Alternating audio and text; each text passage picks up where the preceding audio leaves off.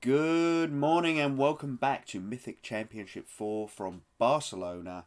I am here once again with John Partridge, and we are going to be giving you the rundown of the top 8 matches today. We're starting off with Manuel Lentz and Jiang Zhang.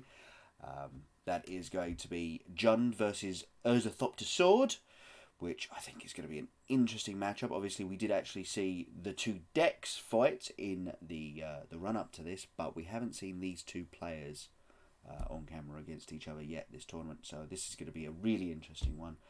And John, Yes, I definitely. hope you're up for it. I hope you're interested because this one looks good. Certainly an early start to be up for this one, but I definitely am. I'm definitely ready to rumble this morning. It's going to be pretty good. We've seen the Thopter Sword deck and Jund around in bits and pieces. One of the ones that we're hoping is much more of a challenger in this specific matchup. It might be hard because the Urza deck is so reliant on getting to a critical mass of cards. Yes, whereas obviously Jund excels at breaking up synergy-based decks. It certainly does. So this could be very tough for Thopter Sword, as we see the feature match area is live. So let's head on down there. Astrolabe on turn 1. Looks like we had a bit of a mulligan to 6 there from Manuel Lentz, whereas our Jund player clearly kept their full 7.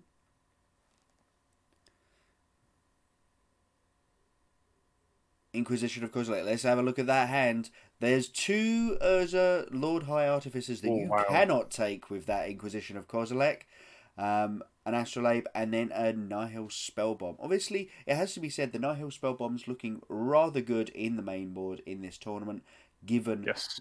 given the complexion of the Hogak metagame that we seem to have walked into.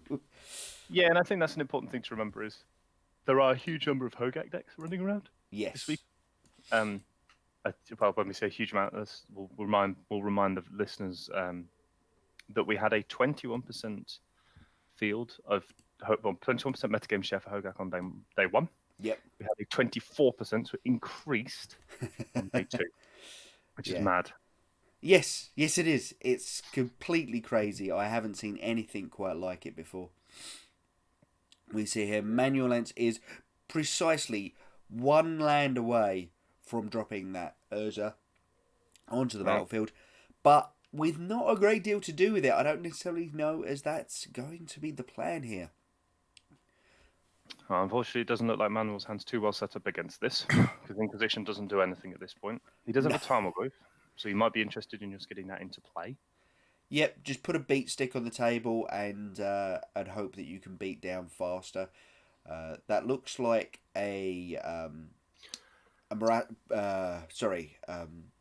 pulse in hand. So he does Interesting. have an answer to this. Oh, Dark Confidant. Oh, interesting. Interesting to see the Dark Confidant even in the deck, to be perfectly honest, given the Yes. number of Ren and Sixes running around this weekend. But, yep. Another Astrolabe picked up there for Manual Lentz. It's a Seems, redraw. seems like they were all clumped together at the top of his library. You can't ask for much more than No, that. there's the land. And there's the land for Urza. Of course, as I say, all this is realistically going to be doing is putting a big creature on the battlefield in terms of the Well, construct, as we call it. you say that because obviously once he gets to 5 mana, he can start activating the Lord High Artificer, Oh, of course, yes. shuffling his library, looking at the top card, Yeah. and casting it without paying his mana cost. Grafdigger's Cage played here mostly as just another artifact in this particular matchup. It's a bauble more than anything actually relevant here because Jiang Zhang has no graveyard at the moment because it's been Nihil spellbombed away, but also because they very rarely even do anything from the graveyard. So So Zhang's actually got an interesting build. He's got 4 Liliana, the Veil, and 3 Ren and 6. He has 2 Dark Confidant, 1 Season Pyromancer, 3 Scavenging Ooze, 4 Tarmogoyf, 4 Bloodbraid Elf, 4 Inquisition, 3 Thoughtseize, 2 Maelstrom Pulse. He has main deck Maelstrom Pulse, which is something we haven't seen out of the Jund decks yet. He's got yeah, 2 Fatal Push, 4 Lightning Bolts, 1 Abrupt Decay, and a Colligan's Command. So he's got some very interactive cards to play. But obviously, he knows his opponent's hand is double 4-drop at the moment, and that Inquisition isn't doing too much at the moment.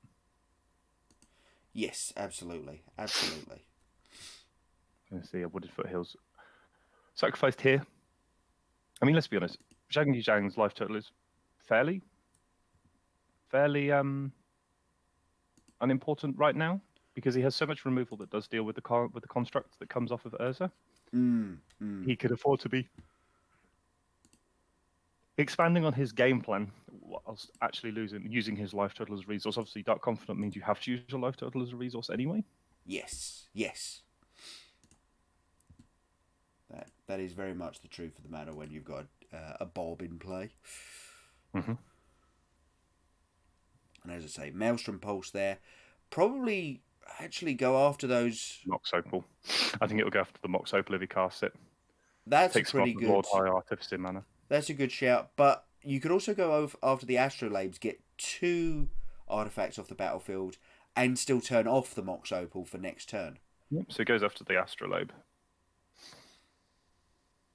Yep, nice. Of course, any land off the top, or indeed any 0 mana artifact, as we see there. The devil. But again, he does not. He has time to deal with this one.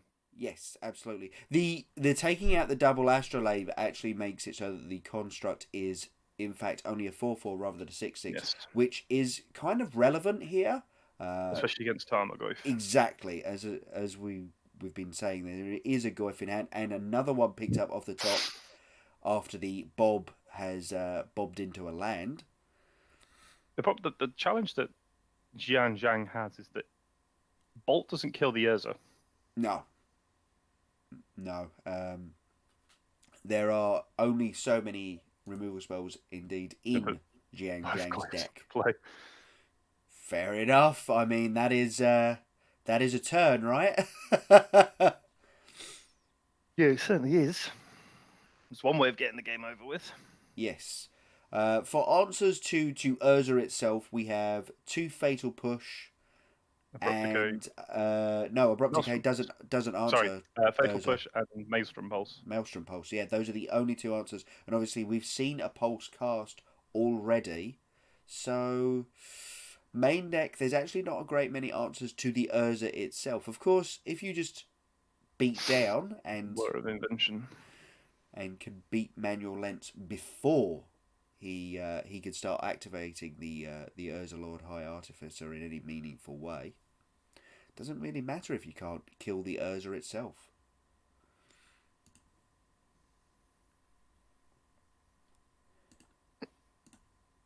Obviously, the Whir allows him to go look for his individual pieces, but at the same time, you can just activate the Lord High Artificer as well. Yeah. He's going to activate Urza. Love it. Love it.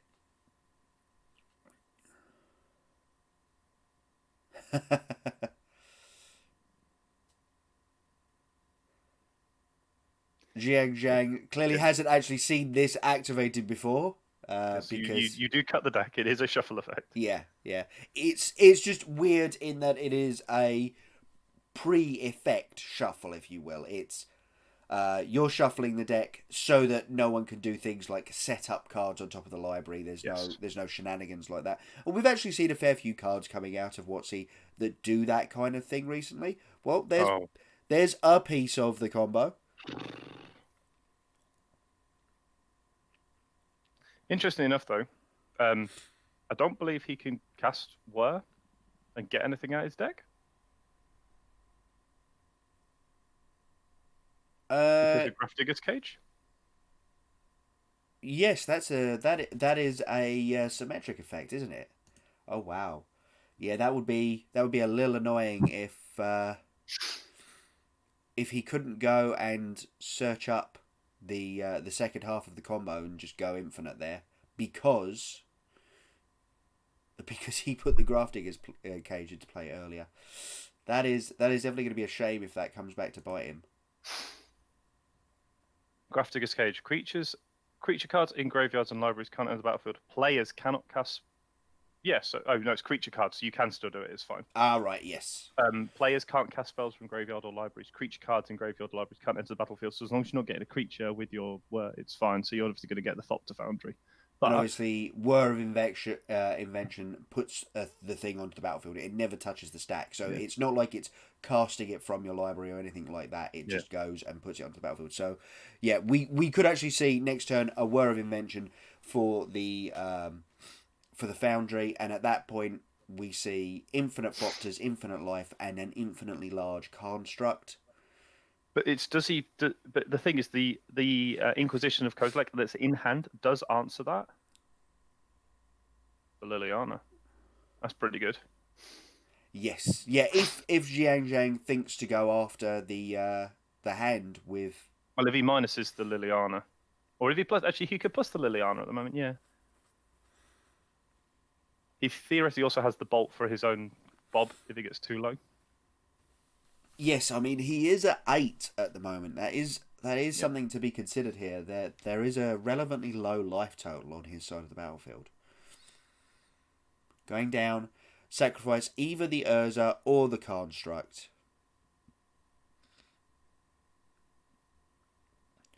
I think from my side of the battlefield, obviously, I would sacrifice the construct. Yep, there we go. Just because the Urza itself is what's letting you just go off next turn. So you'd rather not have to recast the one from hand and potentially be a little bit stuck on mana for certain things. Yeah. Although actually you would still have just about enough, because obviously you could use the Mox Opal of the 3 lands to cast the new Urza, and then you've got oh no, you need to whir for It's interesting is do you think that Zhang's going to play the Inquisition that's in hand, which will effectively help him seal up the game? Yeah. In essence. I mean, that would be brilliant, and if he does really have 2 in hand, he's obviously already cast one this game, so I'm not 100% that the spotters have got that right, but if he does really have 2, then he's not incentivized to just not. You know, Lightning Bolt doesn't really do anything in this matchup, so why not just Inquisition? Unless, of course, he does have double Inquisition in hand. Yeah, he really does. That is... Yeah, see, this is it. The obvious play is to just Inquisition here. I think you have to here. Yeah, and this is... It's going to be huge. This is going to crush Manual Lens's lines. Yeah. Got the whir. So basically, he's drawing to another whir or a Thopter Foundry itself, or activating the Lord High Artificer and doing it. Yep.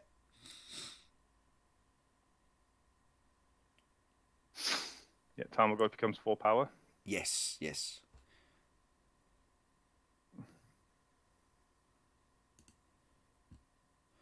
Taking the draw step, we see another Mox Opal. It's not what we wanted. No, but he can still spin the Urza. Yes, making the new Urza doesn't actually save him here, because obviously he would still only have 2 blockers on the battlefield.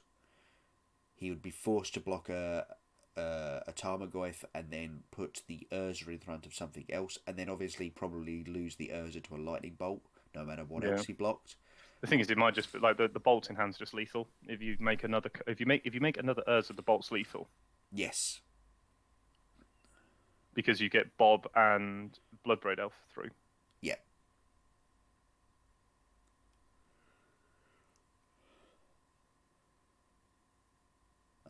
So he's going to go looking at the top of his library. I don't know as that actually helps unless it is a whir of invention itself.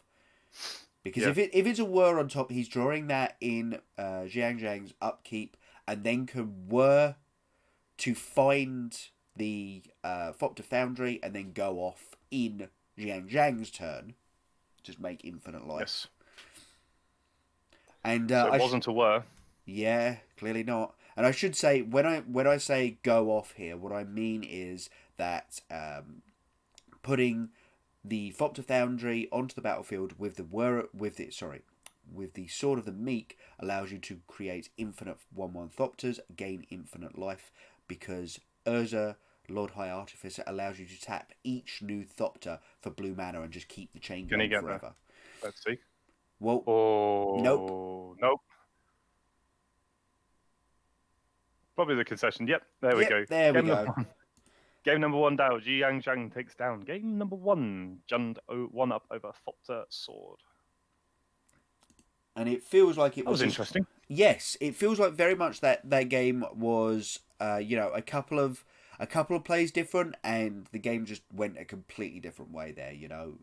Definitely. If Jiang Zhang had thought, I'll hold up this lightning bolt because I know that one of those cards in hand is a miss, and what's the likelihood of the other card being just a miss, and I'd rather have access to this lightning bolt, he would have lost that game.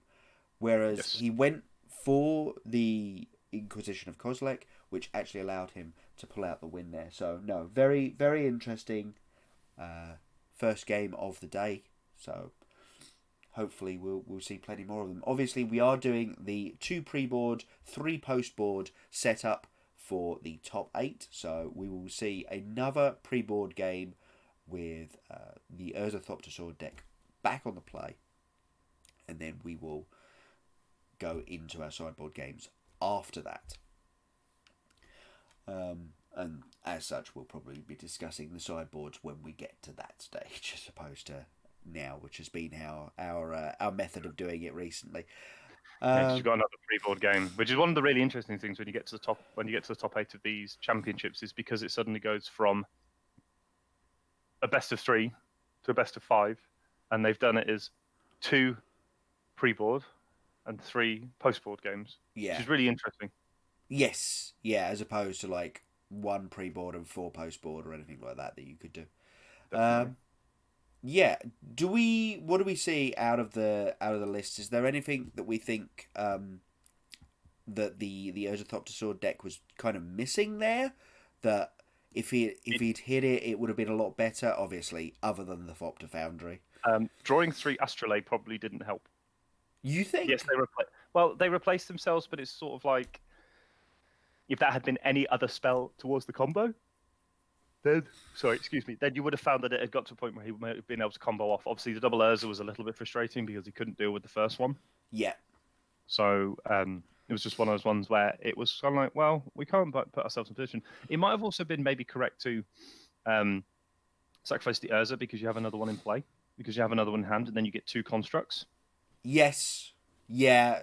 To the Liliana tick down, you mean? Yeah, absolutely. Because it would have made the attack look a lot less of a certainty that was the right play, right? Yeah, exactly.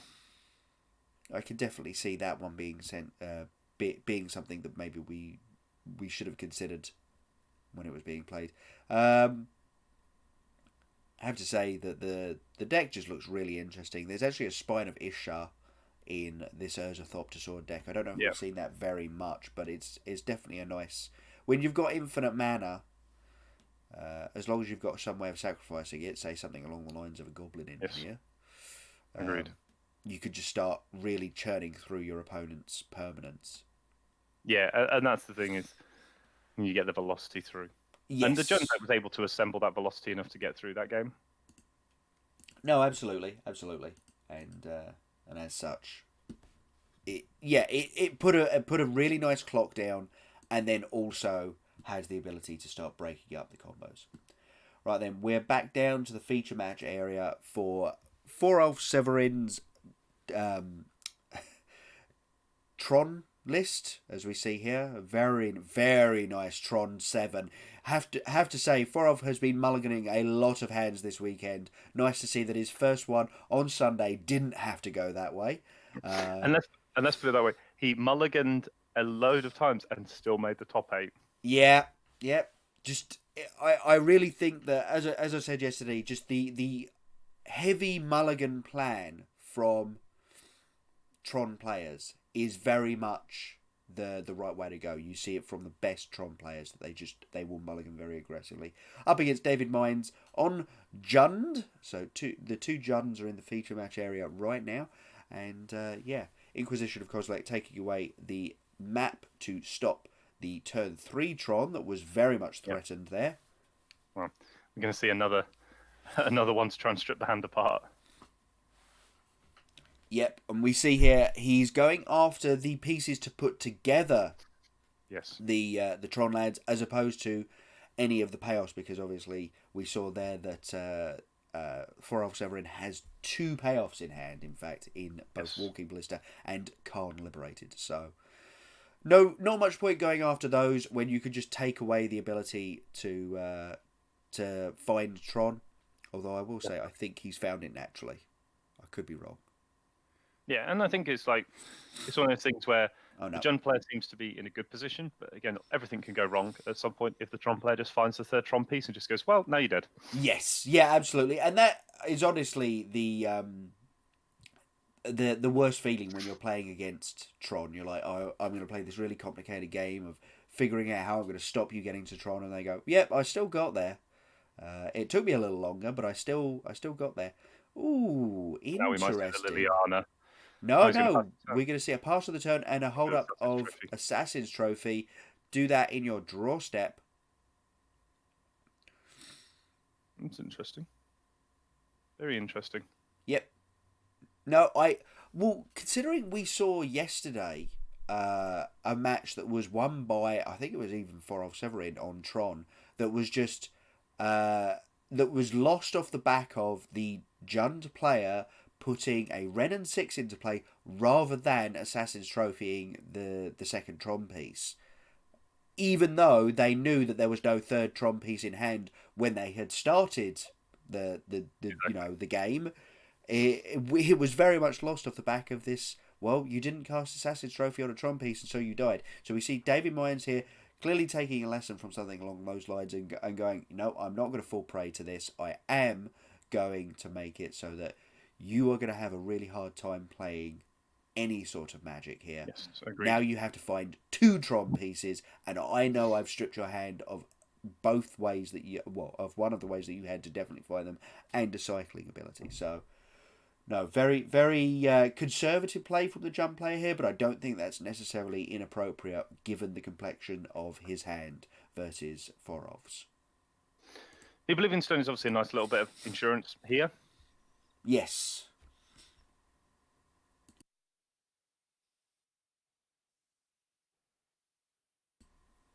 Yeah, absolutely. A nice way of just saying, that Liliana that's in your hand. Yep, I'm not going to care about that. But to be fair, I'm not convinced that it's doing a massive amount in this matchup anyway. So I imagine we'll see the second one pitched from David Moyens anyway.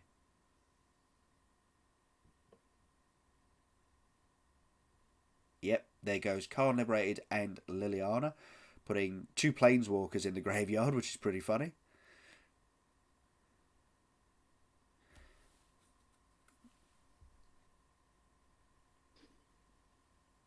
He's got at least 4 lands. Yep.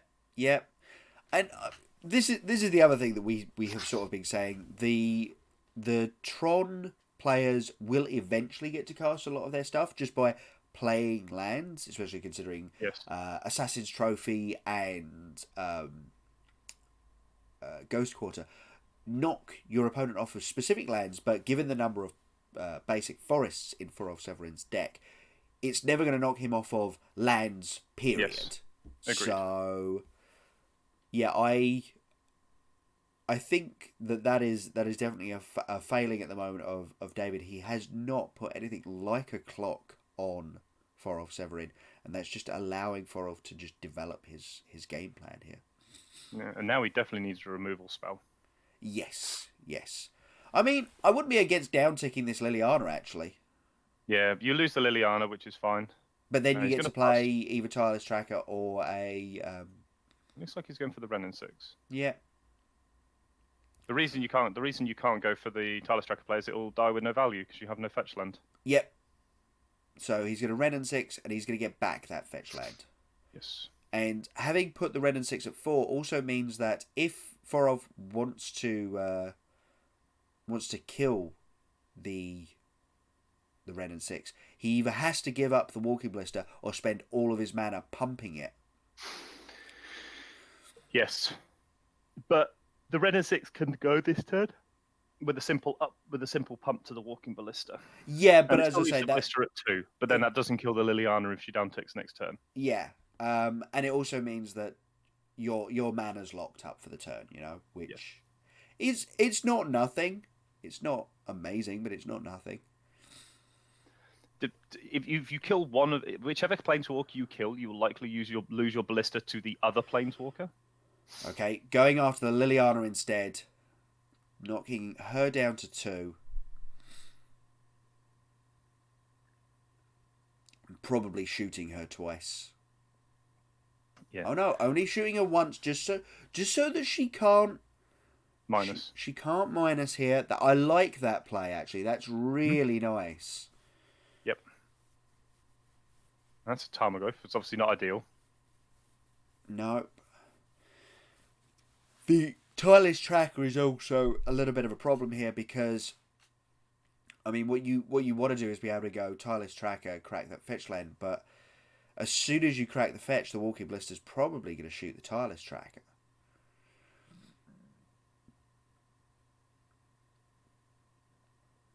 But again, that's fine because then the Walking Blister's gone. Yeah, true enough. Actually, no, that is a fair comment.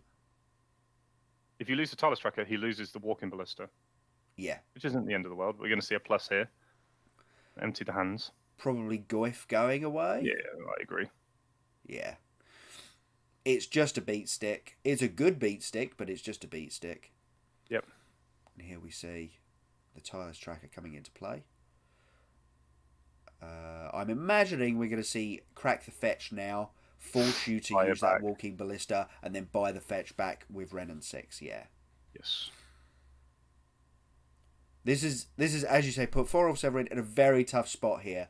Does he let this go, or does he shoot down the tireless tracker? I mean, if you let it go, then you lose it. Like, you need to find one land to activate the Oblivion Stone. So you're not massively out of this game.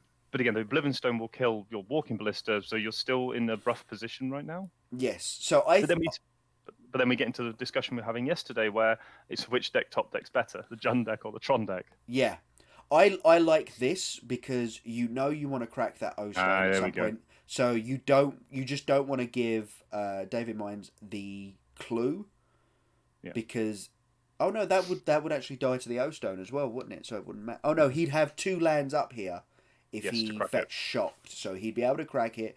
So he'd actually have 2 cards in hand to 4 off Severin's single draw next turn. So that, this is I think the best line here. Yeah, it's not the ideal line because if you don't hit your 5th land, then it looks a little rough for you to not be able to activate the Oblivion Stone. But right now, if you do find the 5th land, you get to activate the Oblivion Stone. It's pretty good. And that didn't look like a land to me. Oh, that looked like look. Wow, if it's another Ballista, it's pretty good. Yeah, it did. It did very much look like an artifact, didn't it? Yeah. But it might just. Oh, it's a Ballista. Good shout. Okay, that is really good. That's a really good draw there. Yeah, but I think the Liliana just ends up minusing here. Yeah, absolutely. And just trying to get rid of it. And just getting rid of the Ballista. Like, your Ren and 6 doesn't die, and that might just be your win condition in this game.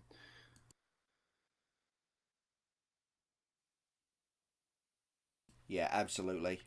David's correct at the moment, the number of lands he had in play. Yeah, and we've obviously seen it as well. That he actually did miss a land drop. I think on turn 4 before he put the Ren and 6 into play. But yeah, he's not missed them since. No. Now the ideal scenario now is David finds a removal spell, an instant speed removal spell, and he can activate he can tick the Liliana. In response, shoot the Walking Ballista. Yes. Which means the Liliana doesn't die to the Walking Ballista. Yep. So we're looking for something like a Fatal Push. Mountain doesn't do it. Bolt. Yeah. Even a Lightning Bolt here, the Ballista isn't big enough to survive that.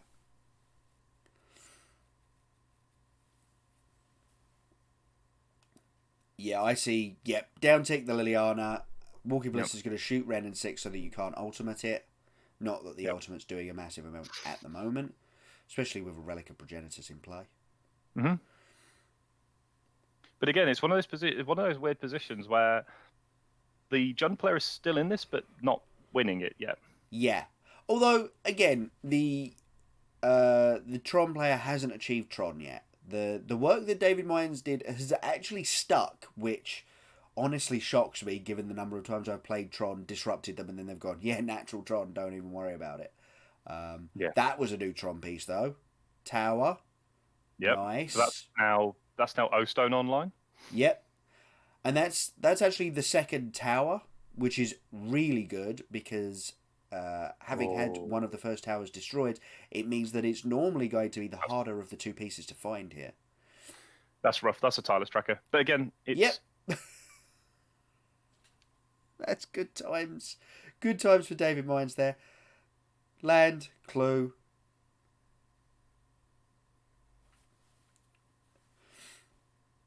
And probably just pass the turn. Oh, crack clue. Yeah, that seems reasonable.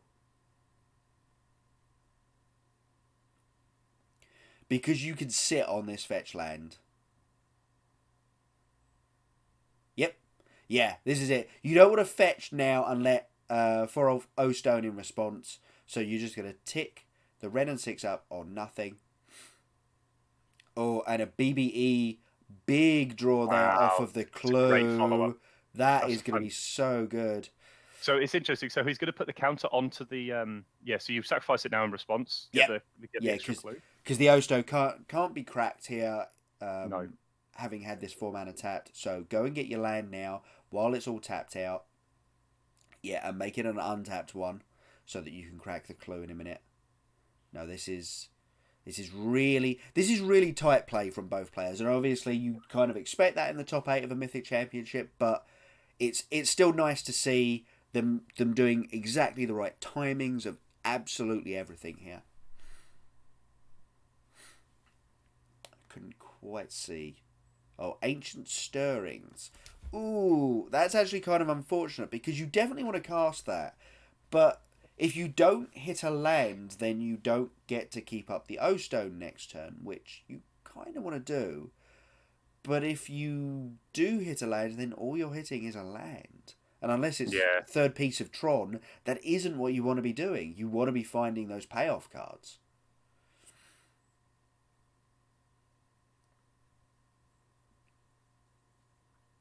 But it looks like Forolf Severin has recognised that he's not getting out of this without the ability to cast some more spells. I mean, he's going to take his opponent's going to find a load of value in the next turn. Yeah, absolutely. Because if he does this, which looks, so it looks like he's going to actually pop the O-Stone. Yep, popping the O-Stone instead. You obviously sacrifice the clue in response, because otherwise that gets removed as well. Yeah. The fate counter on the relic is quite good, but he loses the fate counter now, which is fine. Yeah, so another O-Stone will obviously blow up the relic, but I don't think that's Forolf's biggest concern. Inquisition of Kozilek. Oh, that was a really good draw off the top. Take the Ancient Stirrings away. Yeah, I was going to say, I think we BBE first. I like BBE first here. See what we hit. Yep.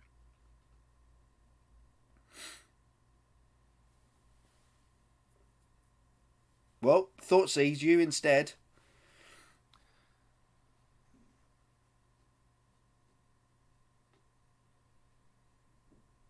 As far as things go, that wasn't the worst thing that David Moyes could have hit. It's pretty rubbish. Well, no, I meant for Forolf. Like, if it had seen another Planeswalker, obviously that would have been really bad. But in the end, what it saw was just a redundant hand attack spell. Okay, I think if you're in Forolf's position, it's good. Yep. Well, we found Tron now. Stirrings, so Tron, but the only other card I saw in hand there, I believe, was Forest. Another Relic of Progenitus. Sure. I think it was. Which is a good card to play now. It was another bauble of some description. Yeah, that's a relic. Nice. If you can find it. So yeah, Tron achieved, ability to redraw achieved, a blast zone still on the battlefield. Scavenging is to draw. Not great. No. but at least it's a different CMC from the Bloodbraid Elf. We're going to crack this right now. You can put a counter. You can use a mana as well to put a counter on the. Yep. Oh, geez, those last 2 draw steps have been amazing. That's an yeah, that yeah, that's an Ancient Stirrings that we're going to lead off with, and then we also see a card liberated, and there's the Ulamog. He's just going, wait, do I have the mana to cast this? I think I do. Oh wow! Yeah, and just let's just exile your 2 threats, and we're gonna just go to scoop phase very soon, I think, folks. Oh no, Mega Lord. Yep, there's another land. Despite, oh wow, that's unfortunate. Yeah, let's leave. Maybe leave this one. Yeah. That's the turn back. Give you a chance to mill 20 cards or exile 20 cards. Been a while since I've actually seen anyone do this. Most of the time they go, how many cards? Oh, okay, scoop.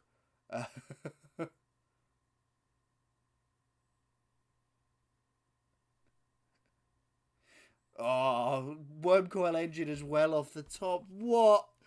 Well, what nice is top this? deck. Let's move on. This is the problem with the Jund matchup for game 1 is how many dead cards do you have? And they just go, well, I made Tron and just made some massive monsters. It's like, well, that's not fair. I mean, we keep talking about this thing of Jund versus Tron, who top decks better, and I think we have our definitive proof now, right? Yes. No, I think we knew that before. Yeah, we did. But I think we knew that. I think we knew which one top deck better before, as long as it had Tron in play. Obviously, we saw him do a really good job there. Excuse me. We saw him do a really good job of keeping him down in the ability to cast spells, and all of a sudden it's like, oh, well, got Tron and you died. Yeah. Which is a little bit like, oh well, guess there was nothing we could do there. Which is frustrating, but it's kind of how the matchup works. And what is this turn 1?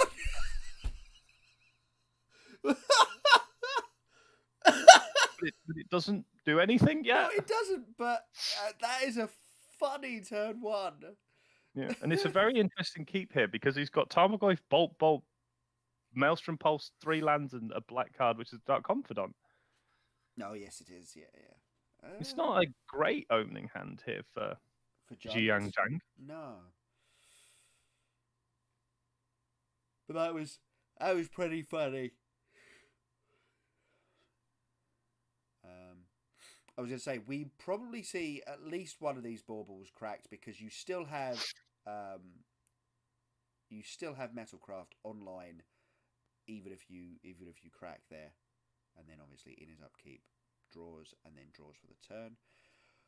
Whir of Invention, a very nice pickup there against what appears to be a no hand disruption hand from Jiang Zhang. Obviously, the only problem being is he currently has no second and third blue mana. Well, he's got a second blue mana, and he's got a third blue mana in the Mox. So he now has access to it. It looks like he's going to go for the Astrolabe instead. Yeah.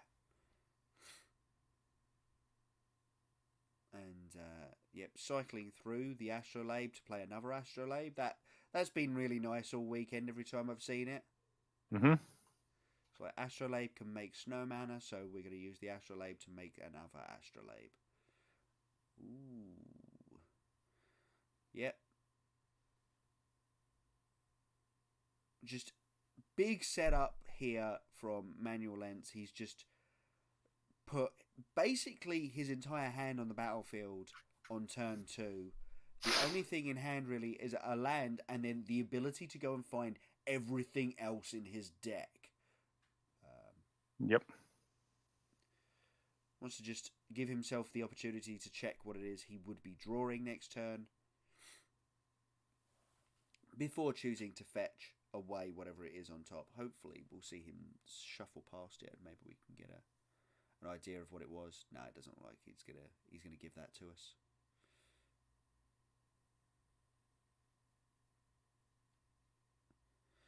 Watery Grave, untapped. Wait, why untapped? We don't have enough mana to cast Whir.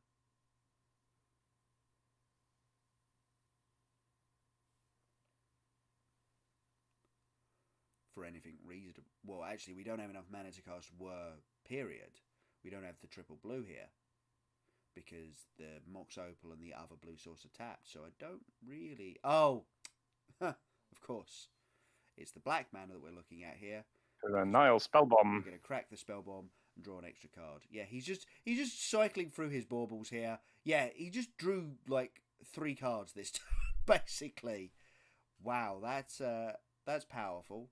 Although, again, knocked a lot of artifacts off of his battlefield. Yes. Meaning this Worm might be a little bit... I mean, he's still got 4, and 3 of them are basically spares over the Mox Opal that's needed to make blue.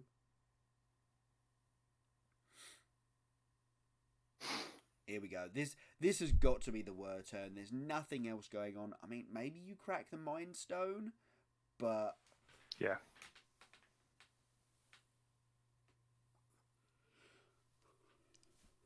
Actually, yeah, you totally just crack the Mind Stone, don't you? Because you want to know what it is you've got to Whir for. What half of the combo you need to Whir for. I think he's left himself the ability to Whir in case Jiang Zhang comes up with a hand attack spell. So he can just fire it off. Because that is clearly the most important thing that he's currently got going on. But if Jiang Zhang lets him go to the end step here, I think we're going to actually see the Mind Stone cracked.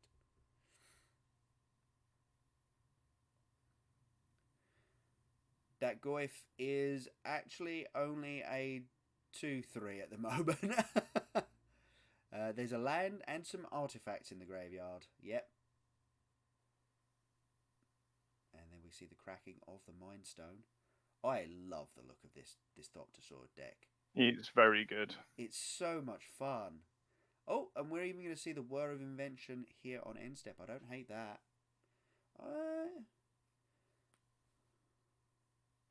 Yep. And I'm imagining getting the Thopter Foundry here, yeah. Because A, it's the most critical piece of the combo, and B, it's the piece of the combo that actually does something without the other pieces necessarily in play. Yes. You can do it the hard way. You can make a bunch of 1/1s by sacrificing real artifacts and not just a Sword of the Meek. Yep. But Thopter Foundry will work on its own, whereas Sword of the Meek obviously won't. Yes. Let's see what Manual Lens can draw for the turn. Hopefully not another land. He is a little glutted on lands in hand. Well, it's a Mishra's Bauble, which... It's another look. It's another look, or it's another 1/1. I actually don't even know which one I'd prefer at this point. I imagine it's the look. It's got to be the look. Yeah, he's still at 15 life. He's still got plenty of life to be playing with. Yeah. Plus, it's an extra card draw as well, which is important to remember as well.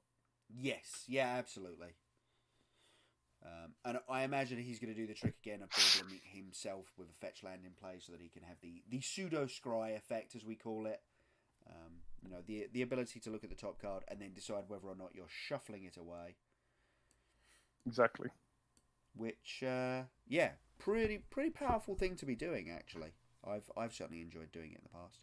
We see an Inquisition off the top for the Bob here, causing Jiang Zhang to take all of 1 damage. Yeah, this Dark Confidence so far has hit land and Inquisition of Kozilek as the card it's found. So it's been pretty good so far. We're going to see 3 lands. Yes, yeah. The sort of hand where, as Manual Lens, I'd go read 'em and weep. My hand is awful. But this is a lot of damage now. Yeah, this really that is. Is getting big. Yeah, the Whir and the Inquisition have made it a 4/5 here, so you're actually seeing a fair amount of damage come across the board this turn.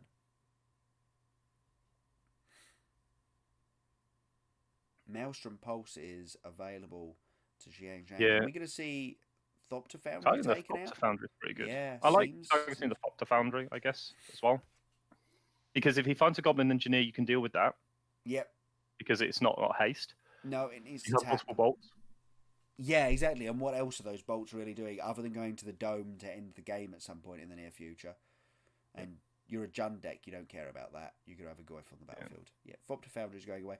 Gives gives Manual Lens a kind of interesting choice here. So he's gonna bauble himself to see what he's got coming up here. Might choose to fetch it away a little bit later. That was a on in the very turn. quick keep. Well, it's not a tells me it's a keep, is spell. it? It's I mean, he hasn't shuffled yet. yeah. Yeah, but he could do that at the end step. I think he's still considering it. I think the thing that he's really considering is how many artifacts is he throwing away to this Thopter Foundry to make some 1/1s here. Yep, at least one Astrolabe going away. Make a life up to 16 and make a 1/1 Thopter. I feel like, yeah, both Astrolabes going away is probably not the worst thing. It's got enough snow lands now. Obviously he gets to sacrifice the Thopter Foundry to itself. Yep. Of course, forgot about that move. Nice.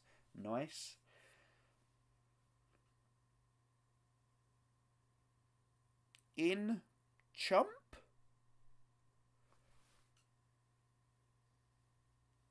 No, apparently not. Holding it up for extra holding the Thopters there for extra chaff, extra Urza, Lord High Artificer. And yeah, he did not shuffle, which means that whatever this was on top, it was good. He's being very cagey. It's a spell. It's the main thing Fairy Time Raveler. Oh wow, so it's Time Raveler. Interesting. And the draw for the turn was another Mox Opal, so basically just more lands there. But he gets to play the Teferi now. Oh no, he doesn't. So he has to. Well, he's got cycle through the Astrolabe. He has the Hallowed Fountain as well. Oh yeah, of course he does. Oh, and actually he does still have Metalcraft. I forget that those Thopters. Yes, he has Metalcraft as well still. Turns out Thopters are still artifacts. Yeah, I had kind of forgotten that, to be perfectly honest. Okay, bouncing the Bob. Yep. And that is Ensnaring Bridge. So all Manual Lens has to do is drop that on the battlefield and then clear his hand. Yeah, this is sort of the problem between this deck and the lands and control decks that we saw doing this kind of thing previously. The lands and control decks just put their hands on the battlefield very quickly. Yes, he did. Agreed. Whereas this deck, as it has the ability to draw so many cards because it's looking for specific combo pieces, actually has a little bit of a problem if it draws a bunch of lands like this. So, yeah, we're going to see Ensnaring Bridge come down this turn. I don't hate that. There's more hand attack than there is ways of getting this off the battlefield right here.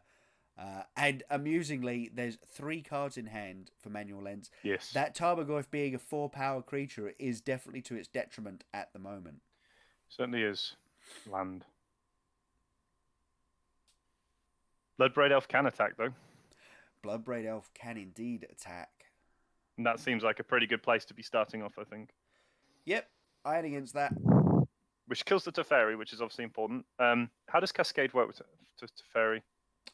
It doesn't. No, I think you have to No, I think you, because it's casting it and it's done it in instant speed. I don't think you can do the Cascade, so he's got to bolt the Teferi first. Exactly. Yeah. Which is fine. Like, at least the bolts are doing something. We already had instant in there in Whir of Invention, so that isn't active. Planeswalker has been added. Oh, Planeswalker, of course, yes. And then here's the BBE. Yeah, so it would have shut down the Cascade, which means that actually... Oh! Ooh. I don't think it's actually that powerful, but that is a gross value line. Well... Like, because what does Liliana do? Tick up? You know he's got all lands because you just Inquisitioned him. Yeah. And him discarding a land means that your BBE can't attack. I think you have to attack first. Oh, yeah. I mean next turn. if Manual Lens hits another land here and you have ticked up, I suppose there's the Mox Opal in hand. Yeah. Binning the Temple of Enlightenment. That looks like. Oh no, that isn't. No, sorry, Hallowed Fountain. Hallowed Fountain. Yeah. What can he find? Another land. Oh, good. Powerful magic.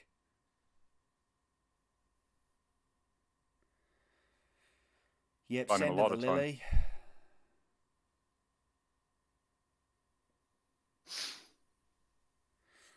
Definitely feels like the Thopter Sword deck has got this one a little bit more locked up. It's surprising that it's doing much better this game, the game where it hasn't had its combo sort of sorted out for it. Whereas last game we had the Urza Lord High Artificer. We didn't quite get the full combo together, but we definitely had what I would consider to be more powerful cards on the battlefield. But just with all of these cheap spells, he's managed to string together a really nice board position here.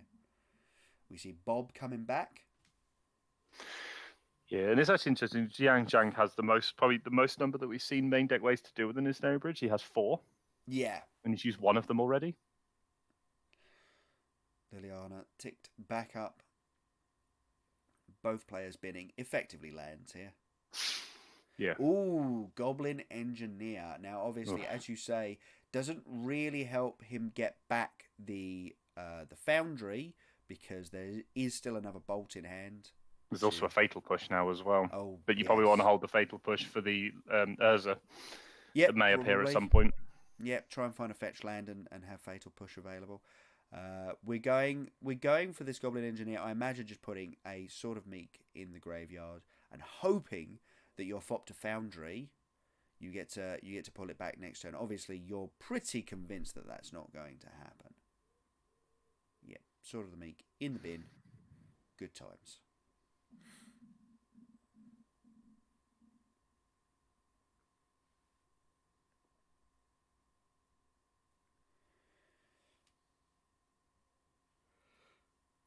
So yeah, he is. But the thing is, Lens is dead to Jiang Zhang just finding a way to remove the Ensnaring Bridge. Yes, and obviously he does get 2 looks here with the Bob. Yes. We're going to see a Bolt here take care of the... Oh no, we're going to see the Fatal Push. Interesting. Yeah. Well, I suppose... Bolt goes upstairs. Bolt goes upstairs, yeah, because that means... I mean, he's already got Lethal on the battlefield. Ren 6 off the top for Bob. Kills a Thopter. Yeah, I suppose it does, which keeps Liliana around for another... Well, actually, it keeps Liliana around forever now, because she will tick up by 1, and the Thopter will knock her down by 1.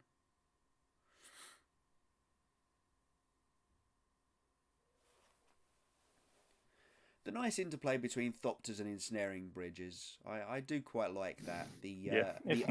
I get to draw for turn and then attack with my 1 power creatures, and then I get to drop whatever it was that I drew on the battlefield, and you don't, even if you have 1 power creatures.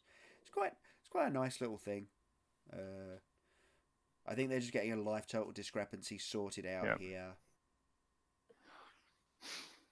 And I think someone is a little bit confused as to where the Thopters have been attacking.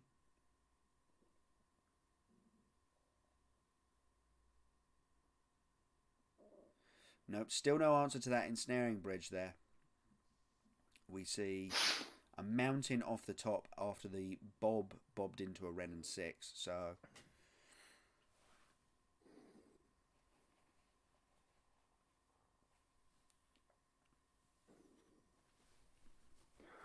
How many lightning bolts does Jiang Zhang have in his deck? Let me have a quick look. Because I can't imagine it's the full 4. Yes, let's have a look.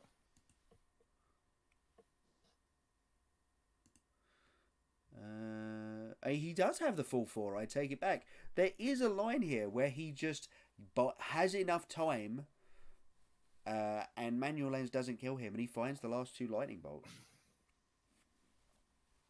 It's unlikely, but it's another out. Here we see Ren and 6. Gonna kill a Thopter, I imagine.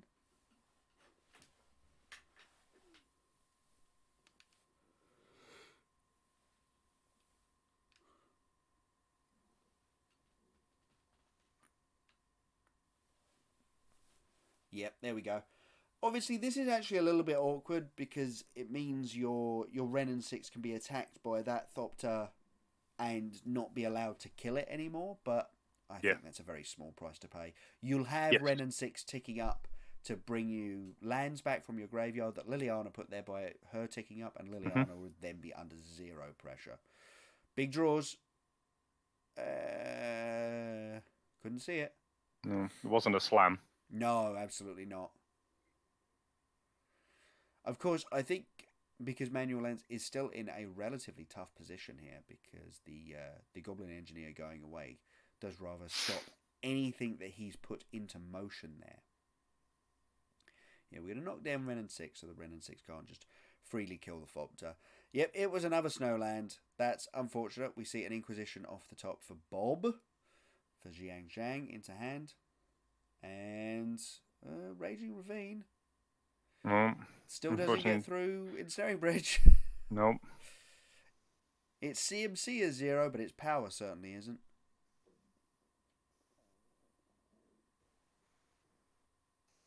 No, this is very much a fight between the man with all of the guns and no ability to actually use any of them, and someone who's clearly brought a knife to a gunfight. Yep.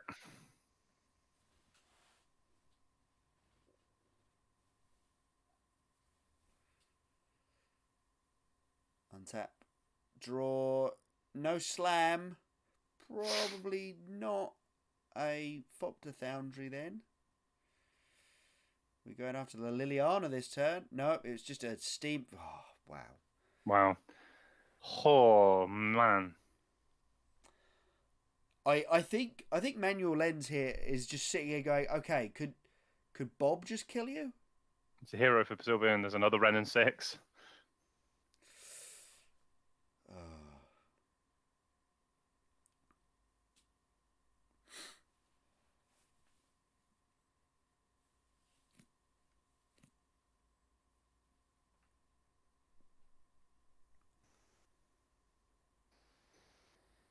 Yeah, so again, you can build up this amazing battlefield, and that's kind of the thing with Jiang Zhang's kind of more classical version of this Jund list that we've been seeing. You know, the Seasoned Pyromancer, and the 3 Wrenn and 6s and things like that, and the Dark Confidants. What we're not seeing is what we saw out of our other quarterfinalist in David Moynes, which is, you know, the 3 tireless trackers and the Vraska Golgari Queen. I feel like that version of Jund in this situation would be doing a lot better because it's got a bunch of other ways of finding the ability to just draw more cards and go looking for those answers. Despite the fact that it has less answers. Well, actually, no, it's still got 1 Abrupt Decay and 3 Assassin's trophies in that list, so it has the same amount of answers to an Ensnaring Bridge. Looks like an Urza Lord High Artificer here. Nice. We can start activating that with pure lands. We don't even need Urza's ability to start activating. Oh, wow. And 1 more. Yeah. And pre-effect shuffle. Oh my goodness me! Yeah, we're getting into it now. This is the grindy end of the stick, folks. Yes. Not the pointy end. This is the grindy end.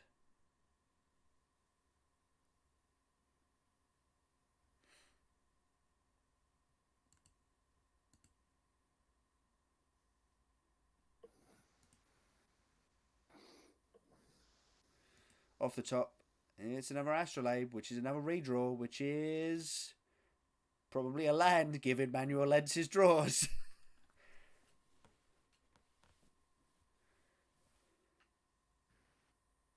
But it is an artifact which gives you the ability to use Urza again. Yep, you can activate Urza again.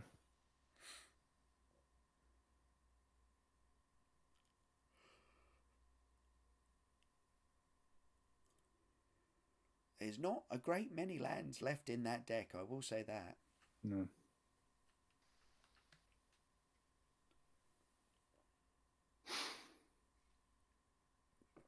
Yep. Tapping the construct. The construct here actually a little bit of a non-bow with the Ensnaring Bridge because it's obviously massive and therefore cannot attack. Oh, we see another Teferi Time Raveler. That's not a bad pickup. More ways of drawing cards and things.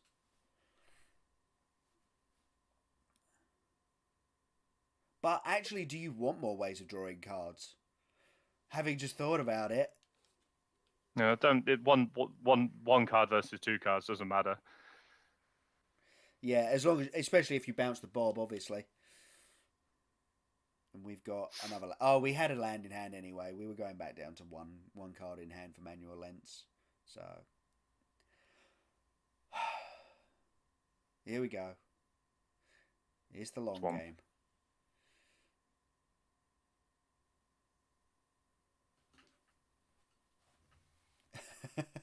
Just checking how many cards you've got in hand there. No, you could just ping off the Teferi, get rid of something in play.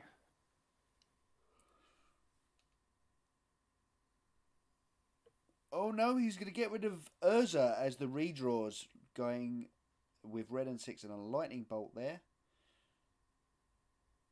I still think you get rid of the construct. Yeah, it's... Oh, he can't attack, sorry. He's got Ensnaring Bridge in play.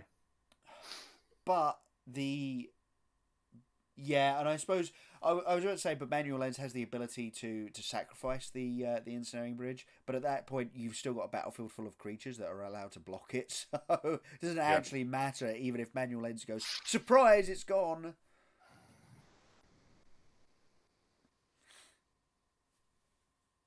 Here's Bob back.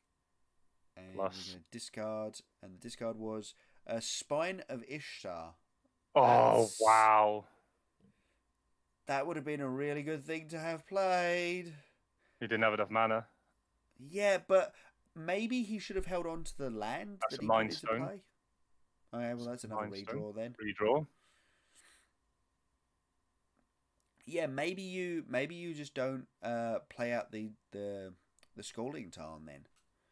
Last turn, and you hold it for when Liliana like a Flame ticks Slash, up. maybe? Like a Flame Slash? No, Goblin Engineer. Goblin Engineer? That's a really good pickup here. Oh no, of course, it just dies to Ren and 6. It's a 1/2, isn't it? And I think it's a 1/1. Just going to find out. Oh, it's a 1/2. Yes, my apologies. So yeah, it doesn't die to Ren and 6, and obviously because there's still a construct on the other side of the battlefield, Liliana tick down also doesn't get it.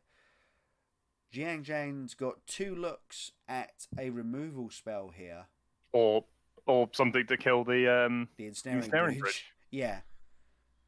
But then that's not lethal either. Oh no, it would be, yeah.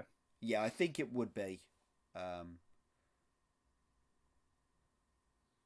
That looked like another Bob or another Inquisition, maybe? He's done it.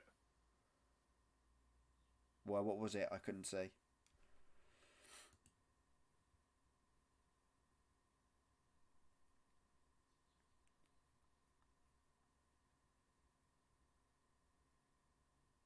He's not slamming it on the table. What was the draw? I didn't see it. Dark Confidant. Oh. Okay. That's basically game to Manual Lens there, because with this amount of mana in play, he's going to be able to create an almighty army of Thopters. Yep, he certainly will do.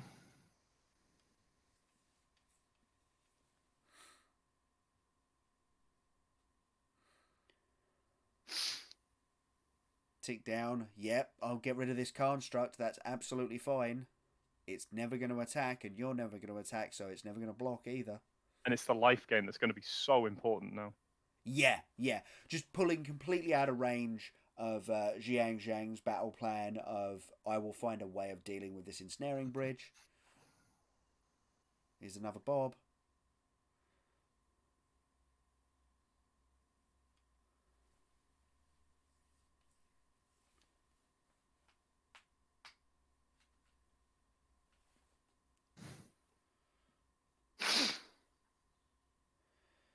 So yeah, how many Thopters have we got next turn? We have to activate the Goblin Engineer, which is a single red. Well, you can have up to 10. Yeah. Which is also 10 life. Yes. Which is then lethal on the way back. Yep.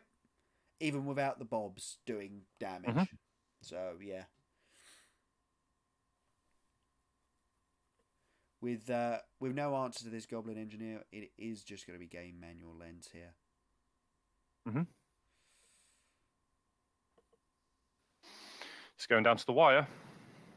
Yeah, we're going to be going into our post-board games at 1-1, which, I don't know, I actually feel like that's just the best. That's great to me. Pretty damn good. Right, we still get a best of 3 match, all post-board.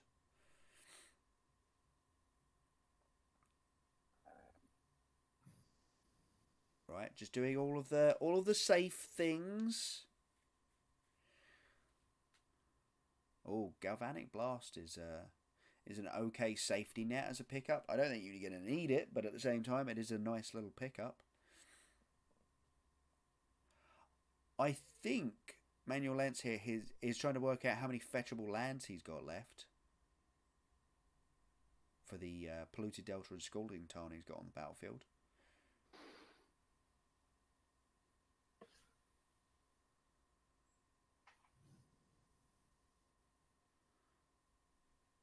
Yep, here we go. Here's the engineer activation for a single red.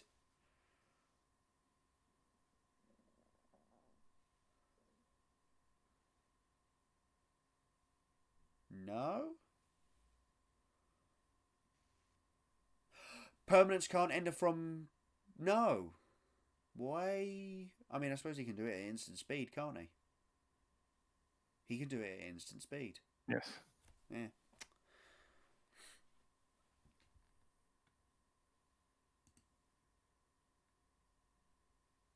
Land.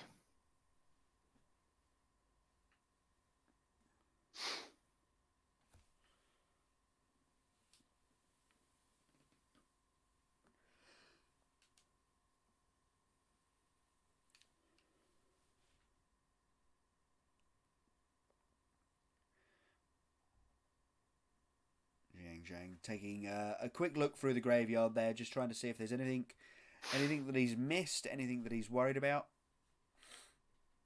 We're going to see Liliana sacrificed to try and get the Goblin Engineer, and in response, the Goblin Engineer will sacrifice an Astrolabe, go and get a Thopter Foundry, which can now pump out, well, to start with, a single 1-1, just so that it can eat the Liliana tick down.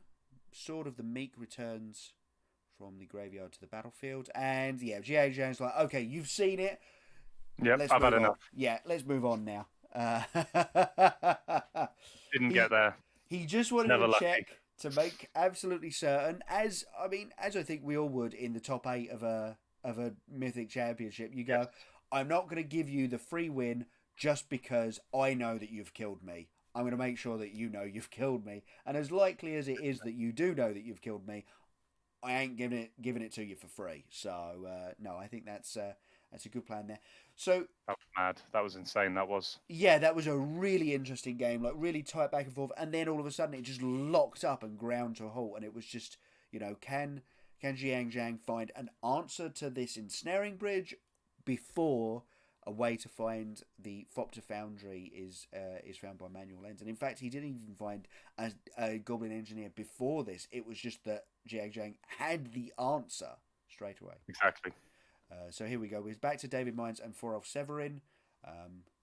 Jund on your right still, and Tron on your left this time. I love it, man. Forolf Severin is just like, I know the hand attack's coming. What sort's it going to be?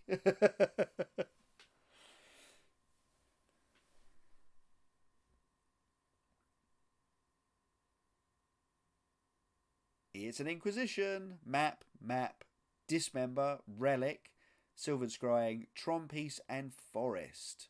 Ooh, that's a... pretty redundant hand against Thoughtseize. Pretty redundant hand, yeah.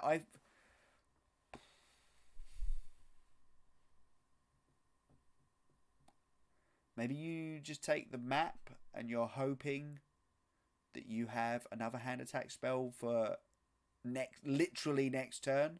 Oh, he does. He has the Thoughtseize. Wow. Okay, he's going to take the Silver Scrying. Yeah, I suppose as long as you've got the Thoughtseize in hand, it doesn't super matter which of those you take.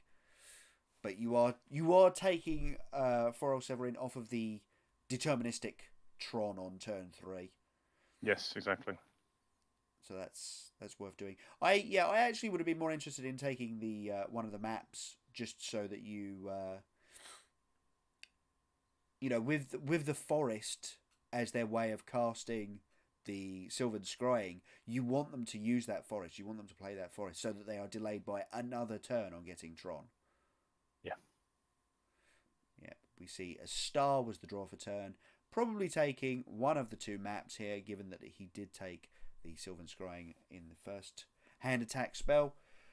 Just trying to keep Forov Severin off of Tron here, which was definitely his game plan last game as well, and it seemed to be working out right up until the moment that it wasn't. Ooh. Yes. Both maps have been left. We actually see the star being taken. I guess David Mines is changing tactics here. But he has 2 more lands in hand. His hand doesn't do anything. That's the scary bit. Yeah. This is actually post-board. I should point this one out. Forov Severin won the first 2 games. One of them must have been off camera. Because we also did see from David Mines a Fulminator Mage in hand, which is definitely out of the sideboard. Oh, as he realises that I'm commentating, but no one can see it. There we go, fixed.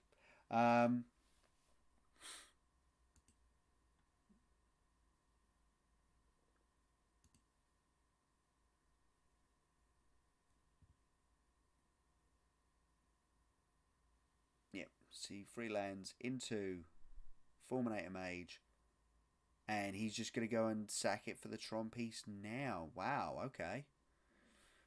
Aggressive. Very aggressive.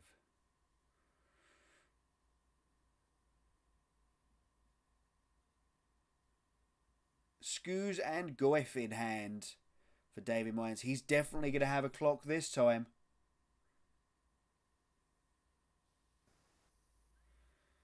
Just a quick check of the graveyard reveals. Yes, there is only one creature in all graveyards everywhere. So we're going to shock for this Stomping Grounds and empty the hand with a Tarmogoyf for David Mines there. Very nice. That is certainly a clock at the moment. But I will note, Relic of Progenitors answers both of these threats really rather effectively. Yes.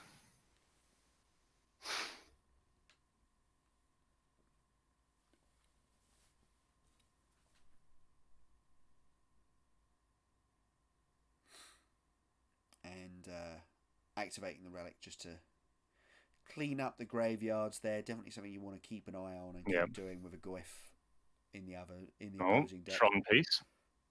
So he went and found a Tron piece with the first expedition map, and drew it looks a like mine. he drew a second Tron piece. Yep. So Anelia Ugin. Yeah, with the other expedition map in hand, he basically has Tron in 2 turns here. Yep. Play the map that David Mines obviously knows about. Just as a quick aside, which of these 2 decks do you feel picks up the most post board? You've got. I would have to say Jund because you get rid of all your bad cards. Yeah, exactly right.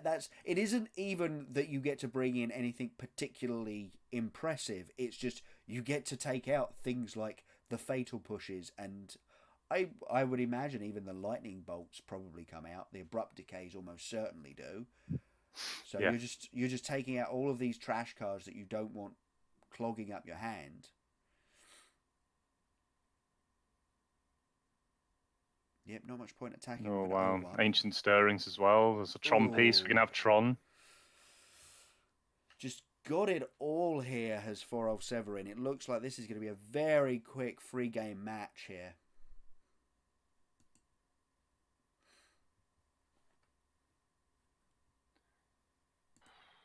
Well, yeah, this is exactly the sort of game that Tron wants to be playing. This could be a 3-0 to Severin.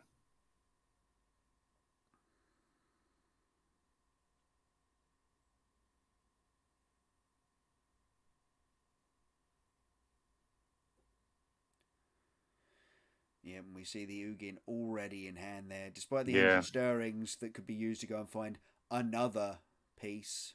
And Ugin is absolutely devastating against Yep. against Nice. Jund. -2. -2, exile both of your threats here.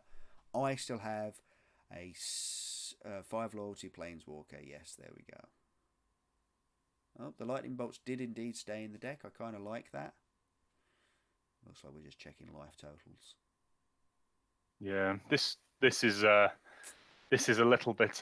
This is brutal. It's a little bit brutal. Yes. Good guy Tron versus good guy Jund. You'd never thought you'd hear that again. No, absolutely. We're going to stirrings to start the turn. Oh, Wormcoil, Fragtusk, just I'll take the everything. Wormcoil. Yeah. Well, got to Take take the the Wormcoil. It's pretty much game. Yeah. Can't really deal with that card. Yeah, obviously couldn't take the Fragtusk there, but it's definitely interesting that that's come in, obviously, against Jund.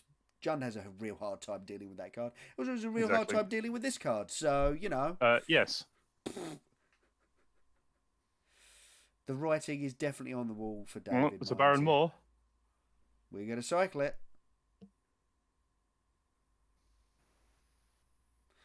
Surgical extraction, a little late to the party. Yeah, that's a late little to the late. Party. Shake of the hand. David Mines down 3-0 to Toros Severin. Wow. 3-0 as well. Oh. Man, that's hard. It is indeed. That is that's a blistering start there for the MC top 8. So no, that's very, very well done to Severin there. I was a deck list this time. Yes, you were indeed. I've been a computer. I've been your background. I've been a map. I've been your OBS software. I've been a deck list now. I'm feeling happy. Yeah. It's been going well so far. Professional production quality, folks. Exactly. Right, Expect nothing less. Right, and let's head back down to the feature match areas. It looks like our front match is about ready to come back here. Yes. As we say, sideboarded now. So let's have a quick look at these sideboards. For Urza Thopter Sword, we've got and we actually have numbers now: 2 ceremonious rejections, 3 fatal push, 3 Thoughtseize, 1 ancient grudge, 1 Dead of Winter, 1 Psymaster Thopterist, 1 Teferi Time Raveler. To complement the 2 already in the main board, I should point out. 2 Leyline of the Void and 1 Tezzeret Agent of Bolas. What are we feeling out of that little pile? Wow. Maybe the hand disruption would be useful. Try and interact with what your opponent's doing. You think but it feels pretty rough. Yeah. I think the fatal pushes against the Jund list obviously seem pretty good. And yeah, they probably stand out as the highest value ones to have access to. Yep. And maybe the Dead of Winter. Yes. I'm not sure. Maybe even Psy is okay, but it doesn't look like Manual Lens is playing to the Psy plan, having just dumped a couple of artifacts straight onto the battlefield. Yeah, I'm thinking Psy might help keep up with the value game, you know. But against fatal pushes, I suppose looks pretty rough. As for the Jund list of Jiang Zhang, what we've got in the sideboard is 3 Nihil Spellbomb, 1 Ancient Grudge. That seems good. 2 Collective Brutality, 1 Collector Oof. 3 seems really good. Yeah, right. 3 Fulminator Mages, 3 Plague Engineers, and 2 Leyline of the Voids. I feel like the Plague Engineers might also be okay. Plague Engineers could be good. It obviously cuts off the Thopter plan. Yeah, exactly. Like, your opponent still gets to gain a bunch of life, but they only get to do it for the amount of mana that they have, because the Thopters won't be able to be tapped for mana at any point. Exactly. Because they will just die to state-based actions. Yes. So...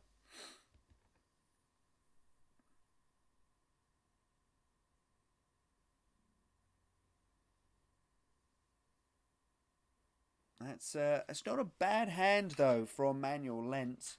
We've got a couple of Foundries. We've got a Sword of the Meek, Galvanic Blast. It's looking like a pretty good hand, and considering no disruption on turn 1 from Jiang Zhang, which feels like you know, this isn't the sort of match where you hold your disruption. You've got to play it out because you know how quickly this Urza deck can this Urza Thopter Sword deck can get on the battlefield. You want to take Exactly. away the ability for them to do broken things as quickly as possible. Okay. Yep, tapping the Astrolabe to cycle into either white or black, doesn't particularly matter which, and we're going to make a Thopter Foundry. And then we could see a straight up activation here. Nope, we're going to see a Galvanic Blast to take care of that Tarmogoyf nice and early. Yep, it only becomes a 2/3 as the Galvanic Blast enters the battlefield, so it does still die to the 4 damage because we do have Metalcraft on the side of Manual Lens, which obviously had to have because he used the Mox Opal to cast things. Back to Jiang Zhang. That hand looks a little bit expensive actually. We've got Pulse of Marasa, Kolagon's Maelstrom Pulse. I'm getting my pulses mixed up. Well, he found 2 of his answers this time, which is obviously Yeah, really good. yeah. Kolagon's Command and Maelstrom Pulse are very good. It's just going to be deploying them quickly enough is going to be the question. Yes. Yeah, that's going to be his challenge right now. The Bloodbraid Alphas, the value play also seems real nice in a couple of turns when everyone's emptied their hands a bunch, just trading off resources, and you get to go, well, here's my 3/2 that also casts me another spell. Yep, seems good. Yeah, and I think that's the thing as well is you're trying to obviously play into the best strategy possible, and that means you have more expensive spells, unfortunately. Yes, yeah, absolutely. And we see Kolagon's Command on screen on the left. I absolutely love this card. Yeah, it's a little good.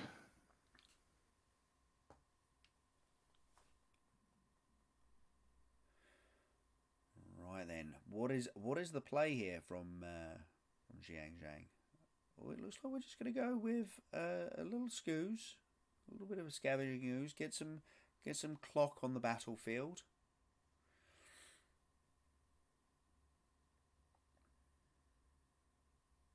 Picking up, Goblin Engineers are not a bad pickup there for Manual Lens. Just a little bit of extra redundancy, and obviously a way of just putting an actual Sword of the Meek in the graveyard right now. Exactly. Because while Manual Lens does have one in hand, it's going to be a little bit tricky. Ooh. Interesting. I suppose he does have... Oh, he's got Whir of Invention as well. Of course he does. Yes, apologies. I hadn't really noticed that. Yeah. Whir of Invention just gives him the ability to respond to anything that's going on from Jiang Zhang.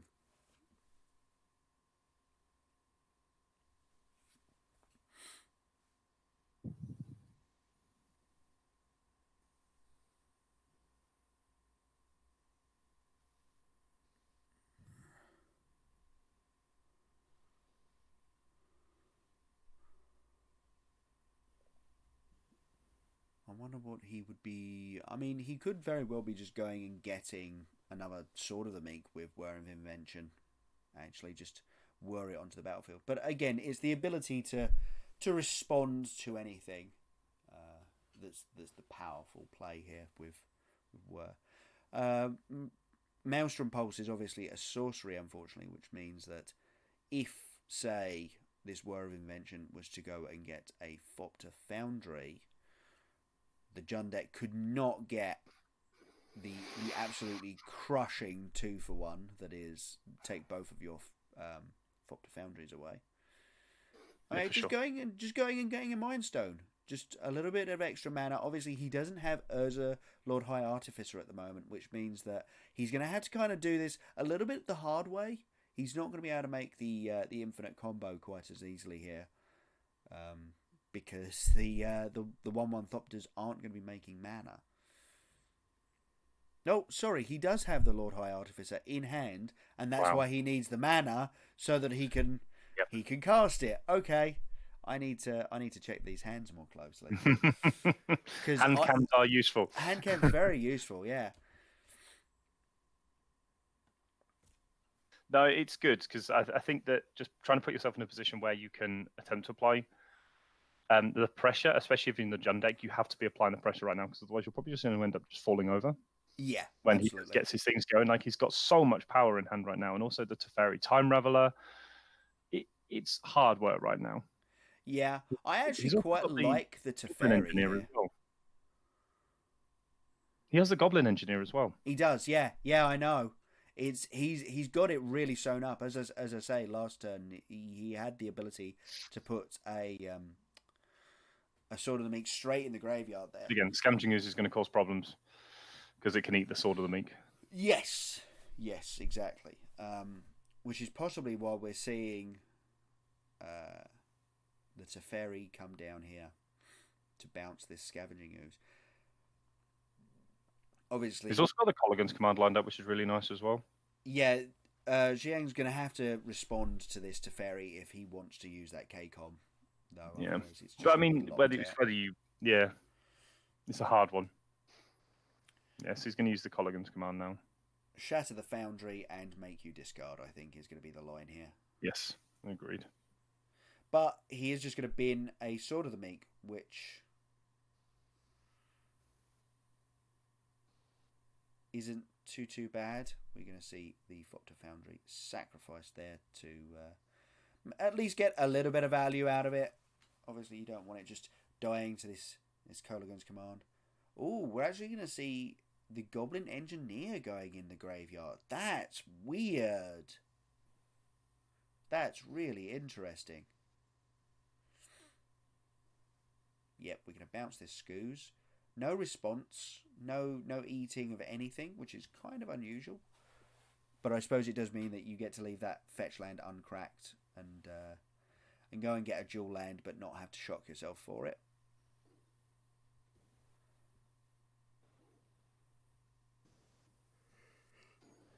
I'm feeling a Bloodbraid Elf this turn, John. How about you? It's quite scary to cast Bloodbraid Elf. Yeah, because you are obviously just tapping out, but like your Maelstrom Pulse is a sorcery speed response anyway, and your opponent's still got a Teferi in play, so I think you need to get a little bit of value and maybe put a clock on the battlefield. I mean, I suppose you could play out the Scavenging Ooze again and just hold up a bunch of green mana and then say, okay, I'm not going to let you do any silly things. Yeah, okay, that's actually probably a better play.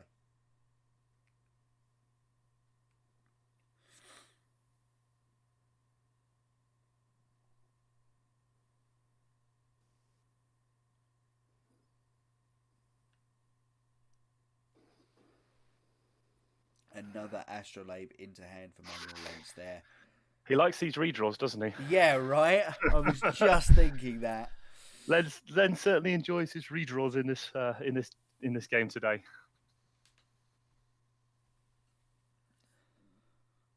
Draw another one. Oh, and it's the fourth Astrolabe. What? Yes. All Love of the Astrolabes. It. The Scavenging Ooze is still going to do decent work here because it can start. Oh, well, it says that. Fatal Push is a pretty good draw. But there's 2 green sources, which obviously means that he can do a lot of digging into this graveyard. Yeah. So we're going to probably see a filter here for the Fatal Push. No, filter for an Astrolabe. He loves an Astrolabe. Now I'm expecting a filter for the Fatal Push.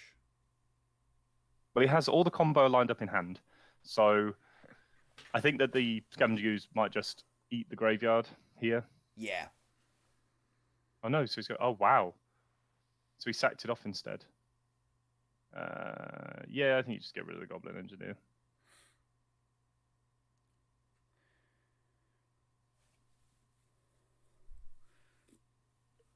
Draw Tarmogoyf. Huh, interesting. So, the Jund player here had one of those, the Bloodstained Mire in hand last turn and just didn't play it.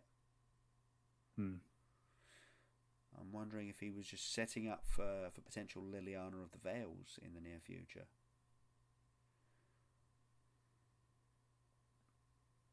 You can see the Tarmogoyf here. Yep. Just more clock, right? Just more clock. Yeah. We're going to see a passing of the turn here. No, I'm probably going to see the fatal push here. Fatal push. Yeah, which you need to do now. Yep. Might as well eat some things out the graveyard. I love it. Manual Lens is like, I'm sure you will. I mean, Lens just has this sewn up, doesn't he? Because he has 3 pieces of combo in hand with enough mana to do it. I think so. Especially, obviously, with the Urza in hand as well. I think he should have the mana to do all of this.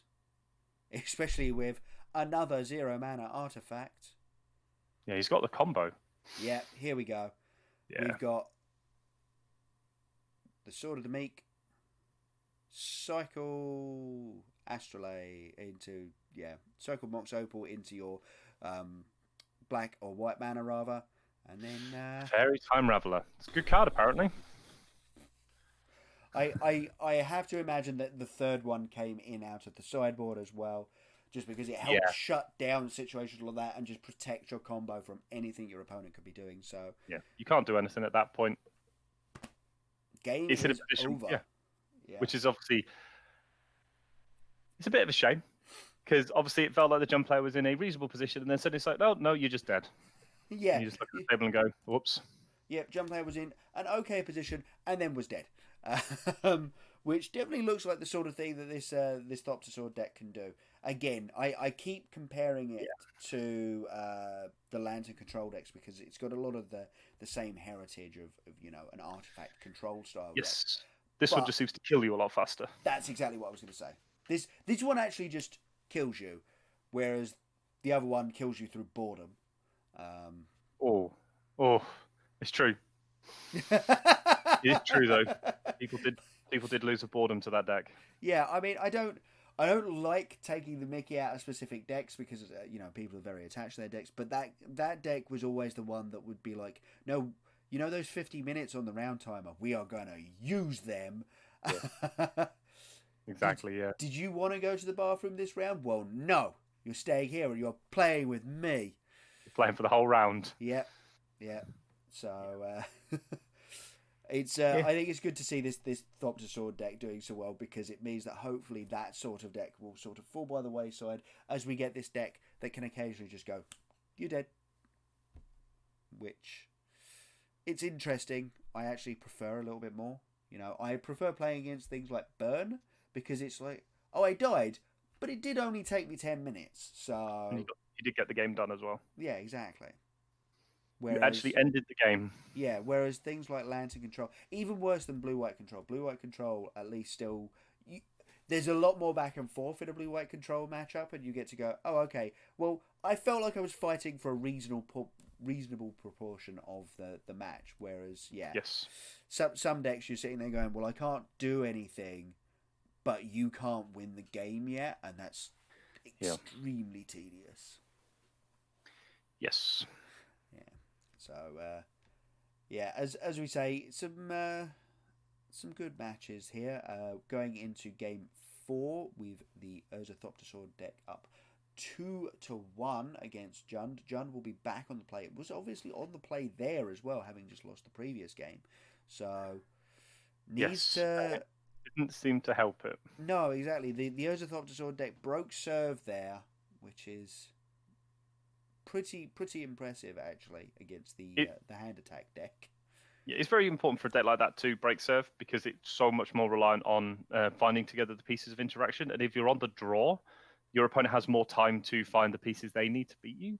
When you're on the play, and it's so much easier to obviously function. Because you're actually trying to get them dead, and you have that strategy plan to put forward and go, well, you didn't particularly do anything to me, so guess we'll just end the game when I want to because you're so far behind because I was able to be on the play and get ahead. Yeah, absolutely. I got to put a lot of important stuff on the battlefield before you could find either your disruption or your removal spells. And yes, absolutely. That does seem to be a critical point. Not that being on the play has ever been a particularly bad thing, but at the same time, it seems very critical in this kind of matchup. For sure. The play is important. Yep, absolutely.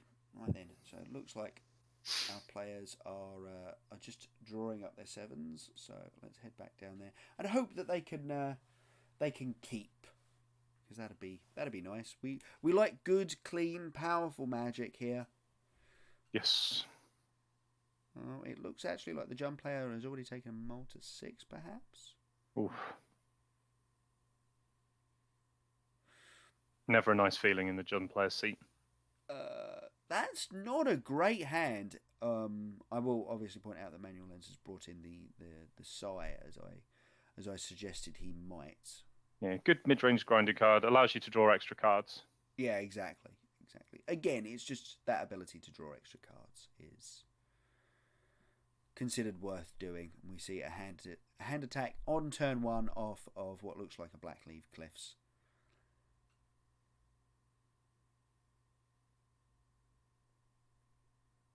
You'd imagine it's the Blackleaf. Yes, it is. And that is a... Well, Mario Lens's hand doesn't do a lot. No, that was kind of what I was thinking. It's got some nice pieces in there, but... So the... This apparently wasn't a Mull to 6. This was a Keep on 7 from Jiang Zhang. And we've got Bloodbraid Elf, Dark Confident, Maelstrom Pulse, and Lightning Bolt left, along with one other land. So Dark Confident probably coming down next turn. Okay, Sai is the take there. Interesting.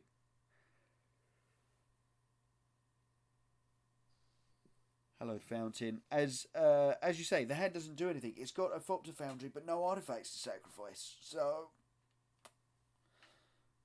and also that's also covered up by the Maelstrom Pulse as well. Yeah.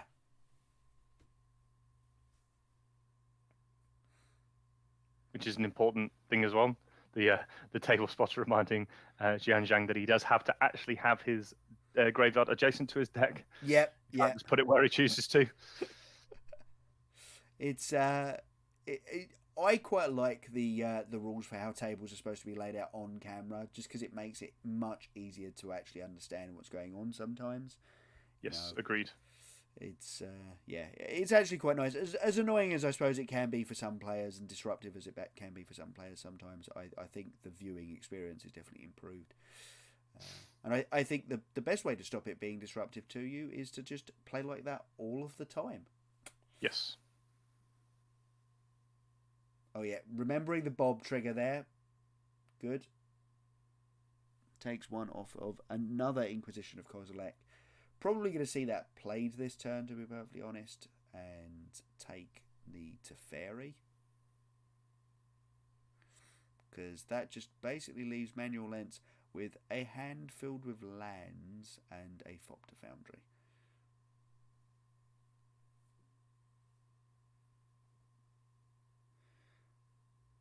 Ooh, Skoo's in hand as well. Nice. I hadn't noticed that the Skoos had been drawn.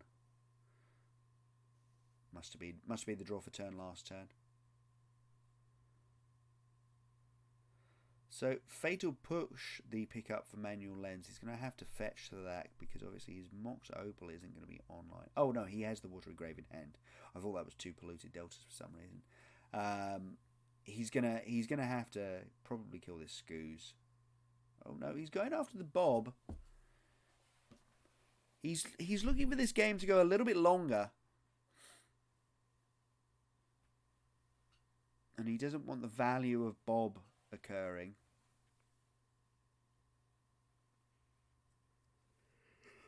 Well, still relatively happy with the Skoos being on the battlefield, despite the fact that the Scavenging Ooze does lock out the combo.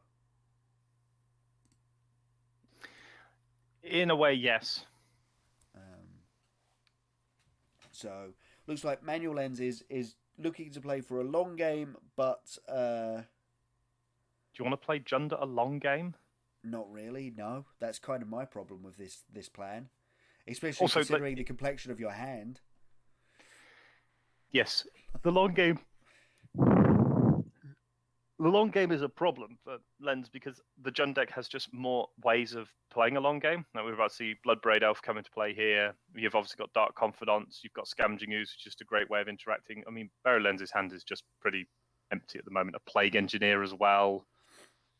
Probably naming Thopter. Yep. Wow, it looks like Jund's got this locked up now. Yeah, and that's the key item. The key fact as well is that Lens kept a fairly reactive slow hand. Yep.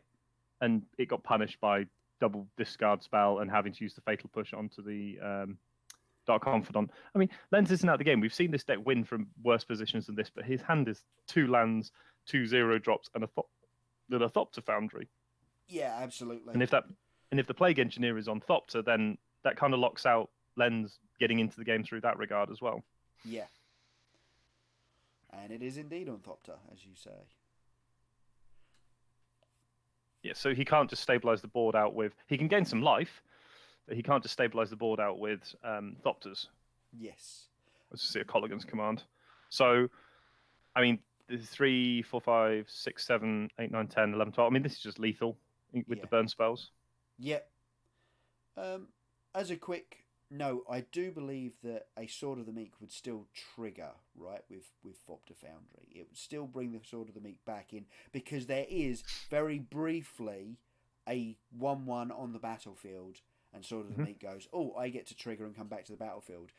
Obviously, it would come back and it would try to attack, and there'd be nothing there. But my understanding of that situation is, if the Thopter goes away, it still comes back onto the battlefield. I'm going to look that up on Gatherer. Yeah.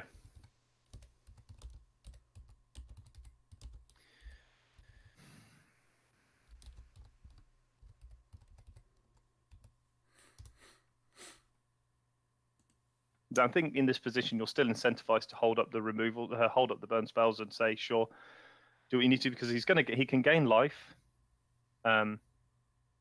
with this anyway. This would be interesting. Colligan's command, Dome you, destroy Thopter Foundry. I'm going to see sacrifice to itself.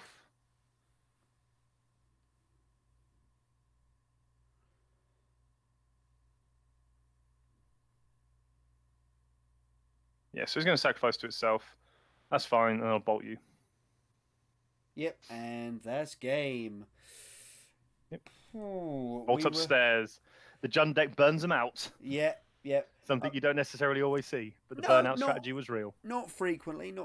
Okay, we're going right down to the end here. Yeah, going to a game 5 here for our first round of the tournament, which is very good to see, considering obviously pretty impressive. Our other game in here went 3-0 straight over to Tron, and poor old David Mines is straight out of the tournament centre again.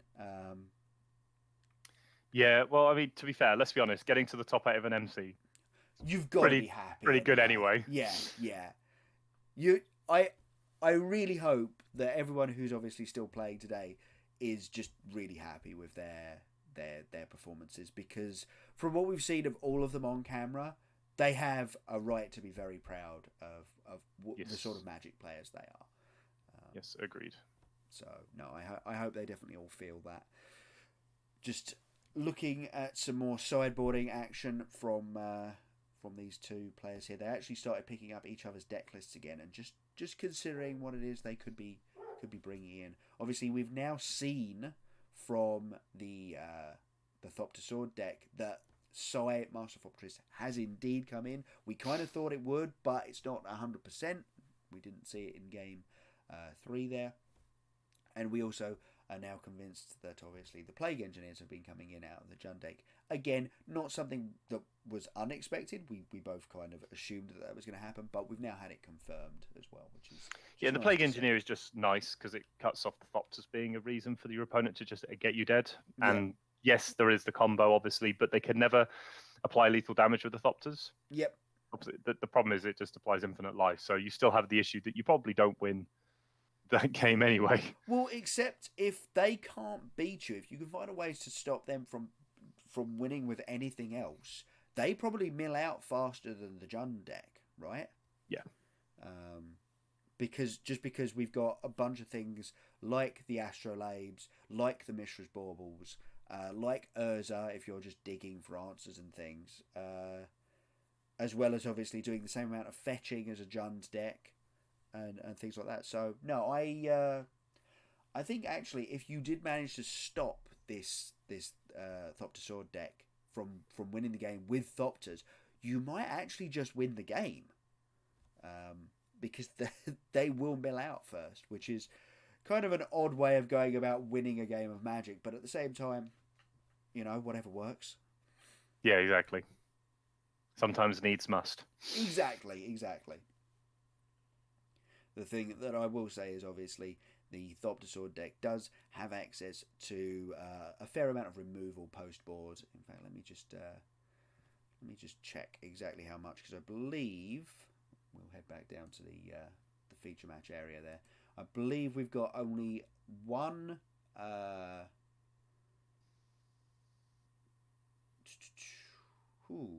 No, we don't. One Galvanic Blast in the main board, and then 3 Fatal Pushes out the sideboard, which again we've seen come in. And then Spine of Ishtar is also, removal spells, and Yes. Pyrite Spellbomb as an ability, as a way of dealing with the Plague Engineers. So, 6-ish ways there. Some of them are obviously very niche in terms of how they actually get to deal with the Plague Engineer, but it's not guaranteed that they're going to find one quick enough to not just be dead. Yeah. And here we see once again double Astrolabe in hand for Manual Lens. He loves these redraws. Oh, and we see the cycle into a second Astrolabe on turn 1. Love it. This guy is all about these Astrolabes.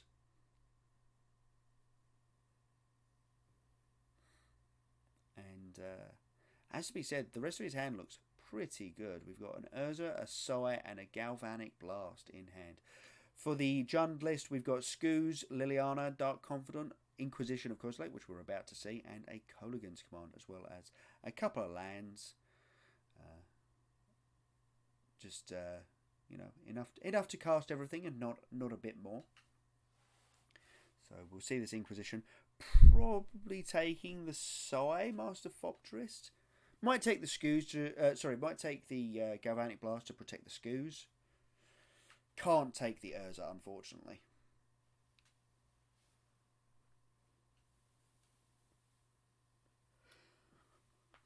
I will say that obviously the Sai doesn't have anything in hand that it can use to make any 1/1s here.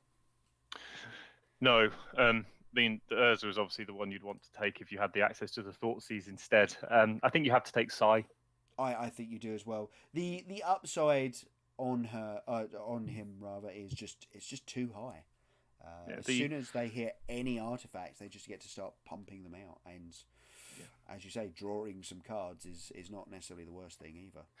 Plus, you have the Bauble activation. That might find another cheap artifact. I think that the Galvanic Blast is just something you're going to have to deal with at some point. Yep. Yeah, that's kind of my feeling as well.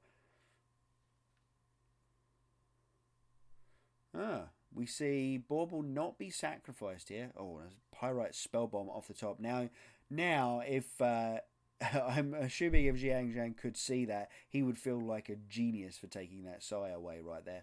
Yes. Just missing out on a mana source here to cast that Urza Lord High Artificer. But it still doesn't do anything in its current state. No, well, I mean, this is it. The only thing it's going to get to do really is going to start like cycling through the deck. It's a Liliana. So the question is now: do you make the Scavenging Ooze just to get rid of the Galvanic Blast that you know is in hand?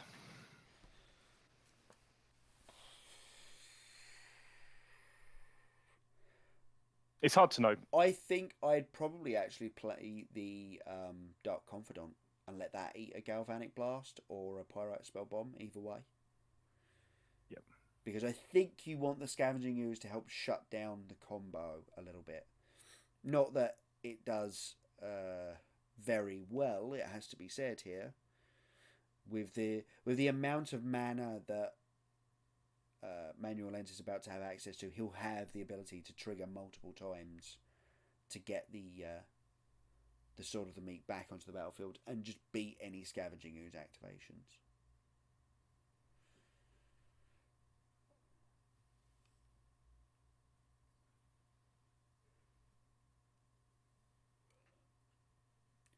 think the other thing to be said here is obviously maybe you just want the bigger thing to have a chance to stick around. Yeah, I think the Bob's coming down here. Yeah. Yes. I think the line for the Jund player here is kind of hope that this gets killed by the Galvanic Blast in hand, because that means that next turn you could play the Scavenging Ooze and eat the Psy and get it out of Pyrite Spellbomb range. But instead we're going to see the Pyrite Spellbomb sacrificed, which means that there's still a Galvanic Blast in hand. Oh, Teferi Time Raveler, the pickup there, just to help you protect absolutely everything of this combo. We've also got a Mind Stone was the draw off of the Mishra's Bauble. So that will be your 4th mana source for Urza, but at the same time, you don't actually get to do it this turn, so...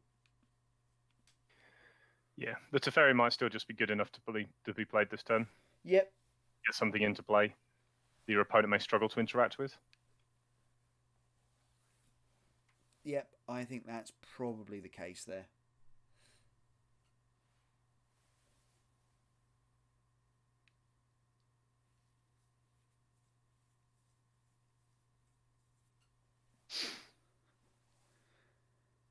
So we just see Manual Lens getting this Steam Vents into play. Obviously, does have access to all of his colours of mana with all of the Astrolabes and the Mox Opal in play, but having an actual red source on the battlefield for Goblin Engineers in case all of these artifacts go away, or indeed the Galvanic Blast, just in case, Mox Opal is destroyed or something.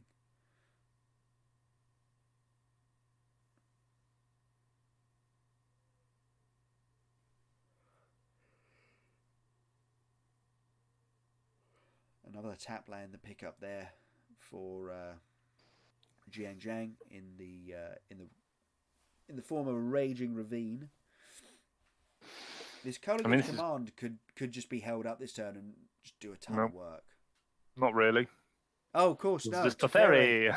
Teferi. Oh. Yeah, Teferi playing the role of fun police in this game to that sort of strategy. I still think that just making the fetch land, getting a swamp, getting the Liliana into play might be the best line. Just try and take your opponent off of their resources. Yeah, absolutely. Absolutely. Just limit them on the resources is probably the best line that you've got available. You know that it's not just lands in hand or anything silly like that. So yeah, you know it's not lands, so you know that they're doing something. Yes. But we do technically have, even without the Mind Stone, the ability to cast the Urza next turn, because what you can do is obviously bounce your Mox Opal after it's made mana with your Teferi. Yep. And then replay it and cast your Urza Lord High Artificer. I mean, you also could go for the very brave line of Colligan's Command, shoot down your Mox Opal, buy back one of my spells, or maybe maybe make you discard a card. That's another option. I think I prefer the discard a card over, say, buying back Bob, which is the only creature in your graveyard at the moment. He's going for the Liliana instead. Probably binning that Raging Ravine, to be perfectly honest. Binning the Scavenging Ooze. Oh, okay. Interesting. I mean, as I say, it can shut down the combo, but at the same time, the chances are it's not going to. And you already know about the Galvanic Blast in hand. So, pick up of a Goblin Engineer here for Manual Lens. So realistically, all he's looking for is a Thopter Foundry, and he'd be away to the races in a couple of turns. You want to do that after you've made mana? Oh no, he's going to go for the Astrolabe. Loves them Astrolabes. Yeah, obviously there is a risk if you... Well, he's found the land anyway, so he can cast Urza this turn. I mean, they might just both get removed now. Excuse me. Well, you've got obviously the double Liliana in hand may help out here because you can kill them both off this turn. Yes. Or you could go for the Goblin Engineer. It looks like the Astrolabe is the first thing, so it looks like you might be going for the Goblin Engineer this turn. There's a Sword of the Meek. That's not where Pretty you... good. That's not the one of the two things you wanted to draw, though. You wanted to draw the Thopter Foundry and go and engineer the Sword of the Beak, but you can't have it all, it seems. Blast gets rid of that. But the thing is, with the Goblin Engineer, you can put the Sword of Meek into play and then sacrifice it off to the Goblin Engineer to get the Thopter Foundry back. Oh, that's true. Yeah, yeah.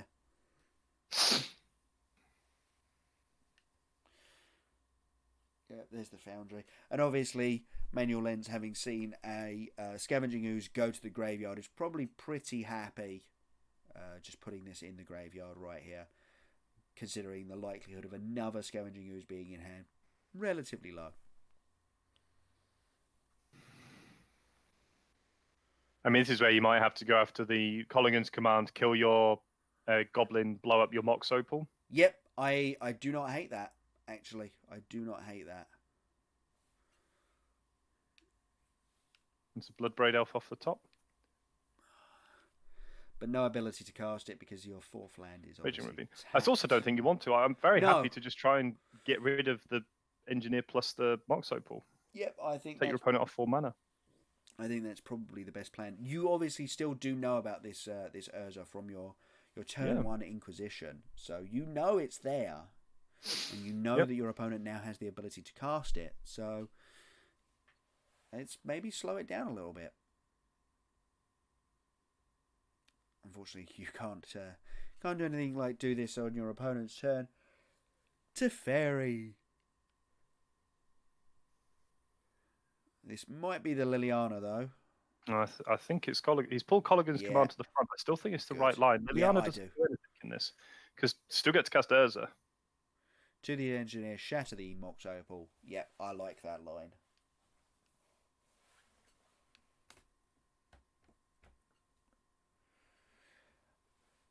I mean, the other line, the other potential line is obviously to have them put something in the graveyard, but... Land. Oh. Never mind, found it anyway. But he has no way to sacrifice the... Well, yeah. He can't get the... He still can't get the Thopter... He's still struggling. He's still going to struggle to get the Thopter Foundry from the graveyard. Yeah, absolutely. The Engineer having been removed is obviously a bit of a problem for Manual Lens here. That being said, he did at least just put a 4/4 on the battle. Sorry, now it's a 4/4 on the battlefield. Now it's a 4/4. Yeah. Well, actually, now it's a 5/6. Oh no, he's going to put it on the Urza. Lord High Artificer. That's actually quite nice. Yeah, okay. That makes it a 2/6. So Abrupt Decay. Ooh, Abrupt Decay takes care of the construct, but that isn't necessarily what you want to do. You might have to point that at the Teferi, in fact.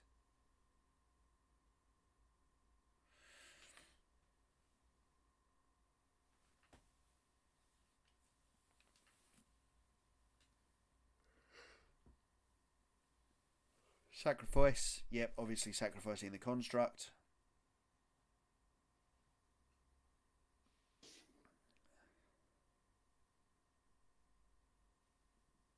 We will make some mana.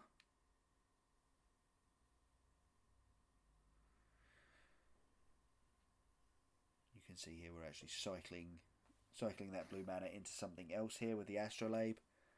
Tezzeret, Agent of Bolus, another one out of the sideboard here. Oh, wow. That's pretty good. That's pretty good. We're going to make this Astrolabe a 5/5, I believe.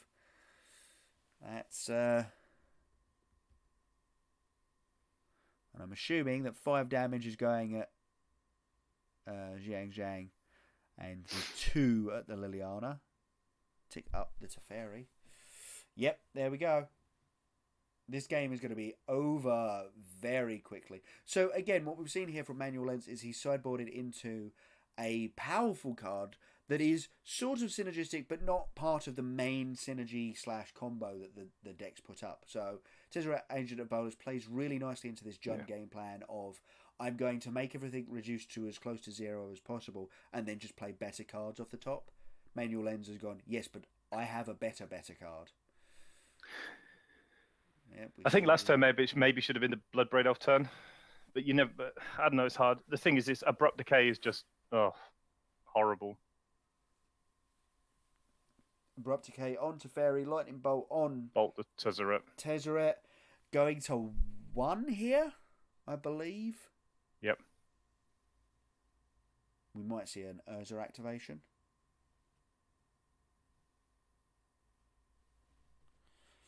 Yep. Seems good to me. Urza being 4 mana and 4 toughness is really good, apparently. Who'd have thought? Yeah. Yes. So you're telling me I need to revolt, and I need a better Lightning Bolt.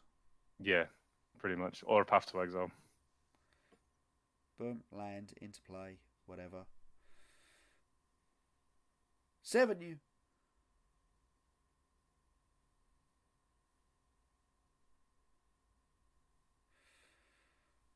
So 7. Players, go to a 1. 1 card in hand. Zhang's hit off of this. Oh, well, there's a fatal push, but no way of revolting. But it does get rid of the Astrolabe. I think we need to go for the Bloodbraid Elf here. Well, but you have to make Bloodbraid Elf to not die. To not die, exactly. Big rips. Ooh, that's big rips.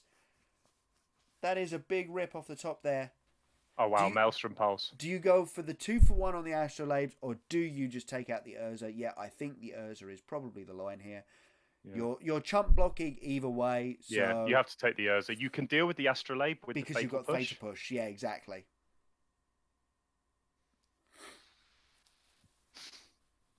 Just checking. Yeah, that's not until end of turn, as many Planeswalkers are. That is forever and ever. That is a 5/5 creature now. He needs another decent top deck. He needs like a 3 mana. He needs like something like a Wrenn and 6 or something like that just to be able to play 2 spells next turn. Yes, yeah, he needs to double spell next turn, realistically, I think. Well, he doesn't have to, but it'd be nice. Yeah.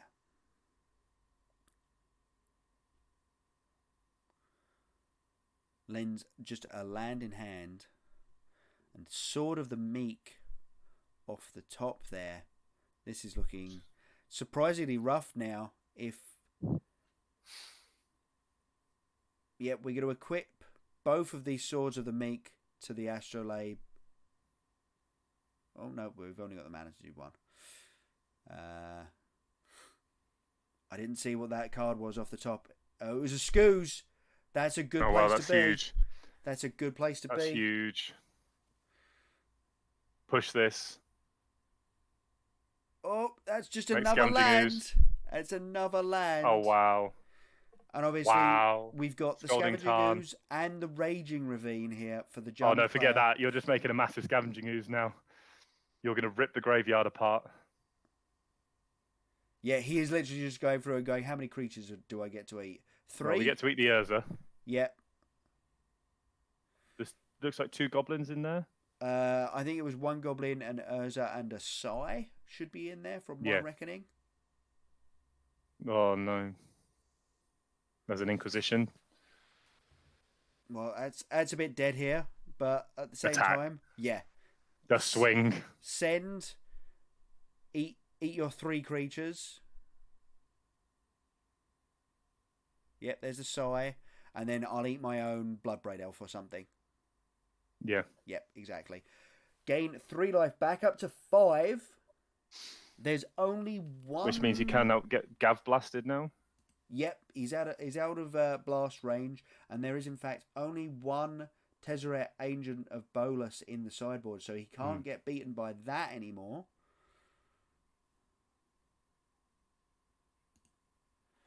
Wow, this game has really turned into a nail biter here. From looking like it was just all over for the Jund player. It's also a 2-turn clock. Yeah, because there's another creature. There's another 2 creatures in the graveyard. They are on the Jund side of the battlefield, obviously, but turns out Scavenging Ooze good card. Manual Lens is going to go and search up a fetch land here. Yep. Just thin out that deck a little bit more.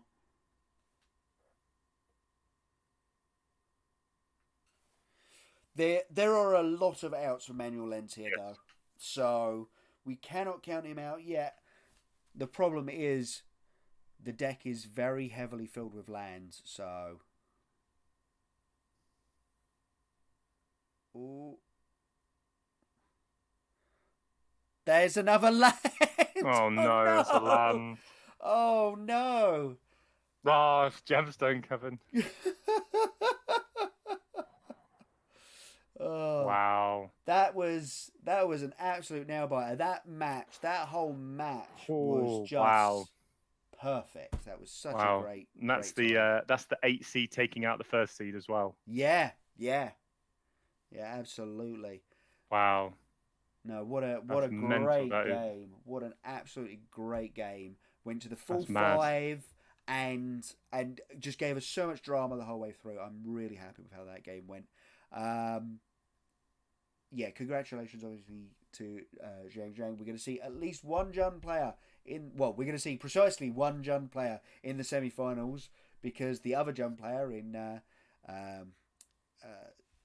David was taken out there, unfortunately, by the by the Tron player. The Tron Menace. Yeah, the Tron hero that is 4L Severin. So no, that's going to be really interesting going into the semi-finals there.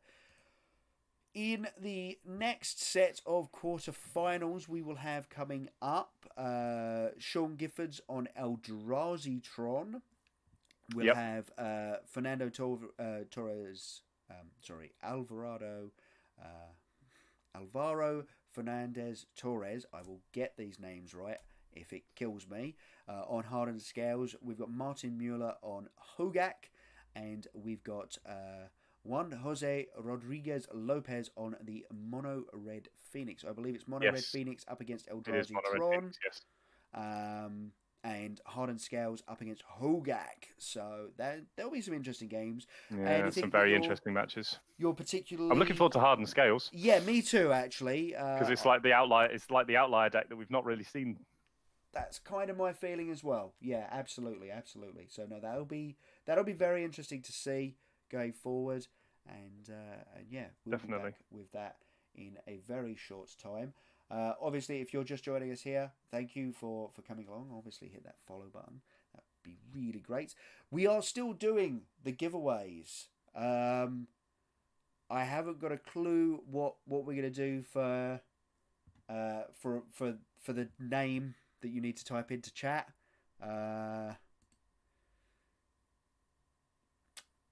about exclamation point Renan 6. Yes. Yeah, exclamation point Renan 6 for your entry into the giveaway today. With that, we're going to take a very quick break and be back with the next set of quarterfinals. Thank you very much for joining us. We'll see you in a moment.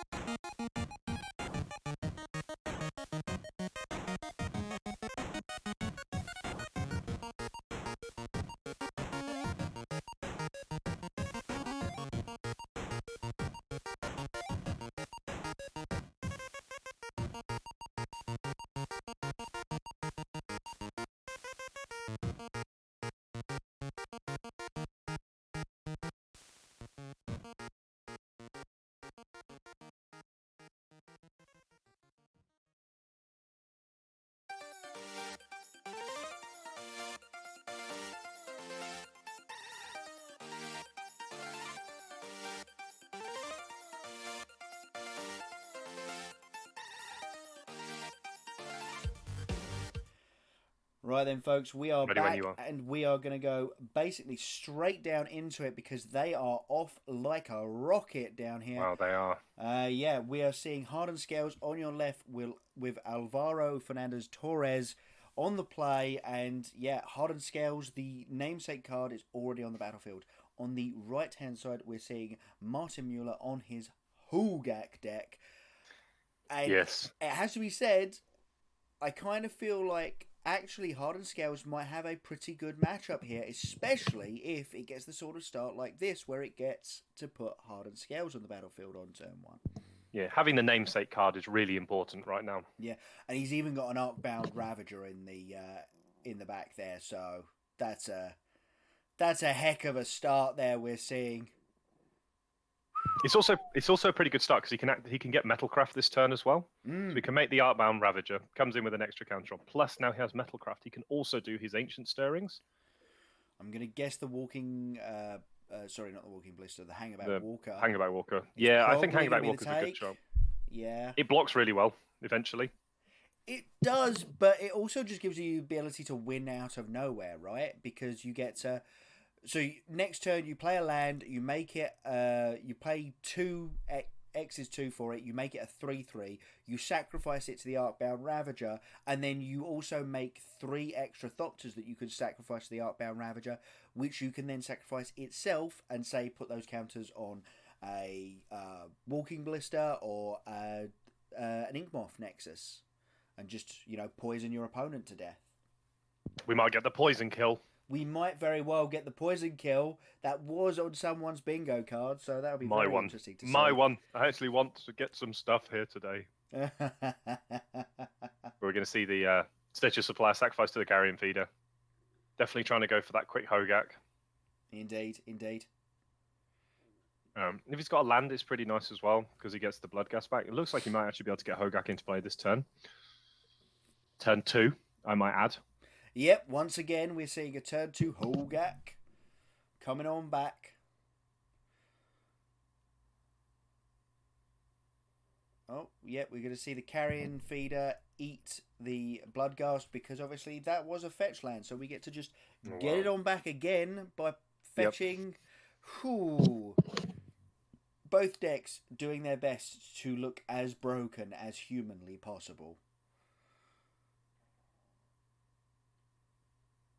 Okay. Let's be honest. One looks more broken than the other right now.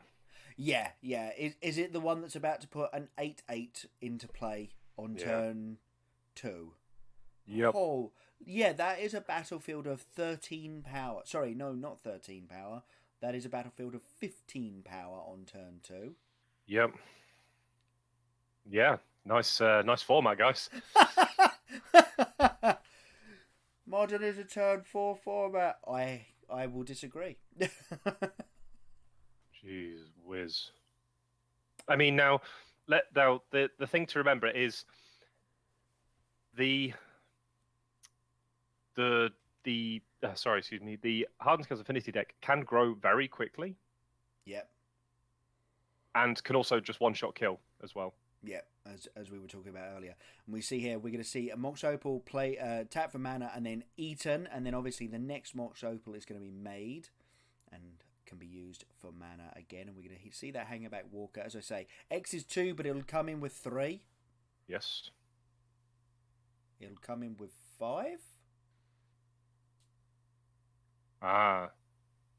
Yeah, so I can't remember the name of that land. I actually need to look up the deck because that land does enable that.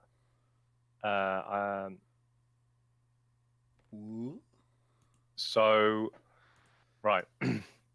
Let's try and find the deck list. I'm going to try and find the deck list, and I'm going to try and explain this. I need all the names. I need the names of the cards in front of me. Reborn that has Graft 1.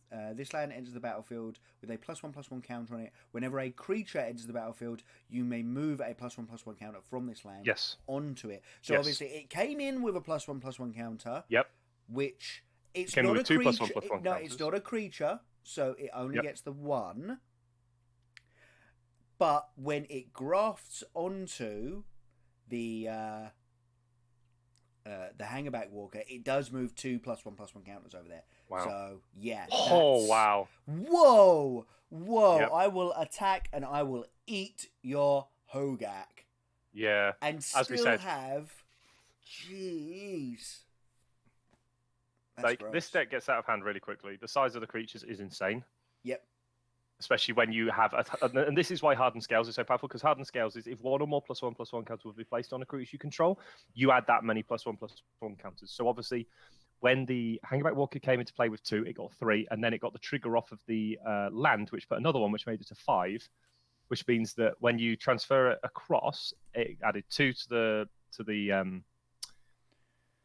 it added 2 counters to the Arcbound Ravager, which then obviously then sacrificed 2 more artifacts, which added another 4 counters. Oh, it's mad. That was insane. That was a turn. That was a serious turn. And yeah, he actually sacrificed a couple of other artifacts rather than sacrificing those Thopters, just because this leaves the Thopters around. They can be on chump blocking and then being eaten by the Arcbound Ravager duties here. So one will get under the Carrion Feeder, and then be eaten by the Arcbound Ravager. At least we may see a couple of other blocks elsewhere. I don't think we will. Taking 4 here is probably not the worst. You'd rather just have the ability to do this again and again and again. Well, there is an Assassin's Trophy in hand. Ooh. For Martin Mueller, but he doesn't want to do that because then it's just going to make a giant Thopter. Yes, a one-shot Thopter. So what he wants to, he's wanting to try and bait this. The problem is if you just pass the turn now with mana available, they are never doing it, and you are dead anyway. Yeah, you have a massive. You're obviously you have no reason to do it when your opponent's tapped out. Yeah, that's the thing to remember is you have no reason to sacrifice off this Arcbound Ravager now. Your opponent theoretically cannot put a creature into play that blocks because the Gravecrawler can't block, the Carrion Feeder can't block. Nothing can block in this scenario. Yeah, the Bloodcast that's coming back here can't block. Exactly. Yeah, this is a deck that the cards in the deck tell you need to be on the attack because none of them can block. But we're going to see a Hogak returned here. Ooh, that's interesting. Sacrifice the Carrion Feeder to itself to put the extra card in the graveyard to have the delve and still leave up the Assassin's Trophy. Yeah, and I still don't need. And the thing is, if you're Alvaro Fernandez Torres, you still don't need to do anything. Your Walking Ballista, your Arcbound attacks through Hogak. He's got 2 cards in hand, and you know that there is Assassin's Trophy in this. Obviously, we're going to see the first one is this. I mean, if you can find a welding jar, then it kind of becomes Walking Ballista. Kind of feels like it. Yeah, but again, you don't want to put the counters onto it. No. You can't go for it, but it does just mean that the game is effectively over as soon as your opponent fires off the Assassin's Trophy. Well, the game's over because you can attack because the Thopters kill your opponent. Depends on if Alvaro Fernandez Torres wants to go for it or not. He's obviously going to make a 2/2 Walking Ballista. I don't think you're allowed to go for it. Yeah, I think you just attack with everything. You send with lethal, and you say you have to block with your Hogak, otherwise you are dead. Which means that this is crushing a Hogak in combat is not a thing you see very often. And then obviously, if Martin Mueller ever goes for a removal spell on that Arcbound Ravager, you don't even have to sacrifice anything else. You don't have to sacrifice any other creatures. Because the Ballista's lethal. All the counters on the Walking Ballista and just shoot them. And this is the thing. You don't and this is why I like Alvaro Fernandez Torres of just saying, sure, just take the damage. Yeah. Because it doesn't matter. Yep, there we go. And Martin Mueller's seen the writing on the wall as well. He knows he can't get out of this lock. Nope. Wow, that was a very fast, very definitive game one for Alvaro Fernandez Torres as I bring it back to the booth here. Let's be honest. Hardened Scales is a good card. Yeah, exactly. Yeah. Hardened Scales in a Hardened Scales deck is exactly what you want to see in the Hardened Scales deck, right? It's if the deck is doing what it's meant to be doing, it's really good. The problem is, of course, that the deck doesn't have any ways of finding those Hardened Scales. Now, obviously, it's gotten better with the London Mulligan, I will say that. That's something that I hadn't really Agreed. considered until now, because obviously the deck has fallen out of the meta. And there's also, I mean, I imagine there was a big worry coming into this weekend, like Khan, the great creator, floating about, just turning off all of your artifacts, which is basically the way you win the game. That could be really rough. And as it turns out, fortunately, what's happened is that Khan, the great creator, hasn't turned up because Hogak turned up in such numbers. Yes. Everyone's playing Hogak. Everyone's playing Hogak. And I want to know how many times the Hardened Scales deck has played against Hogak this weekend. You've got to feel that he's played against them quite a lot from how that matchup went. Yes, that was pretty impressive. Actually, what I'm going to try and do is I'm going to try and find. Let's go for MTG Esports and have a look at see what the sort of the XO decks were. Oh right, yeah, go for it. I'll see if they've put them up yet. Because I don't know where I'd end up looking for it. MTG Goldfish has all of the day 2 lists up, I believe, or at least all of the top finishers up. I'm hoping. I'm really looking to find results with them. Yeah, I'm really looking to find the actual. You know when they put the 36-point decks and the 34-point decks, etc. Absolutely. Of course, we should mention the back table that has been going on while this Hardened Scales deck has just been rather soundly trouncing the Hogak deck. On the back table, what we've got is Eldrazi Tron versus Mono Red Phoenix, which obviously plays out very much like a burn deck or a prowess deck, and just has this Phoenix plan as well that we saw winning at the end of yesterday, having missed lethal and then come back and found a second form of lethal. It was mad. That game was completely insane. Go watch the video on YouTube later. So here's an interesting for you. Go on. It does not look like there does not look like any modern deck went undefeated. Because there's no 30-point modern decks. The 24 to 27 is the first one that exists. So it doesn't look like any modern deck went XO. Yes. Because... Which is obviously interesting that everyone took a loss somewhere, because generally you will find someone who has won all of their games with their constructed deck, whereas it appears at this one that no one won all of their games, all of their matches. Sorry. So I'm just looking at the 24 to 20. So here we go. So so it goes, no player earned a perfect 30 match points from modern, but 20 players did pick up at least 24 points playing those 10 rounds. So these are the best performing modern deck lists. So you had Corey Baumeister's Hogak deck, PVDDR, so Paulo Vita Damaderosa's blue Hogak list with Hedron Crab. Oh, the Hedron Crab one, Reed Duke on Hogak. Russian Airpen on Hogak Dredge. Christian Hulk was on Tron.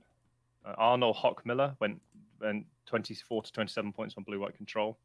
Gregors Kowalski went as blue-white control. Marcus Long on Hogak Dredge. Noah Ma on Jund. We had Martin Mueller on Hogak. Dave Napolitano on Humans. Samuel Pardy on Hogak. Just keep up with the number of Hogak decks. I was going to say. Alessandro back down to the feature match area as we see. One Jose Rodriguez Lopez on the play against Sean Gifford's Eldrazi Tron, having taken a loss in game one. I think we'd both expect that, to be perfectly honest. The Eldrazi Tron list is probably pretty well situated in this matchup. Yeah. So how many Hogak decks are we up to at the moment? I think that was like 10, if I was listening to you correctly. There's now Tobias Roos on Hogak, Bernardo Santos on Hogak, Matt Severa on Hogak, Kentaro Yamamoto on Hogak. So there's at least half of the top finishing decks for Hogak. And the next highest number was 2 Urza Thopter Sword decks. Nice. And 2 blue-white control. Like Hogak, everyone was like, oh, it'll be fine. We've got so many Leylands of the Voids. And the Hogak decks have taken up the most of the problems with the highest levels, and then you go to the 21 to 23 points in modern, more Hogak. Yeah. The thing that I'm going to say here is Hogak itself wouldn't be the problem if it didn't mean that the most played card in the room all weekend was Leyline of the Void. Yeah. You know, with literally more than double the number of copies of Leyline of the Void than there are people in the tournament this weekend. Yes. That is an insane thought. That is an insane thing to think about, you know? Yeah. And yes, to be perfectly honest, Sheepy, I think Hogak will be banned. I would be surprised. I would be very surprised if it sees out the next scheduled banned and restricted announcement. And I would not be surprised at all if we saw an emergency banning in the next couple of weeks, to be perfectly honest, because this is insane. The numbers are incredible, and I hate being, the sort of guy that's like, no, we're gonna ban things, because that's just not, it's not the sort of thing that I enjoy thinking about. But if you need it to make it so that you can play other cards than Leyline of the freaking Void, it is what it is, right? Yeah, and I think one of the biggest analogies you can put to it is it links back to obviously the Jund Bloodbraid Elf Deathray Shaman. Originally, Bloodbraid Elf got banned. Turns out that wasn't the problem card. Yeah.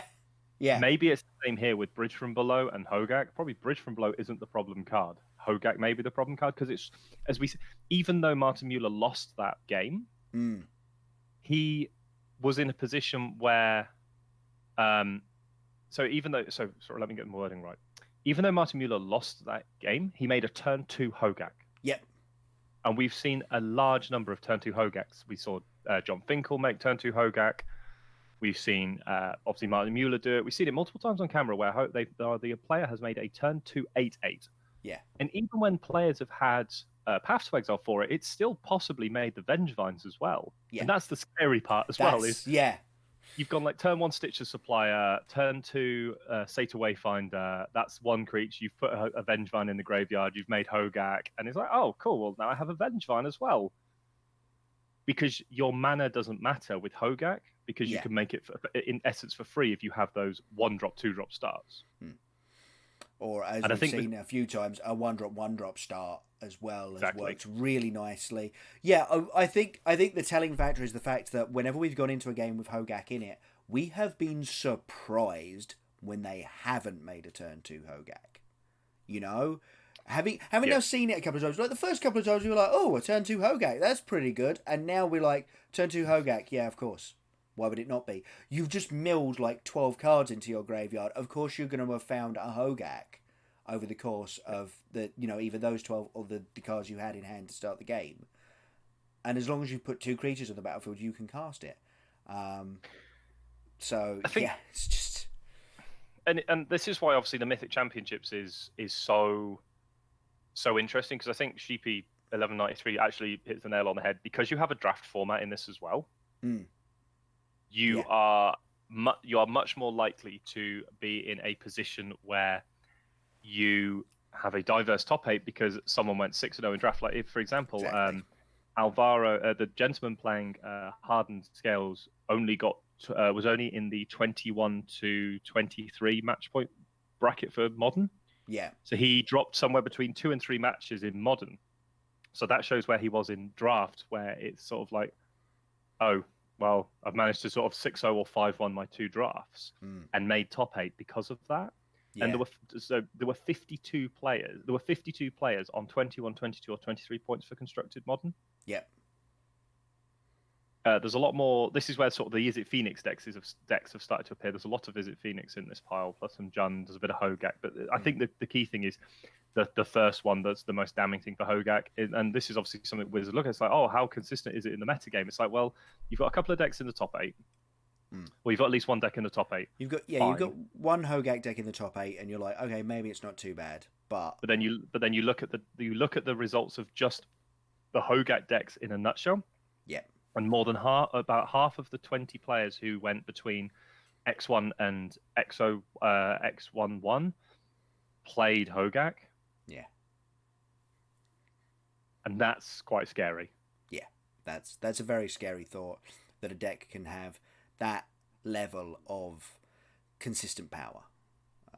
As we're going to see Khan the Great Creator here Go and get an You're going to see ensnaring bridge. Bridge. Shut down that Phoenix and shut down Juan Wow. Jose Rodriguez Lopez's game. Wow. And he'd actually found the Tron. He actually found the Tron piece off the top to enable this play. Yeah, he picks them up. He's had enough. No, thank you anymore. I'm done. Yeah, and Sean Giffords has taken 2 games there. As we come back to game 1 in play, game 2 rather in play for our front table. It's looking like this game's on about turn 2, probably, based on the number of lands in play.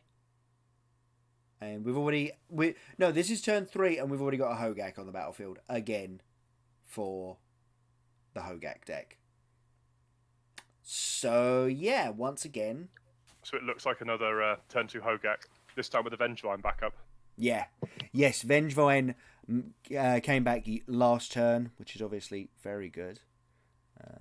And Gravecrawler, sacrifice to the Carrion Feeder. Sacrifice Vengevine to the Carrion Feeder. Replay the Gravecrawler, get back the Vengevine for the trigger. Oh, yeah, that seems gross on turn 3.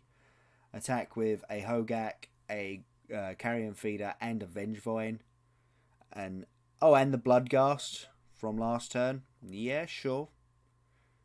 And I think this is also one of the interesting things is there are so many moving parts in this Hogak deck that are just like, well, what do you target? If you target the Hogak, then you can just get killed by Vengevines. The Carrion Feeder is just hilarious right now because it's like, well, I'm just gonna have this wonderful graveyard interaction with my Vengevines and my Gravecrawlers.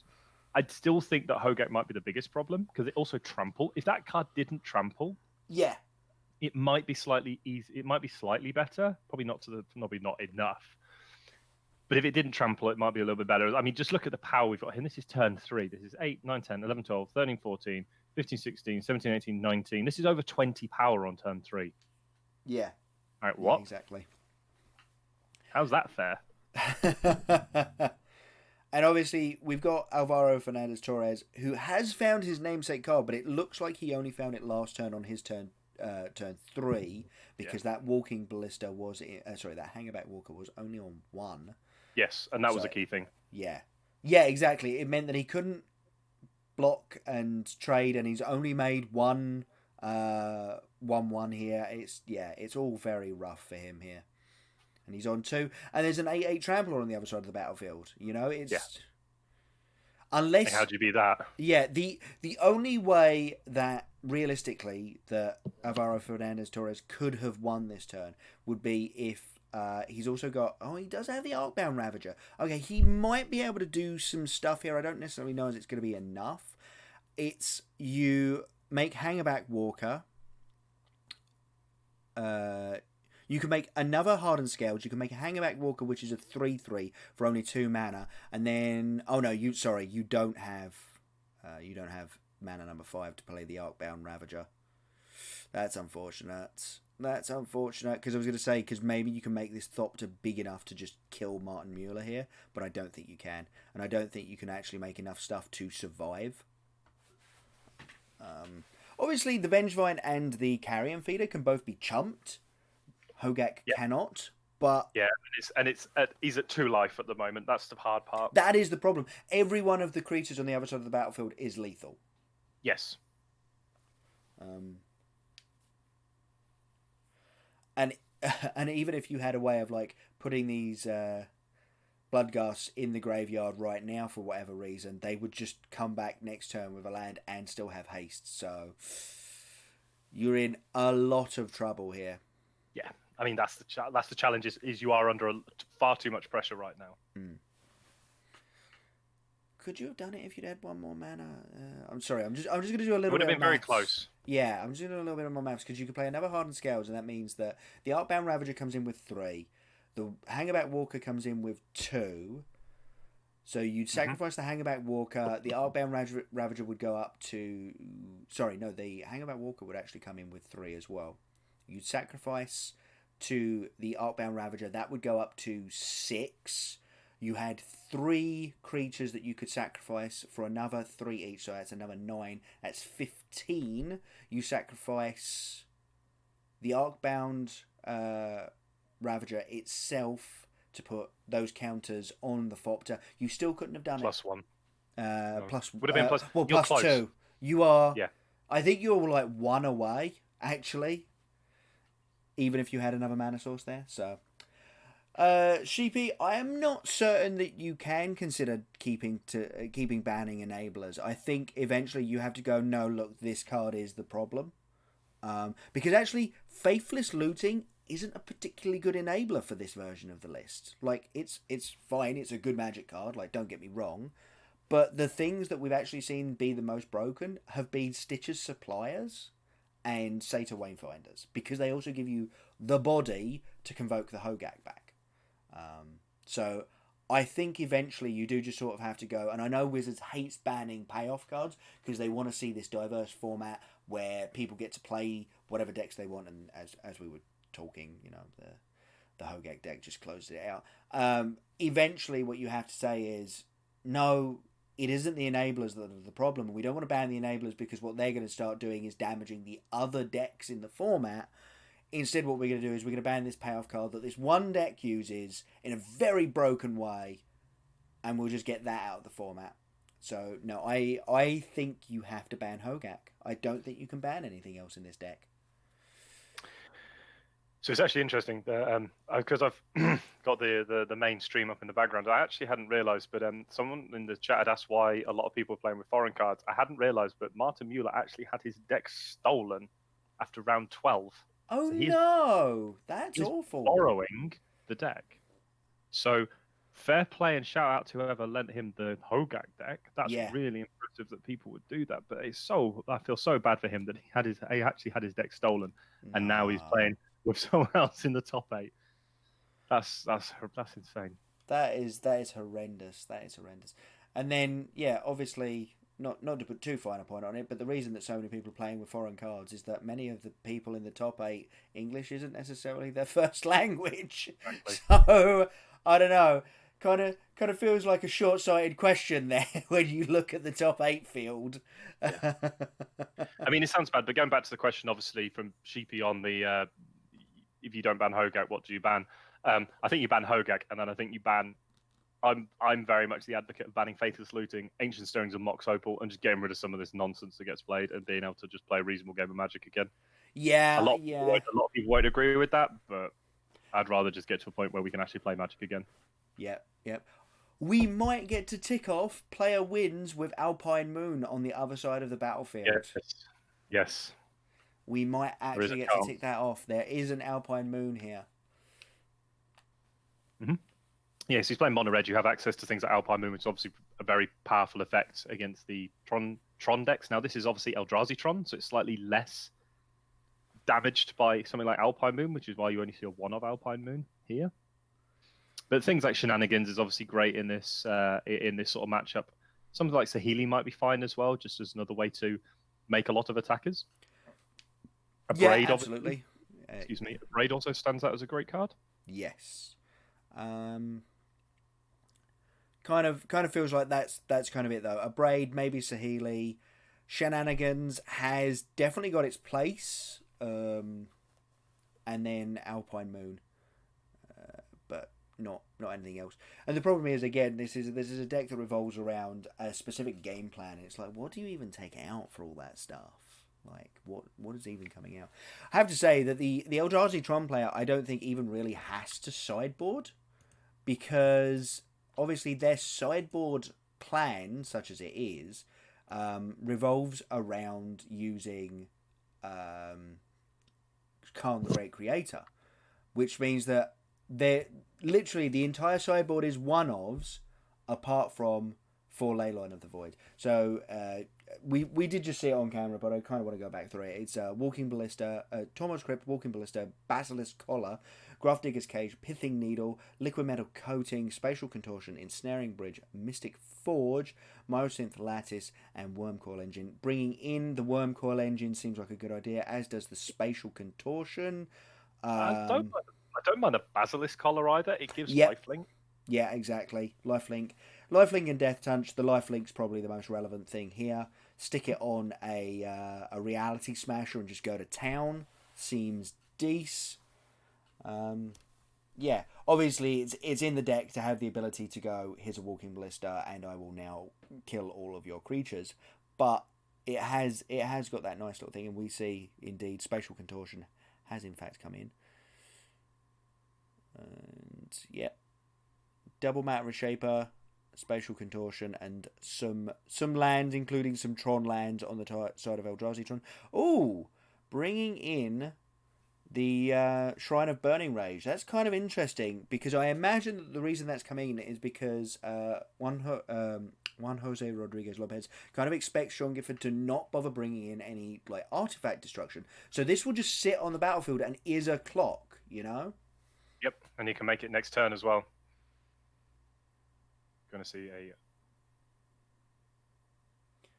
a. Okay, we're I mean, seeing. you could just abrade. I think. Oh, I mean, there is a line where you just abrade the expedition map.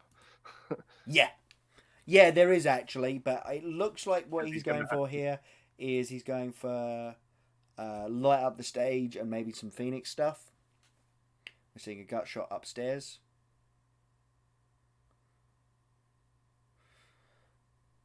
I will be complete. Yeah. The problem is his opponent will have Tron from this turn, so I would have definitely have.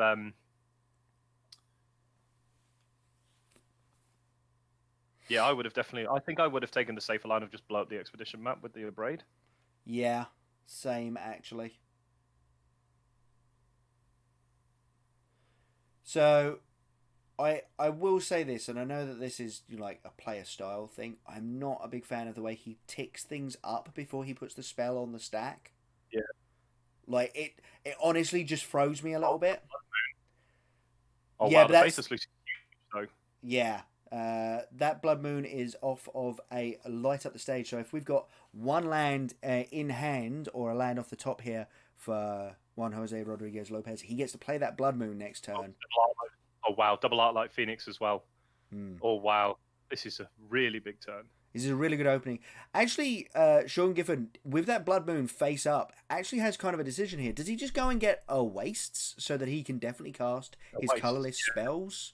You know, if he knows that Blood Moon's happening next turn, although it has to be said, he does just get to dump his hand this turn with Tron. So maybe not. He doesn't really have payoff. No, he's not got the big payoff, but he's got a couple of matter reshapers that he gets to put on the battlefield, and he's still like building up lands and things. So yeah. But yeah, Lopez is just massively far ahead. Yeah, which, as you say, took the more dangerous line, but did get there. Hmm.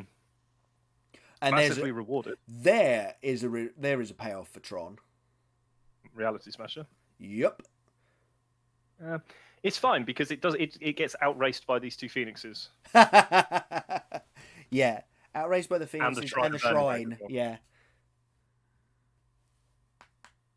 In fact, I believe, actually, we're looking at this Blood Moon. I think that Mono Red Phoenix has the lethal next turn. He only really needs. So he's going in for 6. He's ticking up to 5 automatically on the Shrine of Burning Rage. He's got a Manamorphose and a Lightning Bolt in hand. So, yeah, Sean Gifford is an effective dead here. It should be good. Which, yeah, more Magic will be played. Hopefully, we'll get at least one more game out of this set.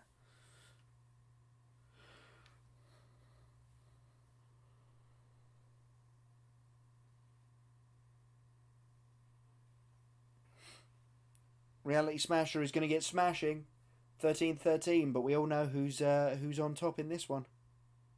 The spatial contortion might mess up the maths a little bit. Yes, of course. It can kill one of the... But still, it's not great. No. I think we start with a Manamorphose and we see what happens. Yep. Looks like Juan Jose Rodriguez Lopez agrees with me. We'll go for the Manamorphose. Yes, he still needs the 3rd mana to activate the Shrine. Well, Oh slam. yeah, of course he does. Yeah, he needs to actually pay the mana to activate the shrine. I think you attack first. Uh, yeah, I mean, we know that there's a spatial contortion in hand. Attacking here is So fine. from that perspective, attacking first makes a little bit of sense. No, he's just going to go for the... It's a slightly longer game plan in that it's next turn win rather than this turn win, but he's going to go for the Blood Moon. I actually quite like that. Yeah. He forces the spatial contortion this turn. Yeah. I also like the in response tap mana, but don't actually do anything with it. And then we're going to, before the mana dissipates, we'll kill one of the Phoenixes, which is unfortunate because that Phoenix... Well, that Phoenix isn't coming back this turn, is it? Because there was only one instant or sorcery cast, the Manamorphose. So that's decent. He's saved himself a little bit of life there. But still taking 3, down to 10. Lethal on the battlefield here, and a Blood Moon in play, just meaning that he can't really cast anything. Another Tron piece isn't going to do it. He literally, I don't think, can cast any of the spells. Can't cast any of the spells in his hand at the moment, because they all have colourless symbols in their casting cost. Yeah. Yeah. Send. Crack the shrine. Kill you. Yep. Cool. Done. Game. Woo! That was an interesting one. Blood Moon. Yes, very interesting. Blood Moon didn't do much, but it did mean that there was this super safe line of play that meant that there was very few ways of Eldrazi Tron actually getting out of it. Yeah. Here's the attack for 3. Oh, you're a little bit behind, John. Yeah. I'm watching the main stream at the moment. Yeah, you might want to reset it because we're already looking at the next the other match again. Oh, that's unfortunate. We see Hardened Scales on the play. Hardened Scales is playing its namesake card and a Graph Digger's Cage, but we've got a Leyline of the Void in play for Martin Mueller. What is that there for? I don't know. Maybe it's main deck?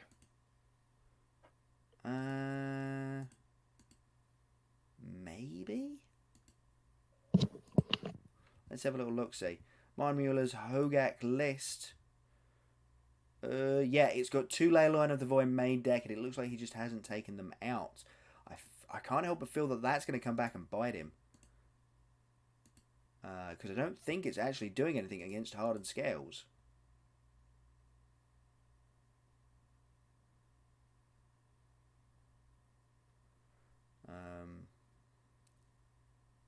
Sort of, it might be that because I don't know how Arcbound Ravager interacts with the Graveyard Hate. Arcbound Ravager, no, because it's the sacrifice of the artifact. It doesn't really matter that it's not going to the graveyard. It doesn't stop Hangerback. It might stop Hangerback Walker from making 1/1s actually. Because when Hangerback Walker dies, and obviously it doesn't die, the replacement effect says it's exiled instead. As we see here, 2 Hardened Scales and an Arcbound Ravager and 2 other artifacts for the Hardened Scales deck here. This is looking like a very fast start from him, and not necessarily the best start from Martin Mueller and the Hogak deck. As we were saying earlier, Hogak doesn't look as great as it could with the Faithless Looting is its enabler as opposed to one of the early creatures there. Yes, I don't actually know if that definitely works. I'm going to go and look for Gatherer.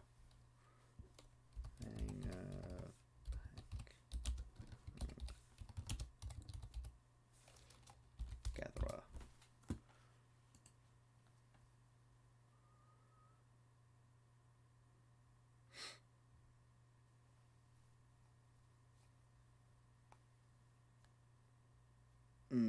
We've got no no clear ruling on Gavro. So I'm assuming that's why it's been left in there, because it does shut down Hangabout Walker. That must be the case. Otherwise, leaving that Leylon of the Void in there is an absolutely awful mistake. So I'm going to assume that Martin Mueller knows his business.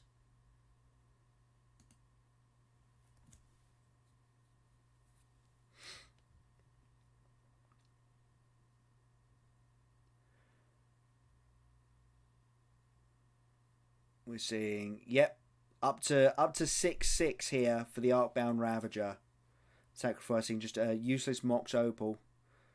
Well, I say useless. It was the coloured source for Alvaro Fernandez Torres here.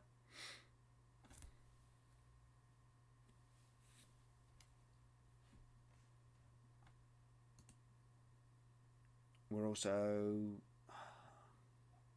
yep, Assassin's Trophy. And with no backup creature, that's going to be pretty rough for Alvaro.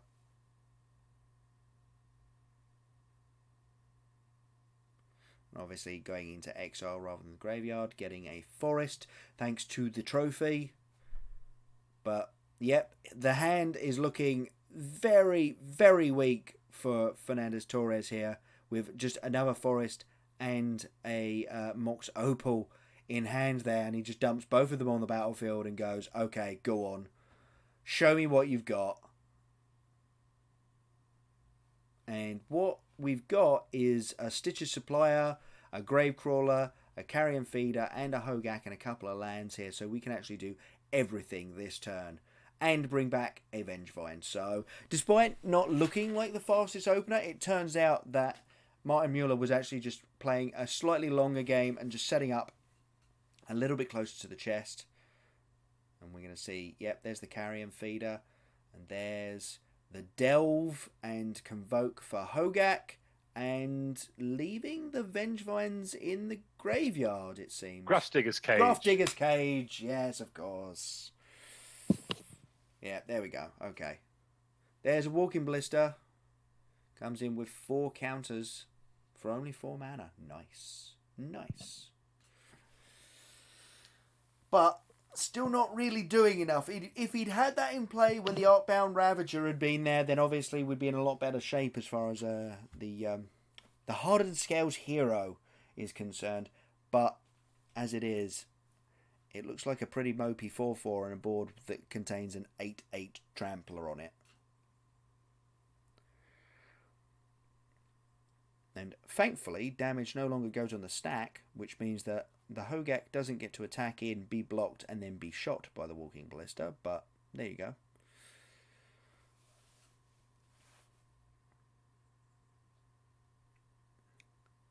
I feel like Mueller can send with everything here. He might want to do some Gravecrawlery. Oh, he can't do some Gravecrawler loops. Again, we've got the Grafdigger's Cage in play. Because the Gravecrawler, the Carrion Feeder would actually be eaten by the Walking Ballista no matter what happened there. So perhaps we just want to send with the Hogak. And that's looking like what Martin Mueller's deciding on doing.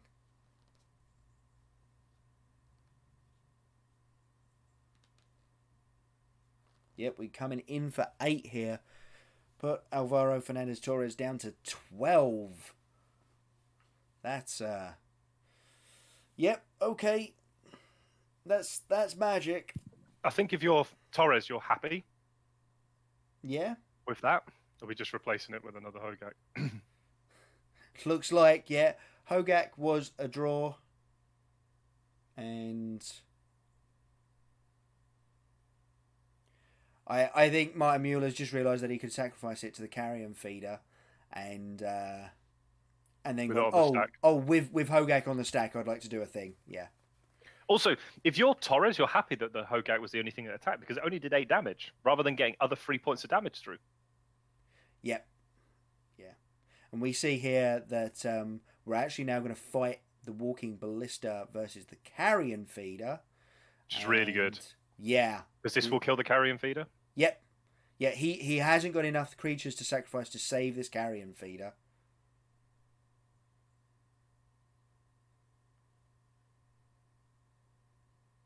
Yeah, you can sacrifice again, but he just goes shooting again. I'll just have a 1/1 Walking Ballista, and you do not get a 4/4 carrion feeder. You can have your Hogak, and that is it.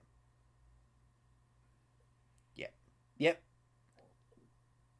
And obviously sacrifice, mill 3 for the Stitcher Supply being sacrificed.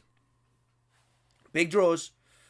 That looked like a Ancient Stirrings, perhaps. Oh, no. Pumping the Walking Ballista, adding 3 counters to it again. Yeah. And we've got, it's the land with Graft on it again. So he can survive another hit from the Hogak, go to 4. Martin Mueller needs a good draw here. I don't actually know what he's got in hand. He certainly didn't spend any mana to cast anything. Mueller can't attack either. No. Because it's lethal on the way back. Yeah, exactly. Because he puts 3 more counters on the Walking Ballista, attacks, and then obviously just throws the Walking Ballista at Martin Mueller. Yep, there we go. That's the turn back. Wow. That looked like a land to me, maybe? Maybe Phyrexia's Core? Or Inkmoth Nexus? Maybe. Inkmoth Nexus. Good shout. Good shout, John. Good eye. We only saw it for a fraction of a second, and you caught it there. Boom. Sometimes better lucky than good. And there's 3 counters. Love it. Also, another land is double activation. Yeah. Yeah, right? Right? One more land next turn, and it's just over. Again, we're pointing out this small problem that as soon as Hogak goes on the back foot, none of its creatures, apart from Hogak, are even allowed to block. It's not just don't block well. It's Hogak and Vengevine are the only 2 that are allowed to block. Yep. So, yeah. It's looking pretty rough for Martin Mueller here. And we might be seeing our one and only Hogak deck in the top 8 taking its 2nd loss in the quarterfinals here. That looked like another Walking Ballista to me. No, that looked like a Metallic Mimic. Ooh, you think? Okay. We're going to see a pump. And a send. He hit 10-10. Oh my goodness me. Jumped. Okay, we're going to see. Yeah, you were right. Mimic, you are good at this. It's just that I've done coverage and played Standard for different formats for a while. Yeah. And we're going to name Construct. Seems good. And we're probably going to graft onto it. I don't know. Maybe not. The graft seems better saved just in case. No, it looks like he's going for it. Yeah. It does make it a 5/4, so it's not too small. Oh, writing on the wall says, redraw. Let's have another go. Explosives, engineered explosives, but you can't set it to 0, I'm afraid. You can. Can you? You Oh, yeah. Oh, of course you can. Yeah, but it doesn't stop him dying. No, because the Walking Ballista would sacrifice itself and shoot for 10 and then attack for 5. Yep. Yeah. So putting those +1/+1 counters on did actually save the Hardened Scales deck there from being a little bit behind on the amount of damage it could deal. So yes, agreed. Sometimes just taking the value up front is better than going, well, there are better options in the deck. It's like, yeah, there are, but you know. But it's also interesting how many times we've seen when we're at big events like this where everyone's like, oh, this is the best deck in the format, but not necessarily wins, and which is why it's interesting that if Hogak doesn't win this event, some people are going, oh, it's not that bad. But again, it goes back to the same with like the Mardu vehicles, Sahili Rai copycat lists back in a while. That Pro Tour where the 4-color copycat list was the breakout was won by Mardu vehicles. Yeah. Mardu vehicles never had anything banned from it in the end, apart from the Smuggler's Copter. Which should that wasn't banned because of Mardu vehicles. It was banned because it was literally in any creature deck. Yeah, and busted in all of them. Yeah, exactly. Sheepy, I will say this: it was not a Pyrite Spellbomb, and I can tell you that because there are no Pyrite Spellbombs in Martin Mueller's Hogak list. That's how we know it was an engineered explosives. We're back up to Mono Red Phoenix versus Eldrazi Tron. We're seeing a Tron piece for Sean Gifford and a Faithless Looting. Is that 2 Phoenixes going straight in the bin for Juan Jose Rodriguez Lopez there? Oh no, it's a Phoenix and a Lava Dart. Okay. That's like a free spell. That's good. Turn. Yeah, exactly.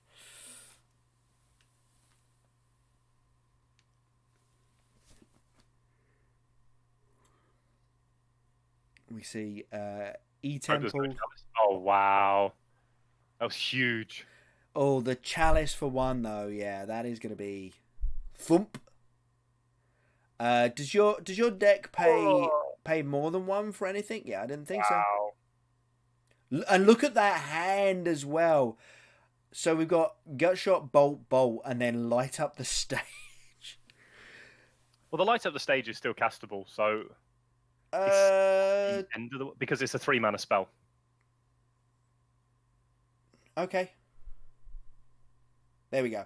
Okay. He's just cast them to get the Phoenix back and gone, okay, this has got to be the game plan because we don't get anything off of the lightning bolts or the gut shots in hand anymore. We don't seem to have access to a braid at the moment. Let's just go for this and try and get some damage in. I personally would have been waiting for the braid, but... Yep. So the other thing to obviously bear in mind is with Light Up the Stage, because of the way that the card works, it counts as a 3 CMC spell. Yeah. So even if we see the attack first and then the spectacle cost paid, it will not be countered by Chalice of the Void. Yeah, it's an alternative casting cost. It's like if you were to... It's like anything that's cast with an alternative casting cost on the way that's played. So say, for example, you had suspend cards. Even if you cast the mana to suspend it, you can still have it counted on a Chalice of 0. But we saw Spatial Contortion. Spatial Contortion was so good there. So good. Huge. Yeah. No damage dealt either. We're going to see a mana. We do have a hard cast Light Up the Stage. We see another Phoenix and another Light Up the Stage. Oh, that is not what you want to see. Oh, if you Light Up the Stages in this deck. No. But that was such an important top deck there for Sean Gifford. Yeah. You can see Juan Jose Rodriguez Lopez start with his head in his hand, wondering what he did to get things go wrong, and it looks like a mine as well. So it doesn't look like Tron's been enabled yet. So it looks like there's 2 mines and a power plant. Yeah. Mismatching arts, but they are not the Tron there. But we do have a Khan. The Great Creator. Yeah. Also looks like of note, Sean Gifford actually took out the Endbringers, which little expensive. Exactly, a little expensive. Plus, okay. Doesn't want to lose it straight away. Plus with no target, by the way, because he did draw the land. Yep, so we can cast the Phoenix.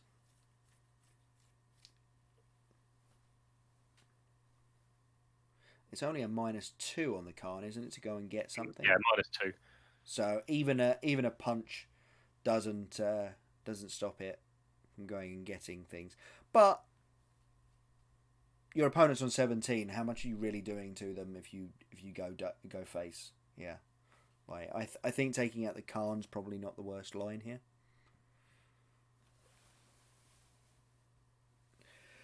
So yeah, actually, having said that, you know, the Light Up the Stage hitting another Phoenix and another Light Up the Stage wasn't great. I will say this: both of those cards were castable under the Chalice of the Void, which is not true of a lot of the deck. Yes, and I think that was such a crucial top deck, and that's what makes this matchup favoured to the Tron deck, is because of Chalice of the Void set to 1, and you're just like, okay, well, I'm gonna basically turn off half your deck. If you look at most of the other matchups that the Eldrazi Tron's going to play, Chalice on 1 is good, not necessarily great. That's the tower that he's just found off the top.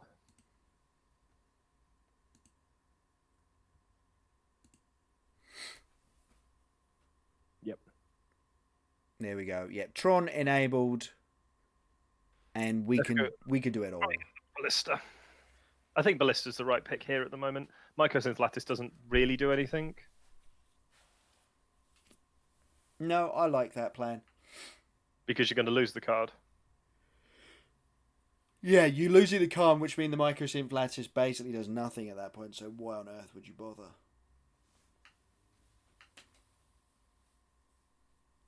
Nope, okay. Apparently we're wrong.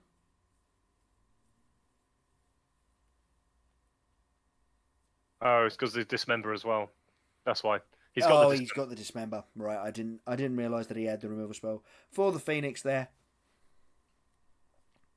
I mean, we do have another light up the stage in hand for the mono red Phoenix deck here, but I don't know as you can actually, get out of this. There's double Phoenixes in the graveyard. You can still cast the single red spell, so you can get those Phoenixes back if you hit No, okay. You can't tap for mana. Of course you can't. No, of course you can't. This is it. You can't do anything. No, this game is completely over. Yeah, I completely Yes. forgot that that's the plan with my Microsynth Lattice.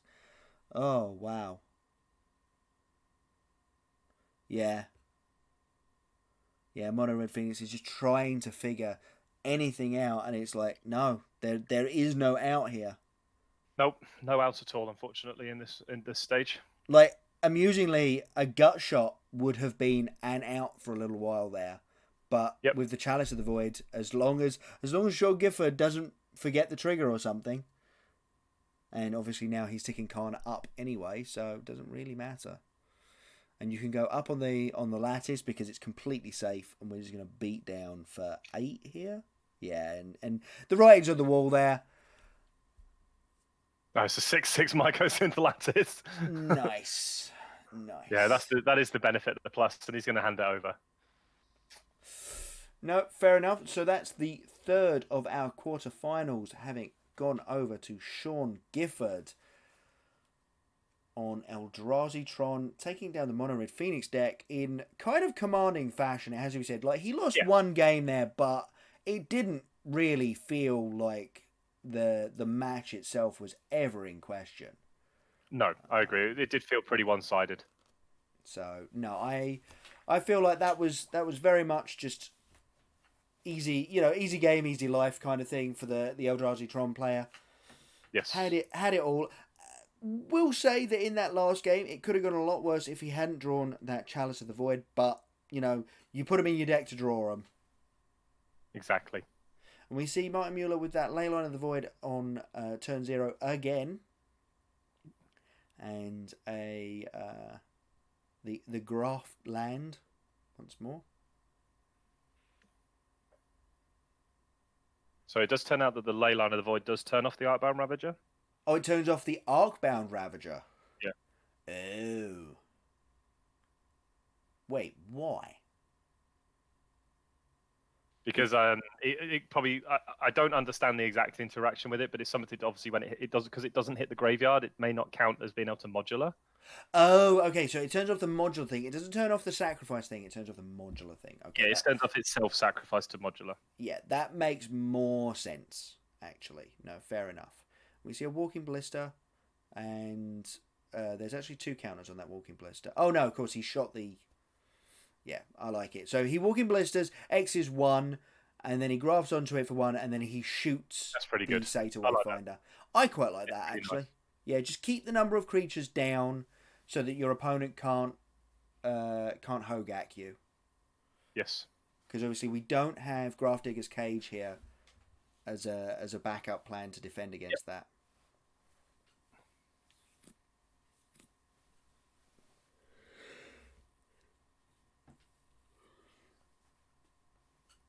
So it looks like Leyline of the Void and Bloodghast are about to be binned here. If we have another land in play, we could actually see a Hogak this turn still. Mm-hmm. We do not have another land in hand. Might be one at the back. Yeah, there might be a Bloodstained Mire. Yeah, so we're going to see Hogak this turn. Fun. Yep. Fun and powerful magic. Fun and interactive magic. He's trying to decide if he actually gets rid of his ballista. Yeah. Yeah, so what's going on here is the mill trigger is on the stack, and we're actually just seeing if, yeah, I like this. The problem is it isn't going to help, because we're going to go land, get back Bloodghast, which I believe is... Oh, no, it's a vampire. It's not a zombie, is it? Bloodghast. Yeah. Yes. Okay. I was going to say, because then we can see the Gravecrawler recast, but we actually can't. And we only have one Bloodghast. Oh, Grafdigger's Cage off the top there. Problem is there's a Shenanigans in hand for Martin Mueller, I believe. Okay. Alvaro Fernandez-Torres setting up for a big turn next turn. We've got Hardened Scales, the Graftland, and the Grafdigger's Cage. The Graftland, whose name I will remember, Llanowar Reborn. This is actually both copies of Llanowar Reborn onto the battlefield for him.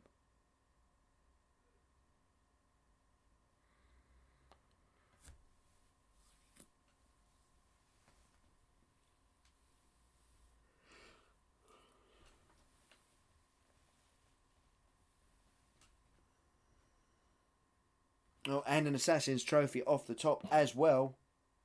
Oh, wow. Ugh. This is going to be Hogak. Yep. Well, Shenanigans, 1 or 2 mana?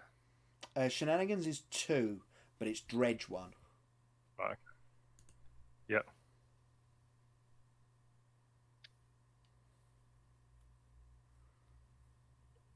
Oh, of course. I was like, playing that Blood Crypt tapped seems a bit weird, but it's not a Blood Crypt. It's a Blackleaf Cliffs. Oh, that's a good draw.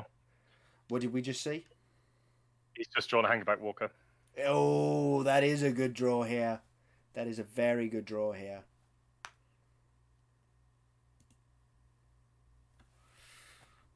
But again, the problem is if it gets killed, it's just a creature. Yeah, because of the Leyline of the Void, I think that also shuts off the making of the 1/1s. We've got an Artbound Ravager in hand as well. Or is that yeah? Hangback Walker, Artbound Ravager. He's got the combo. It's just he can't do it because of Leyline of the Void shuts everything that he's trying to do off there. Yes. So I think we're going to go for Hangback Walker, and I think we're probably not going to graft onto it.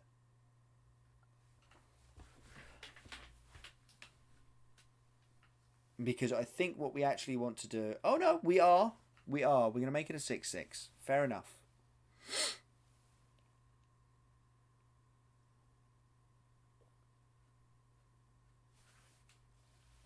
I suppose that theoretically the Arcbound Ravager can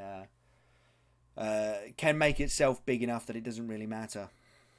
Yeah, definitely.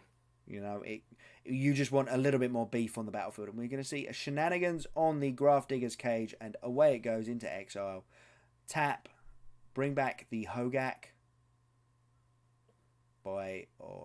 cast the Hogak from hand by delving some useless lands here. Oh no, it is in the graveyard. I thought so. I didn't think it was in hand.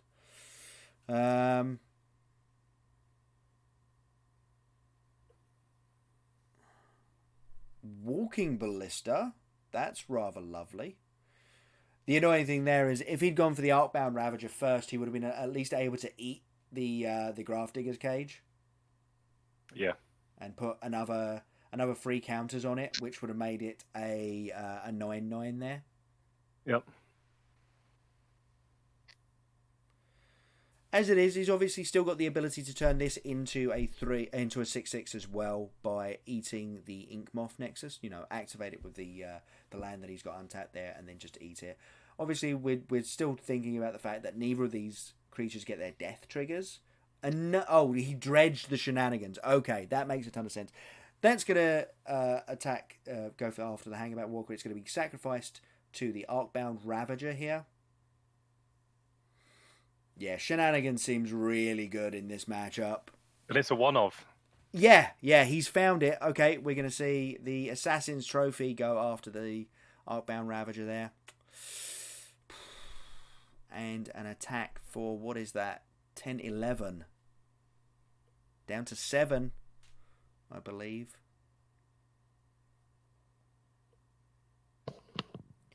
And I don't necessarily know if there are any draws that get him out of this. We got a Walking Blister in hand, and nope, that doesn't do it. The Leyline of the Void there, we were very confused about it last game, but it looks very much like it is a key card in this matchup to just turn off some of the death triggers that these cards have. Yeah, 100%. It seemed really, really critical in that one. Yeah. I mean, it's just an interesting thing that against some of the draws, though, it's going to be completely dead. Exactly. So, yeah. Taking a little bit of a risk there, leaving it in the deck. Actually, let's have another little look at these sideboards for the Hogak deck and that. Rotting Register's interesting. I'm quite liking that, actually. That's kind of cool tech. I think it's just a massive monster strategy. Yep. It's just another big thing that's really annoying and hard to kill. And you don't care about stuff going in your graveyard particularly. A lot of it's coming back, and anything that isn't, you want to delve away for Hogak anyway, so seems good. Yeah.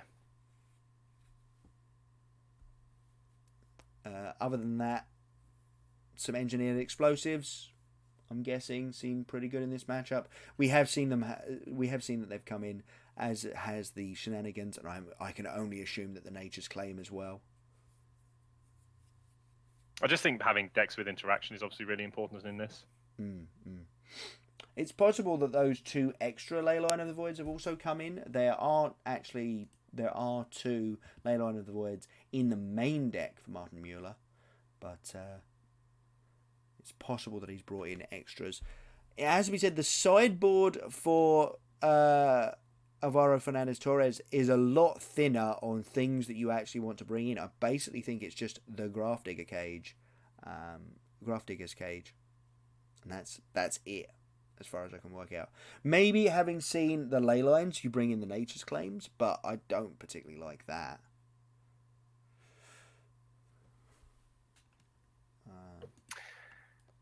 It's hard to know. I think the Grafdigger's Cage, like you say, is just probably your best quote unquote spell in this match. Torpor Orb, because it comes into play with the counters on it. Dampening Sphere doesn't do anything. Dismember might be an option. Dismember might indeed be an option. You get to kill some of the littler creatures and obviously Vengevine with it. But the problem is a lot of it's coming back. So yes. So it's a little bit like, do you really want to spend a spell and some life to stop this thing for maybe a turn? Yeah.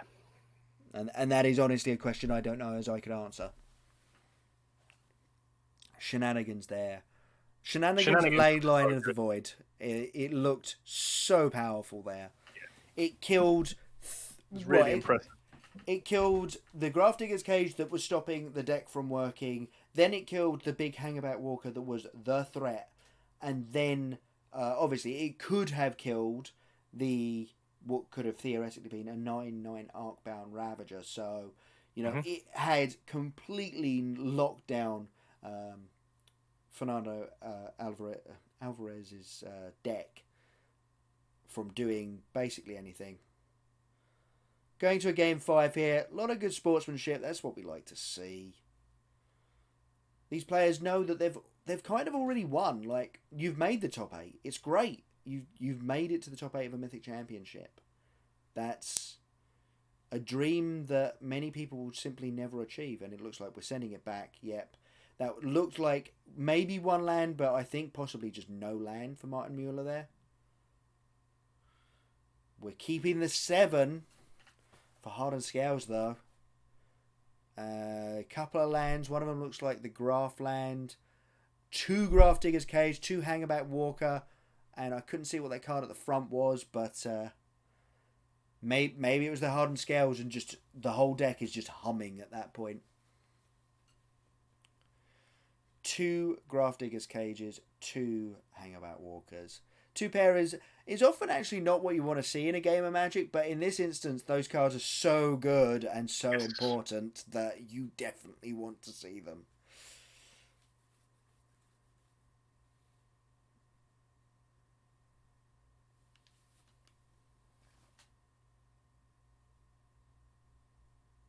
This has got to be a lot of pressure, right? You're going into Game 5 of the quarterfinals of the Mythic Championship. You've got to be feeling a little bit nervous. This is looking like a far better hand so far. Oh no, we've only got one enabler. We've only got one. Oh no, there was two Seder Wayfinders there. Okay, this hand. Oh no, it was only one Seder Wayfinder. This hand. Yep, it looks like it's going back as well. No Leyline of the Void, no early enablers, and double Hogak and Vengevine. You're already effectively on a mull to at least 5, maybe a mull to 6 in some matches. So I think, sending it back and taking a better 5 from a London Mulligan seems like the best. Yes, exactly. And that's the benefit of obviously being the London Mulligan rule, is it enables you to take these slightly sketchier 5s because you'll know you're going to see 7 cards in itself. Yeah. You have to put some back, and obviously when you're looking for Leyline of the Void, you can maybe, if you get 2 Leylines, you put 1 in play and 1 on the bottom of your library. You don't lose that much tempo to it. Yeah. I feel like the Mulligan to 5 is definitely the place where the London Mulligan beats out the Vancouver Mulligan, because the mull to 6, you go, okay, this is a reasonable 6. Let's see what we scry, and you're still sort of looking at the same number of cards. Whereas when you mull to 5, you were still looking at fewer cards, even with the scry on the Vancouver Mulligan. So the fact that you now get to look at just all 7 cards and then pick out the best 5 is way better. I imagine what we're going to be seeing here is a keep, but I haven't got a clue what you could even send back out of that hand. That hand, if you'd drawn that as a 7, you'd be sitting there going, yep, okay, we're moving on to the semifinals here, boys. Yeah. But as a 5, I am not certain what you could bin out of that. Maybe one of the lands, just go down to 2 lands. Maybe the Assassin's Trophy. Hope that they don't have Grafdigger's Cage or something like that. It's a tough one. I feel like you need that Fatal Push to deal with the early creature. Yep. He's happy with the keep. So let's see where we get to. Gravecrawler, Stitcher's Supplier, Fatal Push, Assassin's Trophy. So yeah, we actually threw back 2 of the lands.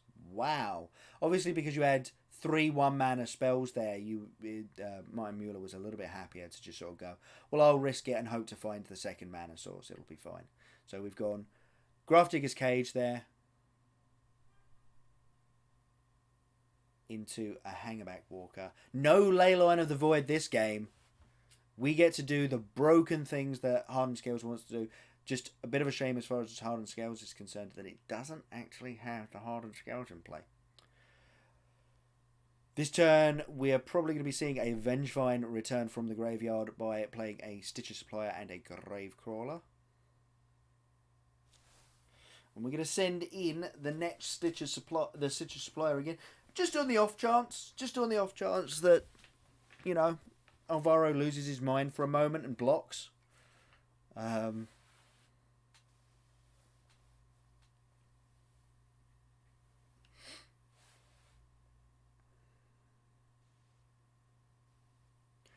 It seems like, the hand cam had been a little bit wrong there. There isn't a second Stitcher Supplier in there, which was a little bit questionable, but looks like Martin Mueller is just considering the crack for Assassin's Trophy to get the Grafdigger's Cage off the battlefield. Yeah. I think the problem here is, though, that he's suggested that he might want to fetch. Oh, okay. Okay, this is a really good cover-up for it. So if he had been considering that line, I think what I would have seen as Alvaro would have been, he might be going for a way of dealing with this Grafdigger's Cage. I should probably put the second one on the battlefield this turn. Oh, that isn't actually the Llanowar Reborn. That is a Pendelhaven in hand. I thought that was a Llanowar Reborn. My apologies, folks. Pendelhaven, for those of you who don't know, is taps for green mana and comes in untapped, which is obviously lovely, and can tap and target a 1/1 creature and the creature gets +1/+2. So just a way of, making the Thopters a little bit more of a threat and just making them that little bit better. Apparently decided to go against that this turn. I'm guessing wants to play the second Hangerback and the backup Grafdigger's Cage. Yep, here we go. Is that... That's a Hardened Scales. He just played a Hangerback Walker with a Hardened Scales in hand, but didn't put the Hardened Scales into play. That's really interesting.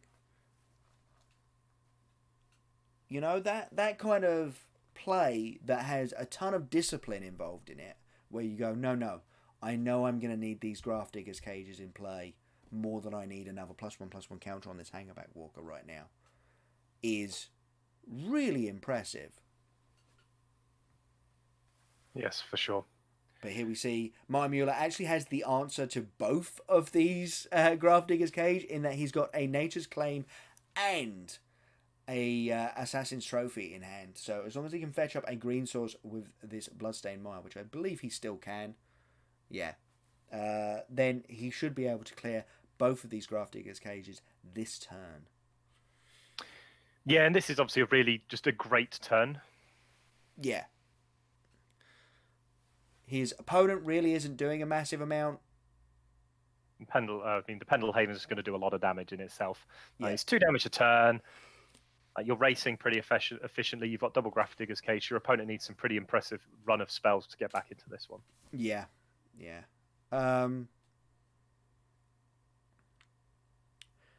And I think the Hangerback Walker play last turn without the Hardened Scales in play is both interesting, and obviously now we start to see exactly why, because this turn what he's done is he's held back the Hangerback Walker. He gets to go block your Stitcher's Supplier or block your Gravecrawler, activate, pump my Hangerback Walker by 2 this time.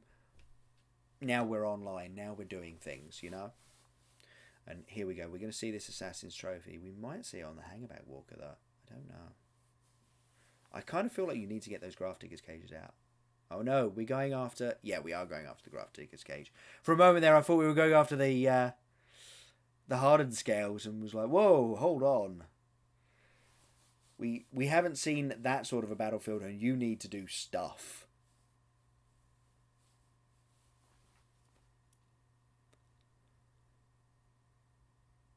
Looking like Martin Mueller not going for the fetch Nature's Claim on the second Grafdigger's Cage, which is kind of interesting. Like, clears off one, doesn't clear off the second one in the same instant. Takes a natural draw instead. Carrion Feeder off the top. That's pretty nice. Which is very nice when you can Nature's Claim away the second Grafdigger's Cage, because it means that you get to go Carrion Feeder, sacrifice the Gravecrawler to it, Nature's Claim the Grafdigger's Cage, and then recast the Gravecrawler, bringing back your Vengevine. Yes, definitely. So that's a pretty nice turn there. And we're actually going to see a sacrifice of the Stitcher's Supplier first. See if we can hit either Hogak or another Vengevine. I thought that was another Vengevine for a second there. Nope. I thought that the first card wasn't a Satyr Wayfinder. I saw a green creature and was like, oh, it's the second Vengevine. Oh dear. This has all gone horribly, horribly wrong for the Hardened Scales side of the battlefield.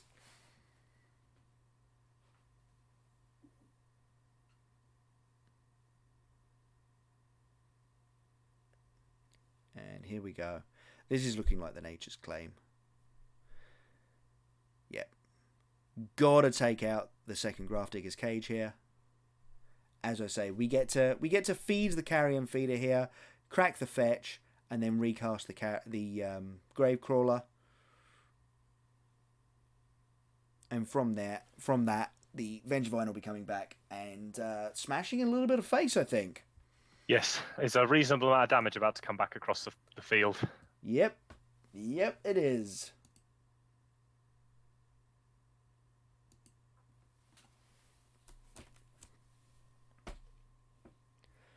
This is going to hurt. Yep. It's not too bad though, because if it's only one Vengevine, if I can see his graveyard correctly. It is. He hasn't hit the second one. He's been really looking for him as Martin Mueller. He also hasn't hit the Hogak. which is really surprising. Yeah, exactly, right? We were talking earlier about how a non-turn 2, like no turn 2 Hogak was surprising. No Hogak on turn 4 is this? I Is mean, really yeah, shocking. it is. It's also the size of this Hangerback Walker's going to start growing too. It's pretty insane. I think that's another Hardened Scales in hand. I could And, be oh my wrong. God, another Hardened Scales. That's Yeah, pretty good. That is. that's a really that's a really good draw. Yeah, because that's Oh going to yeah. start putting 3+1/+1 counters on this Hangerback Walker each time it pumps, which is basically going to be each turn. And Alvaro Fernandez Torres is also probably going to be getting in for Couple of 2 damage. points each turn off of this Thopter and the Pendelhaven activation. So, oh no, it wasn't. It was a Nature's Claim. He did bring in the Nature's Claims to fight against the Leyline of the Voids, and then unfortunately, no Leyline of the Voids for Martin Mueller. I mean, both players they're empty-handed. So this Hangerback Walker now will outsize the Vengevine in combat. Yep. This turn, in fact. And we could also just go on the poison kill. We're on the poison train. Not gone for the Pendelhaven for some reason. Maybe he wants that as a blocker. It makes the 1/1 into a 2/3. Of course it does. Yes. Yeah, which means that it gets to block, say, Bloodghast or Gravecrawler or Stitcher's Supplier or whatever. Into the grave goes another Gravecrawler, an Assassin's Trophy, and a Bloodstained Maya.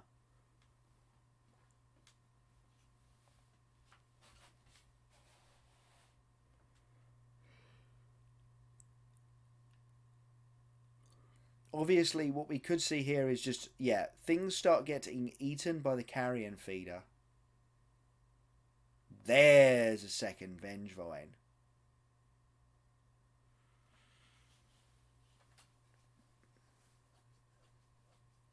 Yeah, this is the problem, because obviously the Hangerback Walker has to be on Vengevine blocking duty, right? Yes. It does mean that basically the Hangerback Walker is locked up for every combat because it's not going to get to do anything else. It needs to do that. And every turn the Vengevines are coming back because we've got 2 black, we've got the Carrion Feeder, and we've got the Gravecrawler. We've got the loop to just keep bringing these back every single turn. And in fact, we see Gravecrawler cast from the graveyard brings back the second Vengevine right here and now for combat. So it's looking pretty rough for Hardened Scales, I have to say. But the attacks aren't great for Hardened Scales. That's also the thing you have to remember. Yeah, that's he doesn't have the greatest of attacks. Yeah.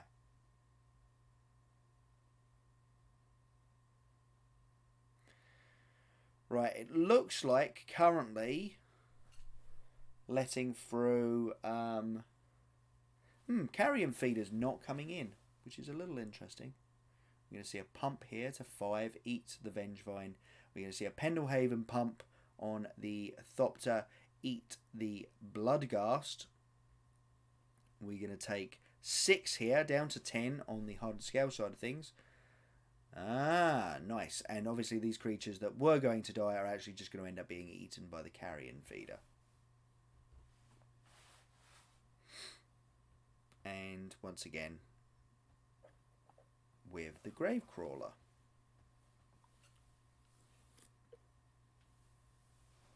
That's a land off the top there. We didn't want to see that.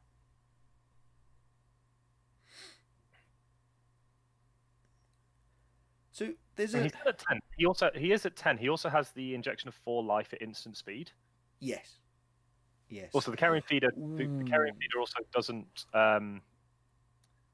It doesn't have trample, so you can get chump block for a while. Yeah. So the thing that I was going to say was the Nature's Claim also kills his own Hangerback Walker, which the Hangerback Walker has no predator in this matchup, right? It has nothing that's going to kill it on this battlefield. So he's going to need to sacrifice it himself. And obviously, without an Arcbound Ravager, the way to do that is probably a Nature's Claim and make, as you say, just an army of 1/1 chump blockers. The thing is there, what I would kind of say is, if you're planning on doing that this turn, and it does very much look like Alvaro is planning on blocking this turn, I think I would have gone in with the Inkmoth Nexus, just to try and get those extra points of poison across.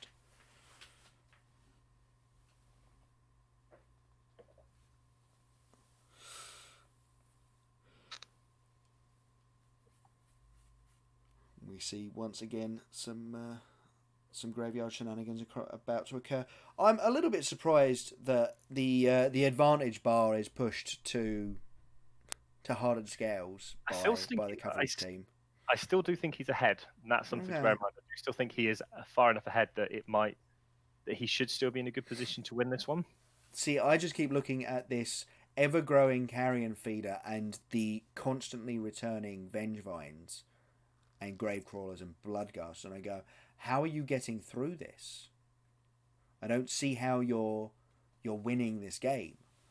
Well, I absolutely agree that you can not die for a little while. It's just, how are you ever going to win? Eventually, your Hangerback Walker will get to a point where you can you might be able to just destroy it with your own Nature's Claim and then one shot Martin Mueller. Yeah, there's definitely that aspect, right?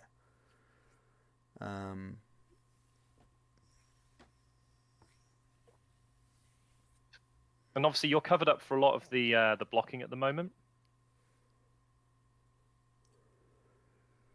because Mueller can't. The Vengevine just gets eaten every combat, which is the thing you have to bear in mind. Yeah. Okay, it looks like we're going to be having to chump this carrion feeder this turn and probably take another 8, though, because one of the Vengevines is getting through, as is probably 2 of the Gravecrawlers. If we just send with everything here. Oh, he's at 10. That does give the Bloodgast haste. Okay, yeah, we're so not... Pendelhaven's going to do some decent work here, I think. Not going in with the carrion feeder. Yeah, so Pendelhaven's going to do some real good work here.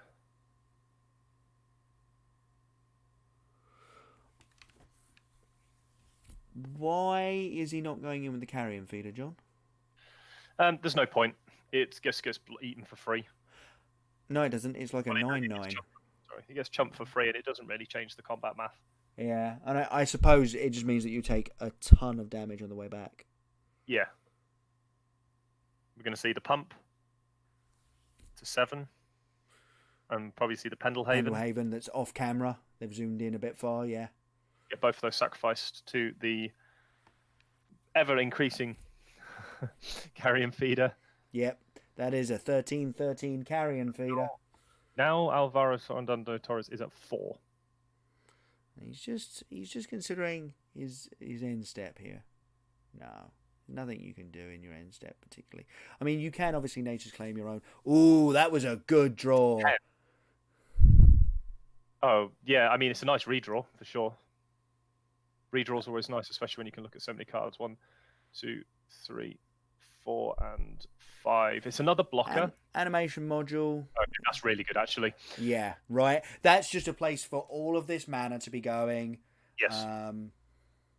Because does it trigger individually, or is it when one or more? Whenever one or more +1/+1 counters are put on. So each instance of counters being put on. So unfortunately, he's only got one easily, but obviously he can tap the animation module and get another one as well. So how much he's got? He can still only make 1 servo out of it, but he can put another 4 counters on that Hangerback Walker this turn alone, and then next turn put another... You can put 2 on, right? Well, he can put 2 on for itself, like activating, and then the animation module, he can spend 3 mana, tap it, and put an extra counter on it. Yeah. So he can make that 11. So this turn, he can... if he can survive this turn, he actually wins the game. Because if his Thopter doesn't die in combat, he will have lethal on the way back. Yeah. But he might have lethal on the way back anyway, because most of that stuff can't block. Oh yeah, of course.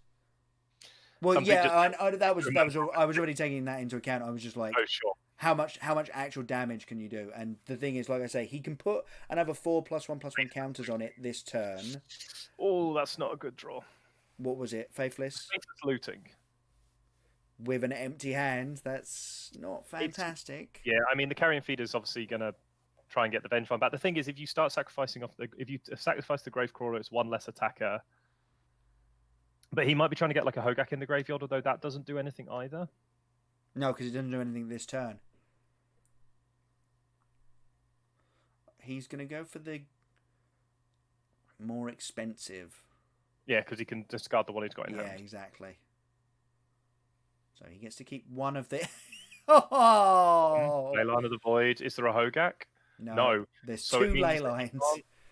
And it means that he can't cast the second creature this turn? Oh, and I think he tapped his mana kind of... I don't know, maybe it's not wrong considering what you were trying to hit, but he can't even cast the second Faithless Looting and hope to hit like another Vengevine or anything like that. Like a Hogak. Or a Hogak. He can't get the Vengevine, but the thing is, he can't get the Vengevines back into play this turn because he cannot cast 2 creature spells. No, of course not. He's going to just pass the turn back.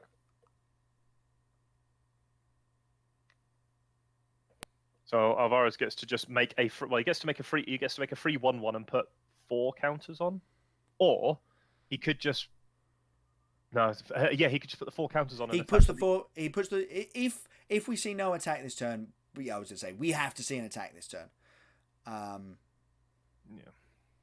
Which is on board lethal. Yep, but what I think we're going to see is the Hangerback Walker. Oh no, that doesn't work. So you fire up the Inkmoth Nexus. You put Inkmoth Nexus in front of one. So basically you keep around your Thopter. Yeah, you need to keep around the Thopter because it's the Thopter plus the Pendelhaven that gives you the ability to do all the things. So yeah, you fire up the Inkmoth Nexus. Which will give you the green mana for the end step to kill him. Yes. Or you can simply put the Hangerback Walker in front of the Carrion Feeder so that it dies.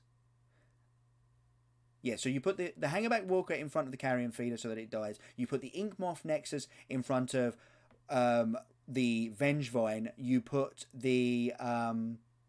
he's just going to pump it, naturalize it, and then use the chump blockers. Which seems like a strange way to do it. Yeah. I don't think necessarily that's the right way to do it. I don't think that this is the best line. No. I don't think this actually kills your opponent. It doesn't. It doesn't, because you're going to have to throw away too many chump blockers now. Yeah. So our line would have been something along the lines of, you put the Hangerback Walker in front of the Carrion Feeder. Well, yeah, in front of the Carrion Feeder, yeah. You put the Inkmoth Nexus in front of the Vengevine.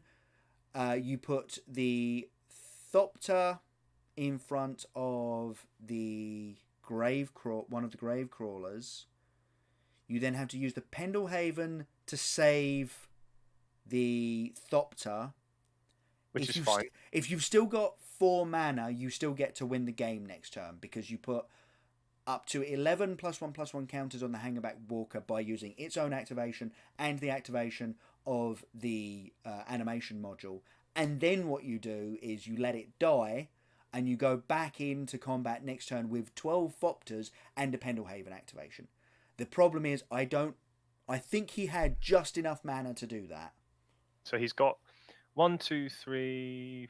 So he's got what? 3, 6, 9, 10, 11, 12 power on the way back. So he's hoping to draw a Walking Ballista. I only count 10 Thopters on the battlefield. It's 12 power. Oh, he's just found an Artbound Worker. Does that do it? I don't know. Can you sacrifice it to anything? No, but you can make some servos. Like you can make a servo and protect yourself. And okay, so it's not lethal. It's not lethal over 1 turn, which is what I think our line would have given you. But I think it is lethal over 2 turns. Yes, because he's going to be able to make the Artbound Worker, which puts a creature in front of the counter, so he makes something off of that. He can then activate the animation module, makes another 1/1 blocker. Yeah, we're going to see an attack here for. I hope it's at least for. Yeah, it looks like it's for 5, but I kind of wish we'd see it for 6. 5 makes it lethal the following turn. Yeah, I suppose. So the Artbound Work has actually been a really good draw. Yes. Because he can also handle Haven one of them, which is an extra point of damage.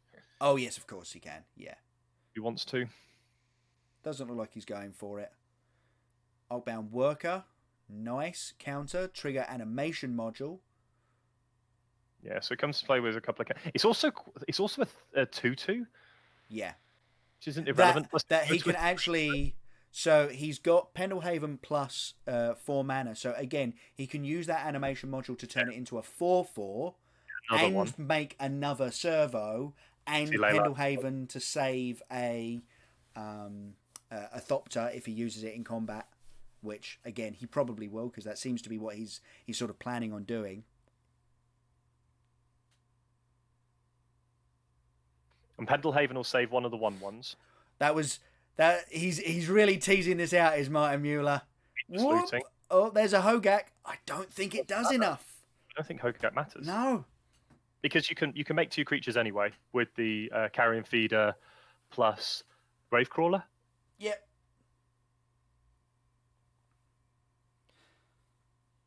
No, I think at 2 life. Fernandez Torres has taken it.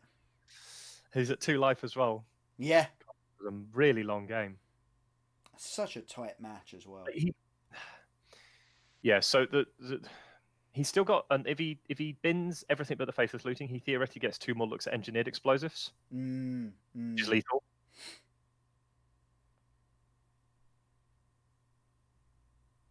Which I think you might have to play for. Yeah, it looks like you might be playing for that actually. Oh, but you can't cast the Faithless Looting and crack it here, can you? No, but you make the EE for 0. Yeah, but so he's got looting in hand. Yeah, if he's got a looting in hand, then he has to bin them all. Yeah, so unfortunately it's not quite enough. If he could cast a Faithless Looting from the graveyard and still have 2 mana, then obviously he'd be able to do it that way. But he just can't. Wow, it looks like Hardened Scales is going to pull this one out. I can't see. Well, he has to send everything in anyway. I think he sacks the 2 of them off. Oh, he's going to make Hogak, which is fine because he still gets. It's just he doesn't have the attackers. Yeah. Yep. I think he's just he just hopes that his opponent messes up. Basically, yeah. That's I think what Martin Mueller is playing for here. It's playing for, attacking with Hezeret with 2 cards in hand, that kind of thing. That's what we're looking for here. We're going to sack that Vengevine. We're going to sack the Gravecrawler that's tapped. We're going to recast the Gravecrawler, and then we're going to get back both Vengevines into play. Obviously, both have haste. And he's being very good about separating into the pile of creatures that can attack and can't attack. At 2, all of these need to be blocked, but that is not a particularly big ask. We're going to activate the animation module, make that a 4/4. Given that there's now a +1/+1 counter going on the battlefield, we're going to see another servo be made. 2 servos are going to get under the bus. The 4/4 is going to get in front of probably the Gravecrawler. Oh, well, yeah. You could just put it in front of the then. Hogak can block, so it's kind of an irrelevant ground attacker. Yep. Like this, and then Pendelhaven to save my Thopter. Yep. Next turn, backward lethal. This is how I'd like to block. Do you have anything to do? Looks at his hand, realizes it's a Faithless Looting.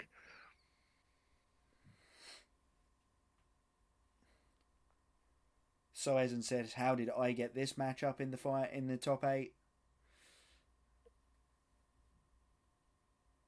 And that's game. Yes. No, I think that's very well worth a cheer. Yeah. That game was really freaking complicated. And that was a best of 5. That was insane. Yeah. Oh, wow. We've had some really good games already this morning. Wow. We've only had one game actually go 3-0. We had 1 4-1, and then we've had 2 3-2. Just so much magic this morning. It's great. Good guy, Hardened Scales Affinity. Yeah, right. No, that's the hero we want to see taking on Hogak. No, absolutely, and great to see some of those plays there. It was really tight. And again, as we've said previously, when we're talking about the plays that we're like, oh, okay, we can see this. we're not sitting in the top 8 field on the main stage on Sunday at the Mythic Championship. Yeah, exactly. It's so much easier for us to do that kind of thing.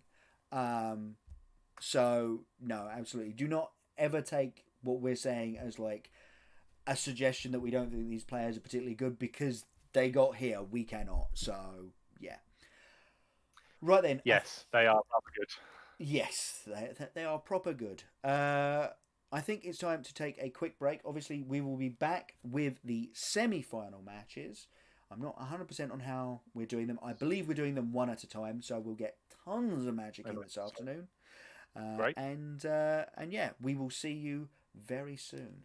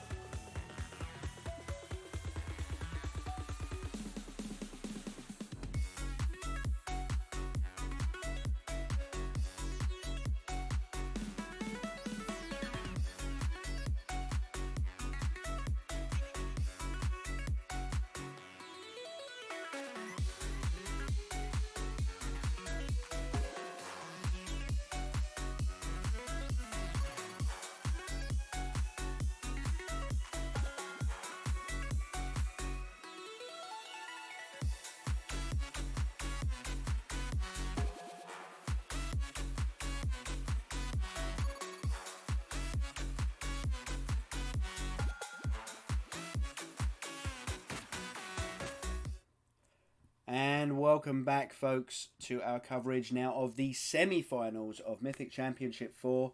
We are just 2 rounds away from crowning a winner for this tournament, so that is rather impressive how these players have got here. We're looking at our final 4. We've got Jiang Zhang on Jund, Forolf Severin on Tron, and they'll be in our first match, I believe.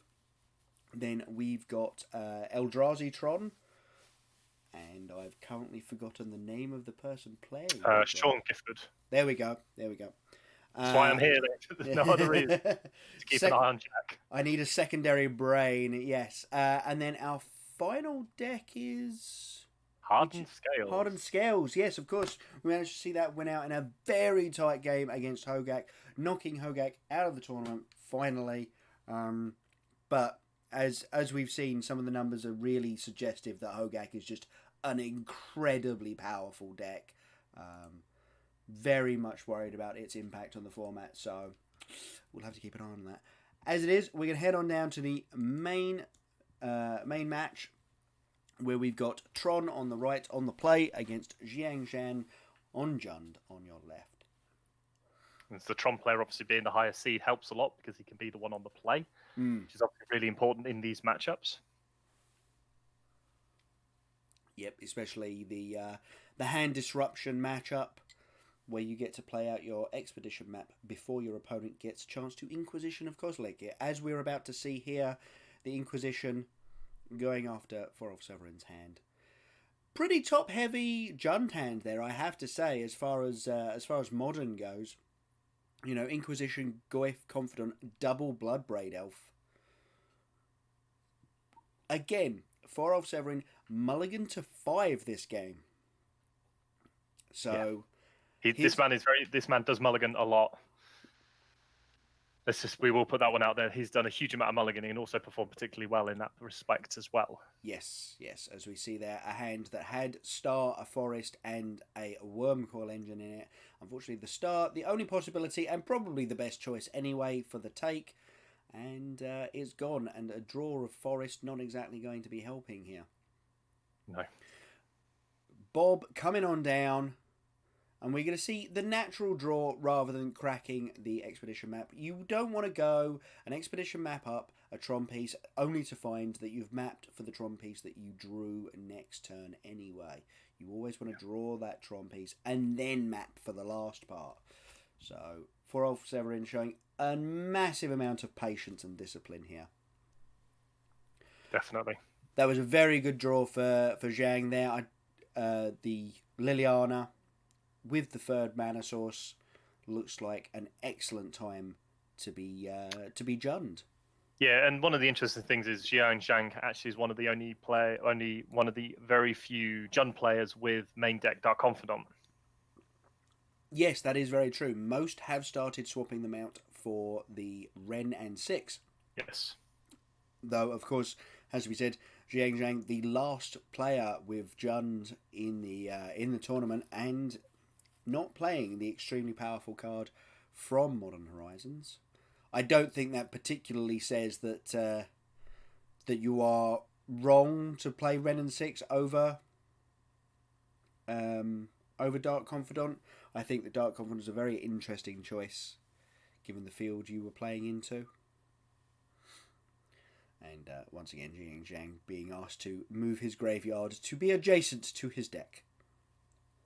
Yeah, that's happened quite a few times in the times he's been on camera. He's been asked quite a lot because he has this habit of moving it off to the other side of the field to his graveyard completely, which obviously makes it maybe easier for him because that's the way he learns to play. But obviously one of the rules on camera is it must be in that position perpendicular to your deck. And obviously a second Tron piece here, which is good. And there is a payoff in hand, except it's going to disappear in a minute. Yes, this is the... The thing is, Thorolf will now actually have access to all of his Tron lands, so any top deck now is going to be relevant.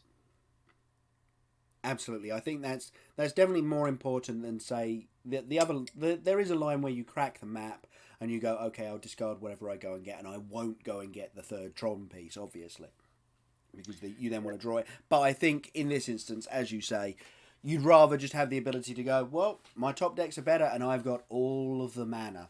I'm just going to check Jiang Zhang's deck list, but I do not believe he has any mainboard ways of breaking up Tron once it's on the battlefield. You may have some number of Assassin's Trophies, but what we're going to see here is we're going to see the first of his 2 Bloodbraid Elves enter the battlefield as the Ugin disappeared to the Liliana Plus with Zhang discarding a Inquisition of Kozilek to himself a little bit late.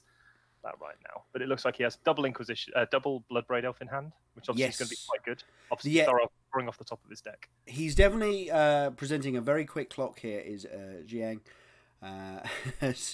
Yep, bolt you.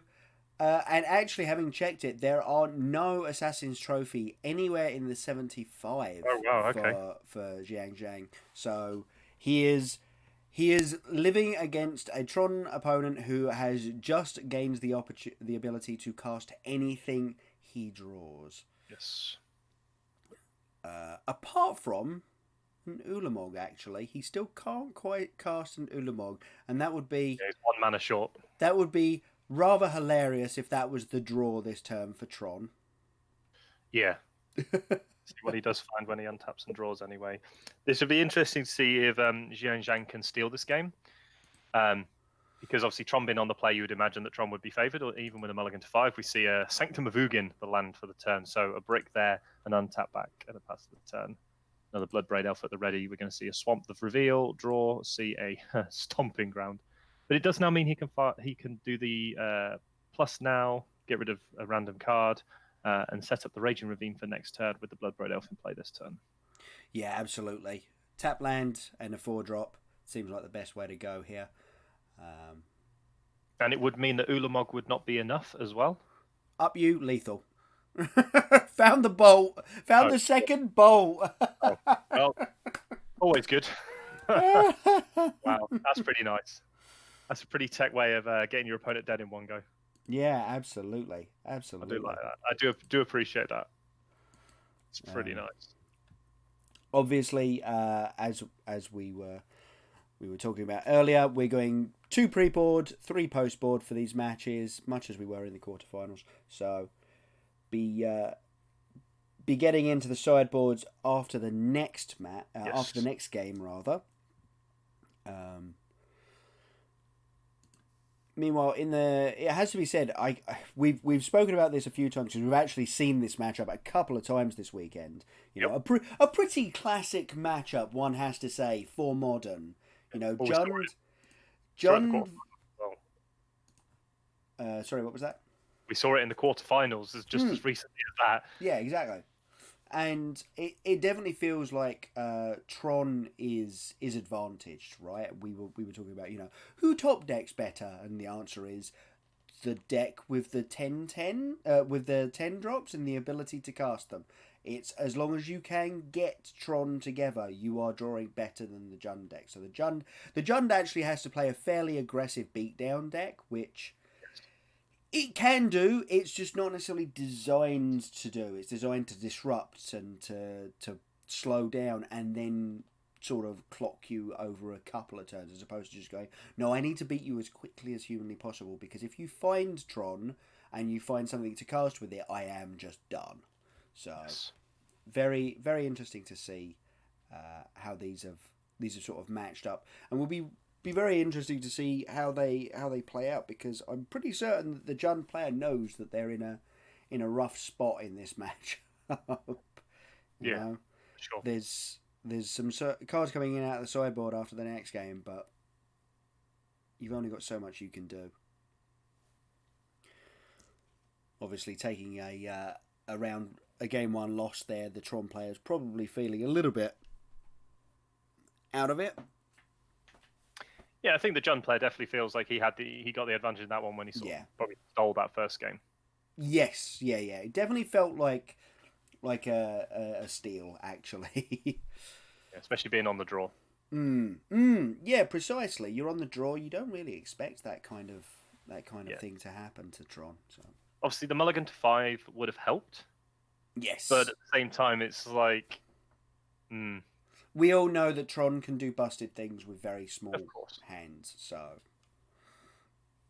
we're relatively happy for the mulligan to 5. And as we say, Forov in particular has been mulliganing very aggressively in this tournament and has been doing extremely well with it. So, yeah, you know, let's be frank, he's mulliganed a lot and done very well with it. Yeah. Right, and let's head back on down to the feature match area as we see them presenting their decks for game number 2.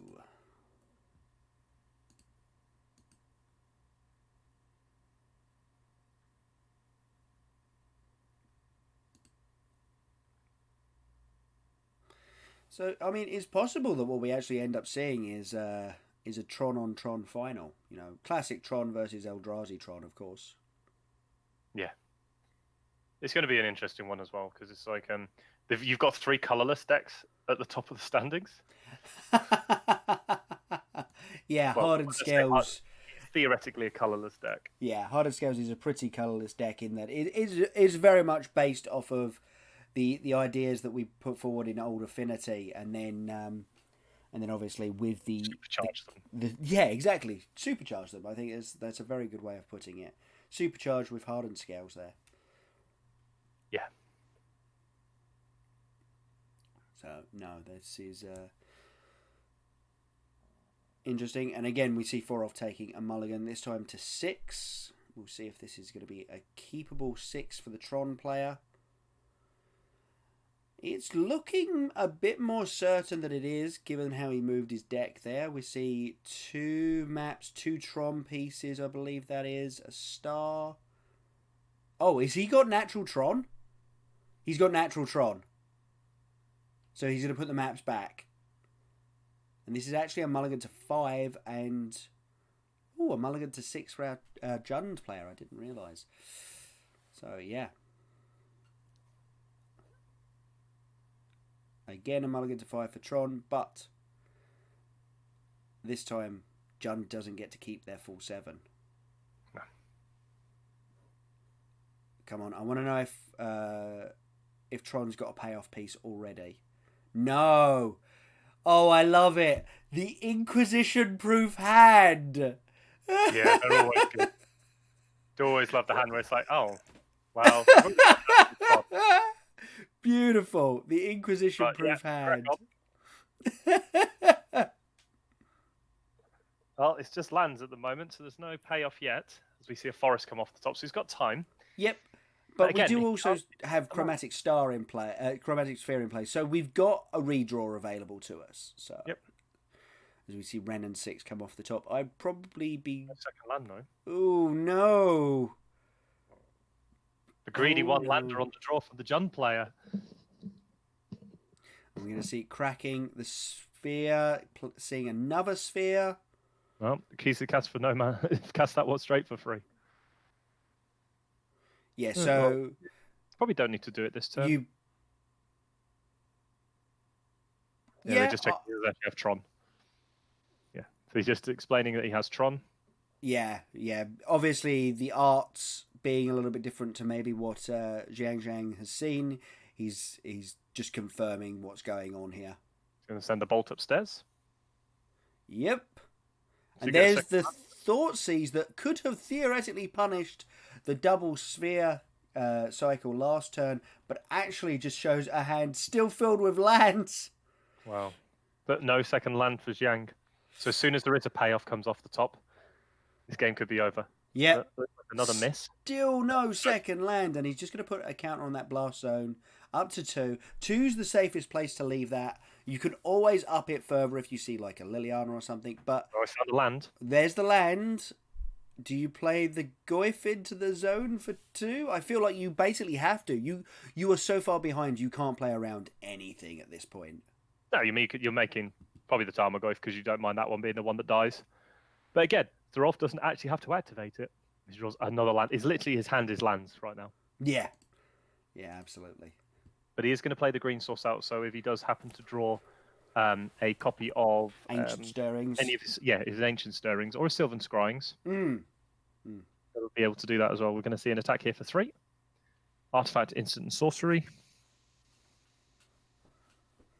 And we're going to see probably Dark Confident follow-up. No, it looks like Ren and 6. Yeah, Interesting. it does another damage. Yep, ping. Send that Gotcha. upstairs. Because he can't get the land back, and he's going to he's asking throw off how threatening is this board. There's a relic of progenitors. Yeah, that's a really good draw, that relic. Shrinks the Goyf and also cycles. Into an Ancient Stirrings. Oh, into everything! Oh my goodness. Yep. Well, Ugin -2? I think Ugin's what you take here. Yeah, gotta be, right? And you can indeed cast it this turn. Yeah, and Ugin closes the game really quickly as well. That's the other thing to bear in mind. Ugin closes the game really quickly. Yes. He just shoots you as well. He domes you for 3 afterwards as well. Or he can kill any follow-up creature because there's going to be nothing there's going to be a sorcery in the graveyard. Yeah. So if you play another Tarmogoyf, the Tarmogoyf will die to the Ugin. And so does literally everything else that Xianzhang could play on 3. I appreciate why you might take the Khan. I just think that it's too. If you take the Ugin, the game probably just ends a lot faster. Yes.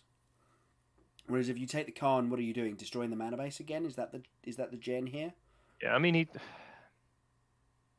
he might take the Khan because obviously he can always blow up the creatures eventually with the blast zone. He's got a land, which means he can blast zone as well. Yeah, there we go. Okay, yep. So 8 mana there. Blow the land up. Blow the land up. Blow the world up. Yeah, it looks like he's going to pop the blast zone. Float the extra mana, pop the blast zone. Blast zone on 2. Destroy both your planeswalker and your creature. Whew. No land. We've got another Inquisition that's going to see a hand still filled with lands. Yes, Thorolf has been top decking his relevant spells. Yes, exactly. Oh. Yeah, and there we go. Xianzhang's seen enough. He's like, no, okay, right. Let's go to sideboards because I cannot win this. So, sideboards. Let's have a little look, shall we, at what these players could be bringing in. On the Jund side, we've got 3 Nihil Spellbomb, 1 Ancient Grudge, 2 Collective Brutality, 1 Collector Oof, 3 Fulminator Mage, 3 Plague Engineer, and 2 Leyline of the Void. Ancient Grudge, Collector Oof, Fulminator Mage? Yep, that's what I'd be bringing in pretty much. You're looking for interactions with what the Tron deck's trying to do. The Tron deck base does resolve around its mana base in those early games. Does have to bear in mind he still has to win the game, so he can't be taking out too many of his threats, as we saw when David Mines played against Tron in the quarterfinals. He had a great starting game in the final game and just didn't do anything. Yeah, so we also see the Tron sideboard on screen right now. What we've got is 2 Nature's Claim, 1 Veil of Summer, 1 Spatial Contortion, 1 Warping Whale, 2 Dismember, 4 Leyline of the Void, 3 Thragtusk, and 1 Emrakul the Promised End. The Thragtusk feels like auto includes maybe Veil of Summer to sort of counter hand attack. Yep, and the Promised End. And Emrakul the Promised End, yes. Just as a way of putting a big threat on the battlefield, even relatively cheaply, even if you haven't quite found Tron. So, yes, and that's the thing. That's the thing. You just want to be doing things that are more powerful than what your opponent's doing, because they are going to get to the stage of top decking, and that's when Emrakul can be really good. Yeah, and here we see the Jund sideboard as well. So, but we've already gone through that. The Grudge and the Oof are kind of interesting, but I feel like you've got enough dead cards in your deck that you're going to need to bring them in. And Fulminator Mages obviously feel like just auto plays against the Tron deck.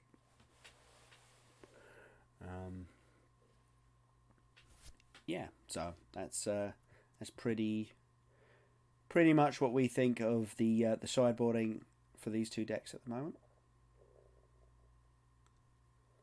I think that you're probably looking at just more what you take out in terms of just your bad spells. So you're looking at your Fatal Pushes, etc. Those cards that don't really interact with what the Tron deck's trying to do, and then you're trying to just, as you say, bring in these more efficient spells. Yeah, so we've identified 5 ins. So 2 Fatal Pushes come out, 1 Abrupt Decay comes out. Yeah, that's come out as well. Ren and 6. It's fine. I'm not a massive fan of Ren and 6 in this matchup. The more I've seen it, it just feels like you're trying a value engine that may not do anything. Yeah, exactly. That's kind of my point. So I think you can take out some number of them. Yeah, maybe because this deck is only playing 3 main board. Maybe you only take out 1, and then you've got to find 1 more cut. Maybe I don't know, maybe Seasoned Pyromancer or something. Yeah, that might come out because this is the match where Dark Confidant is better than Ren and 6 because it Yes. attacks. Yeah, exactly. Because it turns sideways relevantly. Yes, absolutely. So that's what we've got going on for the sideboards. How about Tron? Like, what's Tron's bad cards even? So we've identified that we're bringing in 5 cards from Tron as well. I don't even know what's bad in their deck though. You may take out all this dust. Yeah. Because it's expensive. Yeah. And their plan is to keep you off of Tron. And realistically, they're going to have 1, maybe 2 threats on the battlefield most of the time. Yes. So yeah, the Wormcoil engines seem amazing. The Walking Ballistas have to stay in because of the Dark Confidants. Obviously, if this deck was only if the Jump player was only playing Ren and 6, we would be we'd be taking out those Walking Ballistas. But they've got to stay in. So a lot of the deck it's very hard to fiddle with because the numbers have been so tuned. Right, that's kind of the problem. And that's the thing is it is that whole thing. Everyone's playing to a stage now where everyone knows what the decks are and what the standard of the deck should be. So innovation is more of it can be a little bit of a challenge. Yeah, absolutely.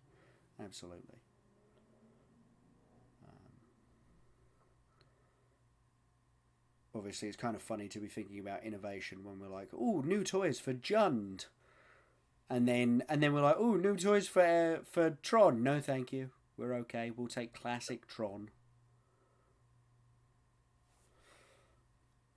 As we see these players looking at their sideboarded opening hands.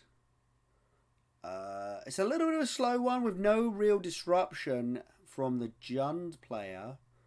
But I don't know I don't know if you'd send that back. I'm not a Jund player. So I feel like maybe I would send it back. That's 2 of the same Tron pieces, I believe. Yeah, there we go. Yeah, 2 power plants. And not many other ways of finding stuff. Looks like it is a keep from the Jund player. So it looked like a Lightning Bolt, Tarmogoyf, Bloodbraid Elf, and a Maelstrom Pulse, and 3 lands of the relevant colours to cast everything. Yep. So that's gonna be. It's a solid hand, but you've got no turn 1 disruption, and you are back on the play. You kind of wanted to use that to see if your opponent, mulls to 5, keeps a hand with Tron piece, Forest, and map, or double Tron piece, map, or something like that. You want to take away their ability to go and find it. Yeah. That does feel like, I don't know, maybe with you being on the play, you would actually take the mulligan there and just go for a slightly better hand. This hand doesn't look amazing, but at the same time, we've got an Ancient Stirrings to help sort things out, and I think we've got a couple of Sylvan Scryings in there, so we're keeping on 6, and we've sent to the bottom there. And a Raging Ravine from the Jund player is our first play of the game. And here it is. It's Tron piece map. It's what you want. It's exactly what you want. As a Tron player, you're sitting there going, yeah, that's the sort of opener that I always want to have.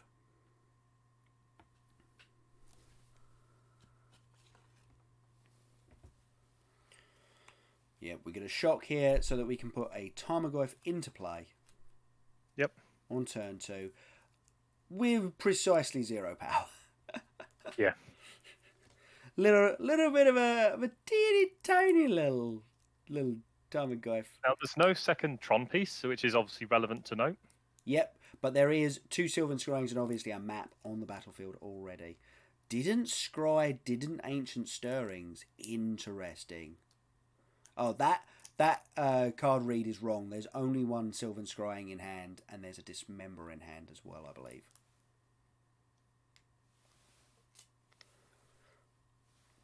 Because the hand cam didn't have the Dismember, and I've definitely seen that in there. Agreed.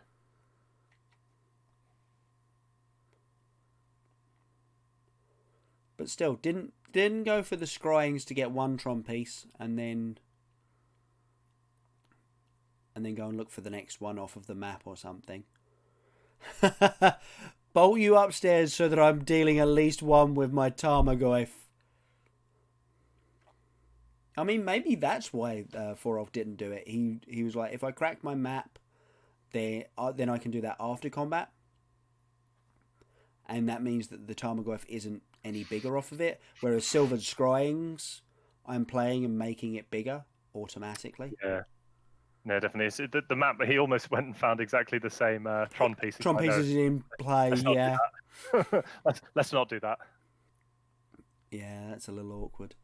But obviously he's now got the second Tron piece, which is important.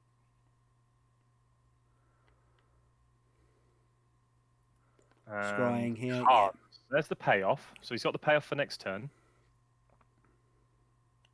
And there's the tower into hand. He's got all 3 Tron pieces in hand. Again, Jiang Zhang's hand not very disruptive here. No Thoughtseize, no Inquisition of Kozilek, and no way of disrupting the lands either. No Fulminator Mages. So he's really far behind the ball on this one. And we're going to see another bolt upstairs, so that this turn we can hit a land and BBE and just get to work. This is the plan here, right? We're looking for land off the top. Nice, hit it. Oh no, it's a Blackleaf Cliffs. It comes into play tabbed. Temple of Tilt. Yep. That's unfortunate.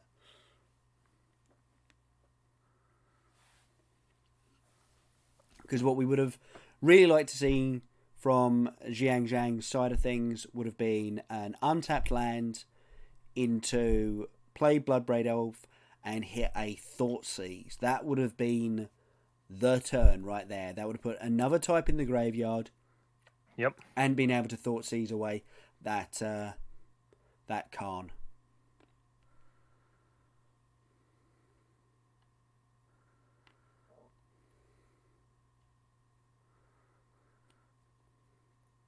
For off there, taking 4 for the pleasure of dismembering this Goyf while it's still small enough to be dismembered.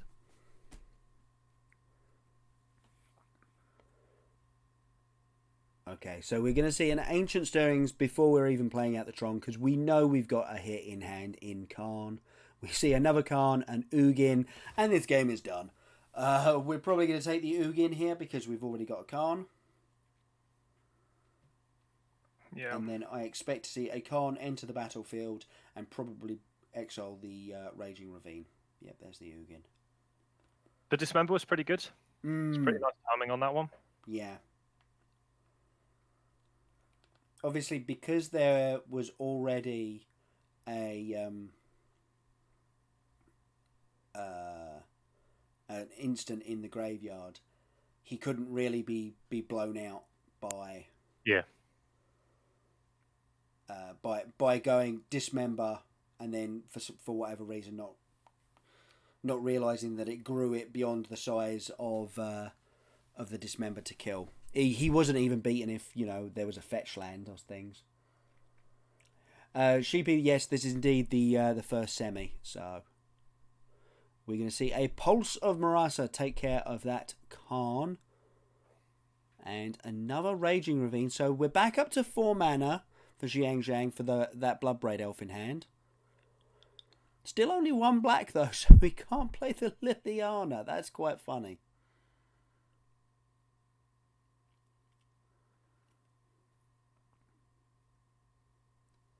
What's the line here? What is the line here? I think we might Sylvan Scrying for another tower and then play Eugene. And just Ugin's pretty much game over in this position on this game. Yeah. That's what. The thing is with Ugin, it's, as we say, it A, removes the problematic permanents, but it also just bolts them every turn. Yep. And it ultimates really quickly. Plus, it's very hard for Jund to interact with a Planeswalker, as we've always seen. Especially with this current build that Jiang Zhang's playing with no copies of Assassin's Trophy. Yeah, so we actually had the second tower in hand already, so we're not going to see that, and we're going to see an expedition map. So my line was a little bit off, but that was because I didn't realise that we also had a map and a tower already in hand. Yes. We picked up a Seasoned Pyromancer that apparently didn't come out of the deck.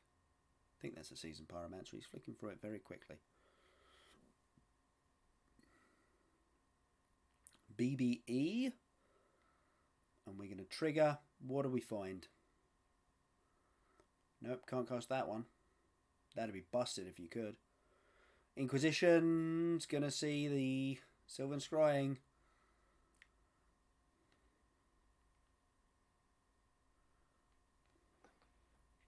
I think you go face with this. 4 elves at 9.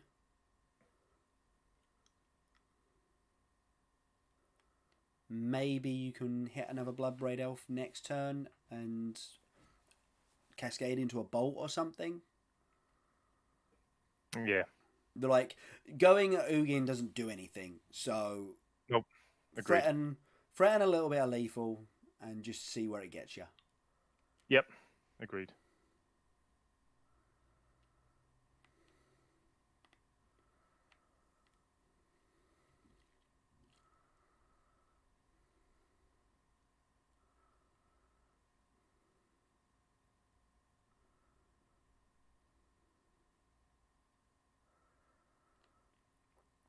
Farov clearly deciding what he's going to go and get with his expedition map. I imagine it's going to be a Sanctum of Ugin. Yeah, I think Sanctum's just like, again, Sanctum gives you another big spell, and obviously you can go get the Ulamog because you've got so much mana in play. If you don't already have.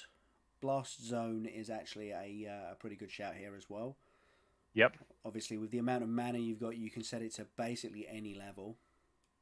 Yes, agreed.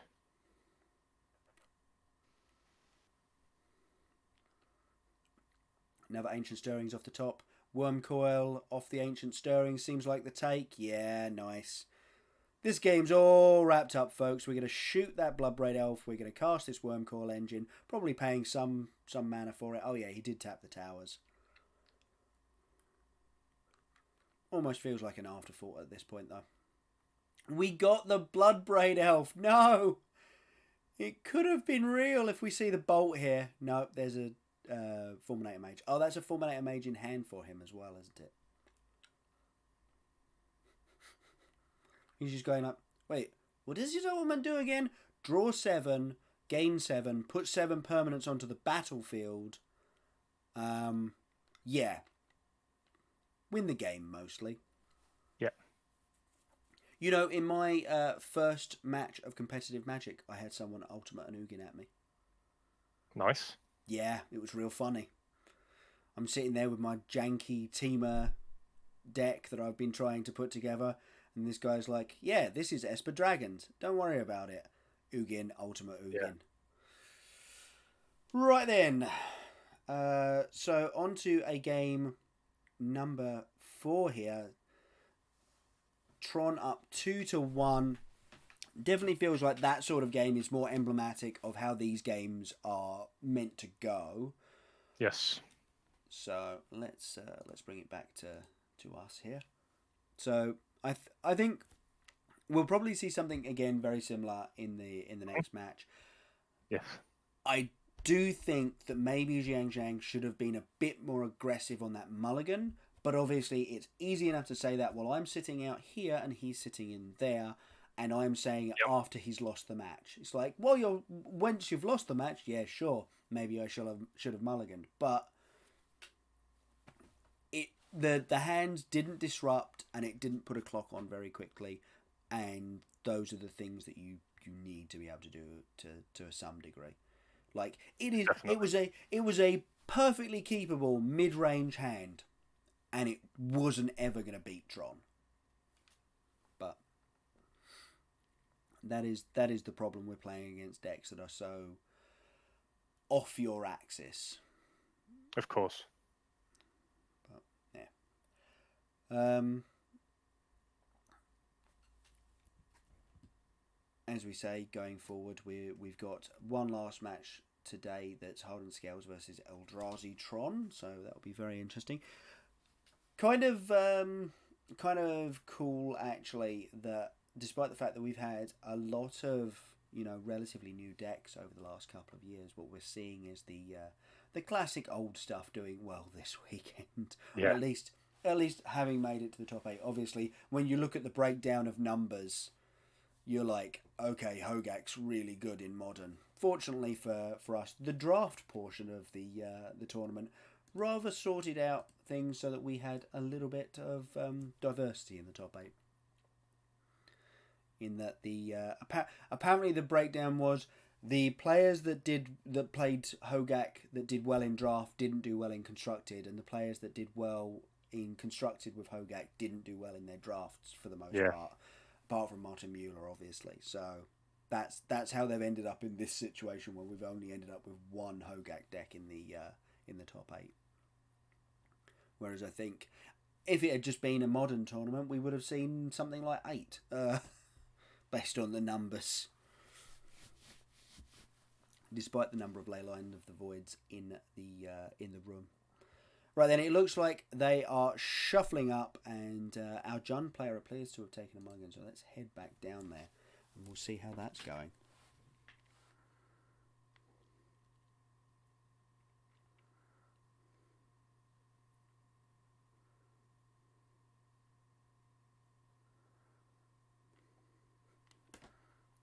I was about to say, no wait, I saw him count out 7 cards there. Clearly he didn't take a mulligan. Yes, he did. This is how London Mulligan works. Looks like just one going back. So maybe a full 7 for Tron here. That's got to be scary.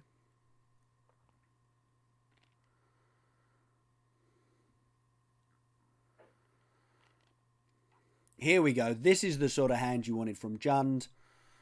Yep. Definitely. Shockland into Inquisition of Kozilek.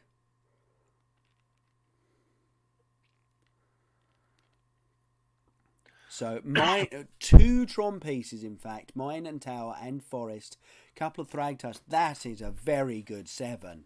Yep, it's excellent against Jund. It just is very resilient, redundant. It's what it is. You probably end up taking the Chromatic Star.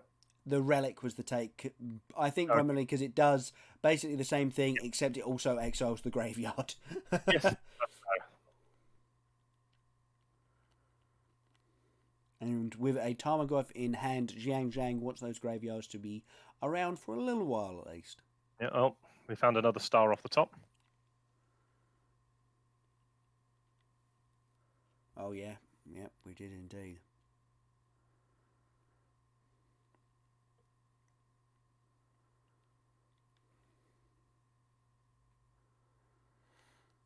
Here we go. Turn 2 Goyf. Let's get our clock going, shall we? Yeah. It's just a solid, the main reason it's so solid is like you say, it's the individual interaction that then just goes, well, I don't really care what you're doing.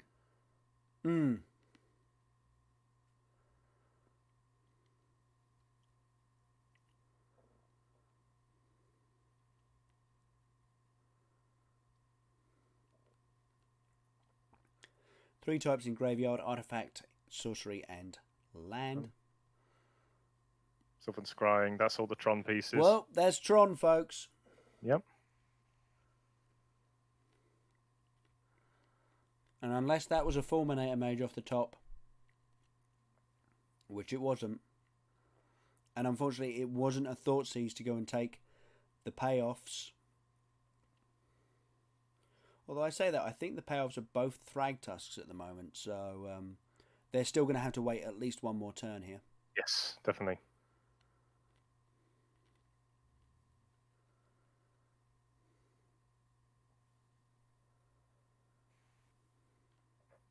Oh, my leg. Yep, double Thragtusk, and that is it.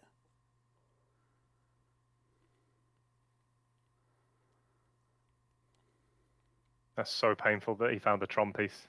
Yeah, he found the Silvered Scrying to get the Tron piece, and it was either the draw for last turn or it was off that star. So, ouch.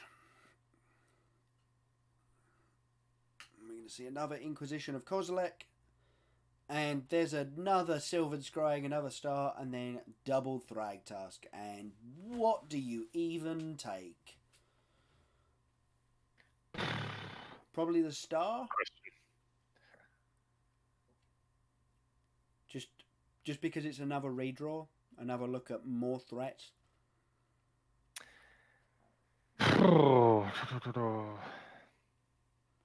It's hard because he doesn't play Thragtusk next turn. I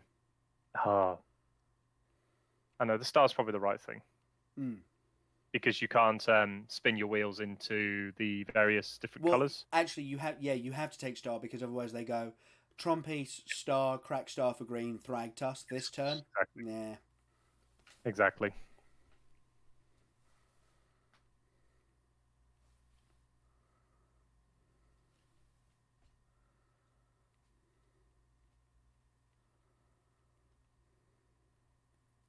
The Ancient Stones off the top here. Probably not necessarily all that important, but still a nice redraw. Yes, definitely. Oh, actually, it allows... Yeah, because he was forced to play the Forest this turn anyway. Well, you obviously can find things like Wormcoil Engine, which was the hit. You can't actually play it this turn. I was like, wait a minute, we can have Tron this turn, but we still can't have Tron and green, so... Wormcoil was probably going to be the take here, just because it's basically another form of Thragtusk. Very sticky, very hard to remove. Big beaters that have also gained you any life that you happen to have lost in the intervening agreed. time.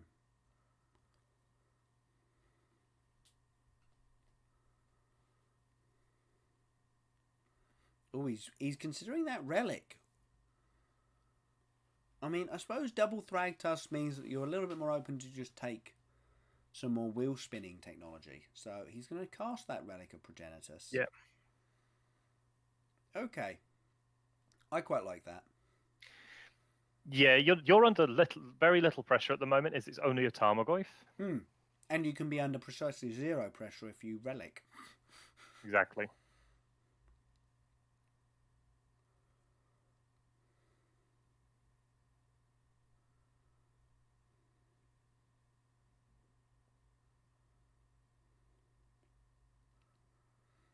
We're going to see a Fetch and probably a Bloodbraid Elf here from Jund. Trying desperately to change the idea that Tron is under no pressure.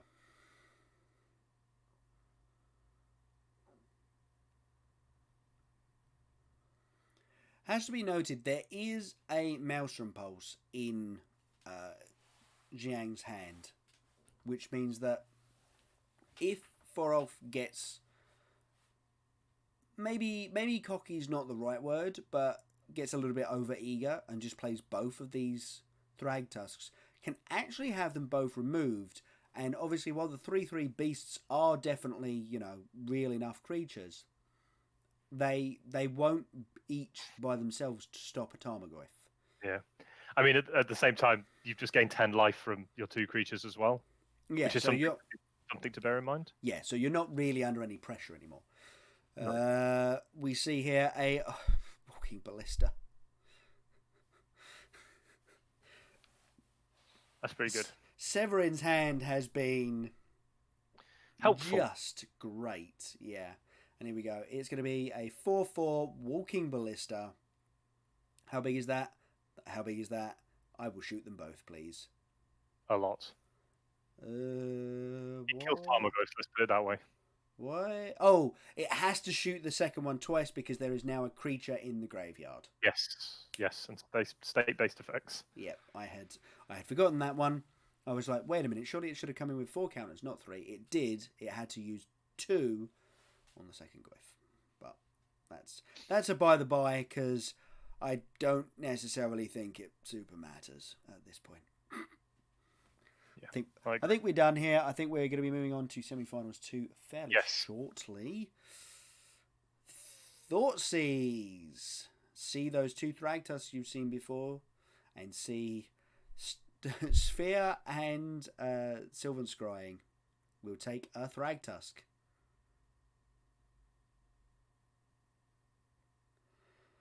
And we will eat a Maelstrom Pulse on the Walking Ballista. Interesting. Shoot you in response, sure. That's weird. Could have made it a 3/3 last turn. Yeah, it wasn't. I suppose it kills your BBE, but I don't think that matters. No, not when the follow-up is a Thragtusk. Yeah. I think I would have rather had my opponent pump some mana into a Walking Ballista and kill my Bloodbraid Elf than play a Thragtusk here. Yeah, I think it's... Thragtusk is such a beating, though, for the deck. Yeah, absolutely. That's kind of what I mean. It's like Walking Ballista you would prefer to see over a Thragtusk in this position. Yeah, Not for sure. always, but in this position. Yeah, definitely.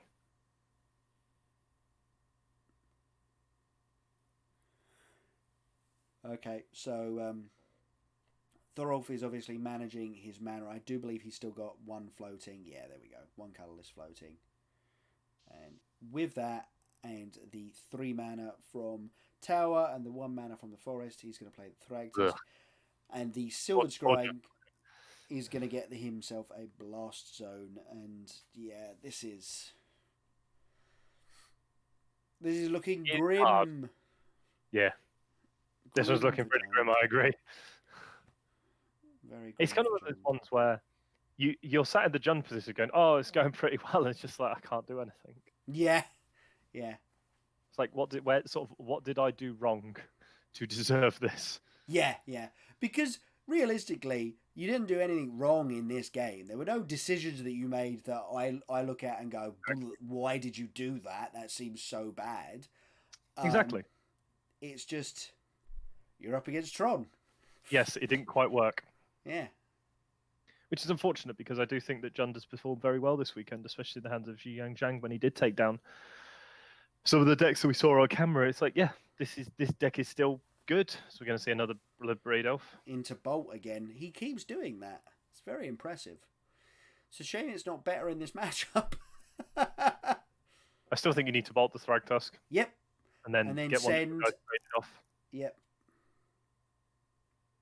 Yeah, I guess one traded. Take 3 down to 13. Oh, Ancient Stirrings off the top. What is this game? Into a Karn. Into a Karn. Well, it was nice while it lasted. It was a lovely game while it was going on, but now it's kind of like, I'll just take the Calm Father and feel pretty good about this. Feel pretty good about life. He's going to crack the expedition map. Go and get the. How much mana would he have? Yeah. 1, 2, 3, 4, 5, Plenty. 6. Yes, you get the Sanctum 7. Go get the Ulamog as the backup plan. Yeah, no, so good. Getting the Wormcoil engine. Actually. Okay, well, that's also fair. I suppose Wormcoil's better against the Liliana. Yes, actually, that's a fair comment. Although you could take him off his 2 black sources for the Liliana, so I think Ulamog would have been fine. So, what does Khan target? He's obviously going to mine. I imagine he minuses on the BBE. Yeah, surely. I'll be honest with you, it does feel very much like the Tron player could start making random choices at this point, and as long as they were making some level of plays, you'd probably be fine. Yeah. Yes, he's going to exile away the Bloodbraid Elf, and that's the turn. I think we're going to see this peatland be cracked here. Go looking for anything. Not that I think there is anything that you could particularly find, but... Actually, we might just see the Goif be played and then a hold onto the crack of peatland and let the Karn tick up on an empty hand. Yep. That's an option. Obviously, the problem is the Wormcoil engine that's coming. Yep, and you know it's coming. Oh, yes. You've seen it. Oh, we're cracking the peatland now. We're going digging. We found a Wren and 6. We can Wren and 6 back a land. Wren and 6 back the peatland as an option. I don't think it's a good option, but you might have to be forced into it. Wren and 6 into play. I don't think it's a terrible option. No, I agree. It just feels like you're kind of spinning your wheels. Well, you are. You absolutely are. 9 plus take the Tarmogoyf. Well, I'm quite a legend. It's still the ability to increase the blast zone there. Yes. Which I think you do to. And we're done, and that's it. That is it. Tron is taking it all the way to the finals, beating out Zhang Jiang on Jund. Yeah. Congratulations, obviously, to Thorol Severin. I must say, if you're Thorol Severin and you've just seen your quarterfinal was Jund and your semi-final was Jund, excuse me, you must have been rubbing your hands going, well, we've got a good chance of making the finals, guys. Yeah, exactly. He will be joined by either Hardened Scales or Eldrazi Tron. So, again, we could be seeing a Tron mirror in the finals. But I will ask you, before we take a quick break here, what are you thinking of that matchup at the moment? Still think it's Tron favoured eventually. Yeah. We have seen, obviously, Tron lose that match. We saw Severin lose it on camera. But just the more and more you watch of it, the more and more I think, no, this does favour Tron. Yeah. Over Eldrazi Tron. Yep, fair enough. I think Eldrazi Tron is an interesting one for the actual Tron deck to play against. Because it's one of those ones where you're just like, well, they're quite quick as well, and they have interaction that a lot of your interaction doesn't work with. Like you can't Ugin their board, for example.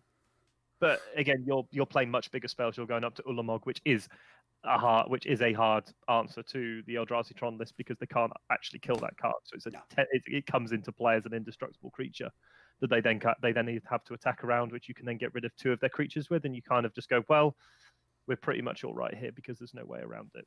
Khan is average at this point because obviously you can hit one thing, but they have reality smashes. So it's one of those ones where you theoretically would prefer to be the Tron player, but Eldrazi Tron definitely is definitely a good shout in it as well. Yep, absolutely. I think Hardened Scales Affinity is one of those ones that if the Tron player isn't fast enough, we'll probably just run over the Tron deck. Yeah, I think realistically, the Severin here is looking for Eldrazi Tron to win the next one.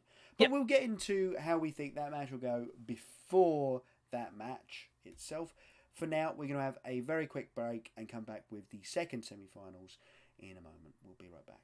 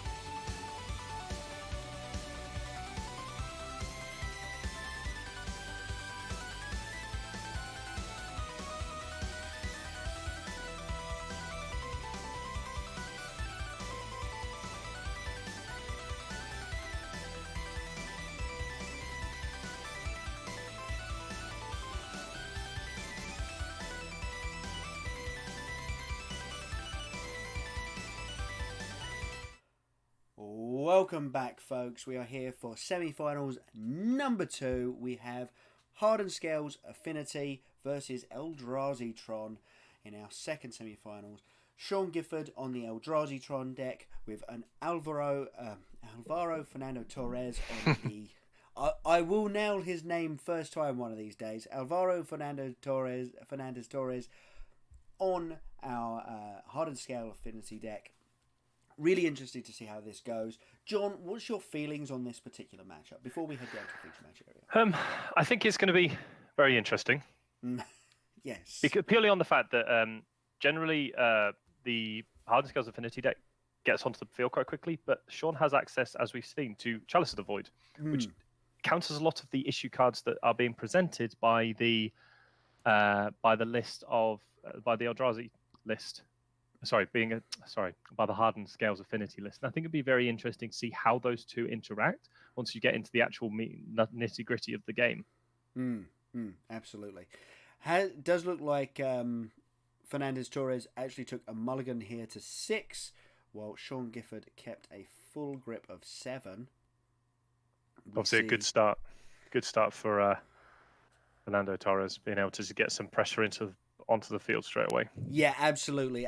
Just got to get some creatures on the battlefield, right? Just get something down. Yes, definitely. And we see here the 2 Arcbound workers. Oh wow! Yeah, that's a lot of Arcbound workers. That's a lot of work being put in by them Arcbound workers, right? Would have been nice if there'd been a Hardened Scales, but can't have everything. No, absolutely. Looks like we're going to see a Dismember on the first one with the second one on the stack, just so that we can't get any value out of that modular ability. But never mind, we've got 3 Arcbound workers. Just kidding. So Sean Gifford actually ends up taking effectively 5 damage off of that first Arcbound worker, which, yeah, I'll pay 1 mana for a Lava Axe. That seems decent. Yeah, you could definitely be finding worse draws at that point. Right. But it does very much look like our Eldrazi Tron player is going to be looking at something approaching Tron, as we see Ancient Stirrings into Arcbound Ravager this time, which obviously has a lot of nice synergies with those Arcbound workers.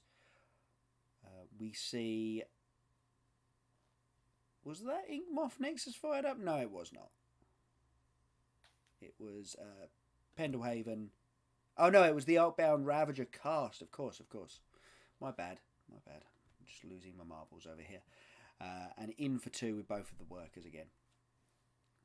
This is the kind of interesting thing about the Hardened Scales deck. Things like Ugin don't actually wipe the board a lot of the time, so you need your Oblivion Stones.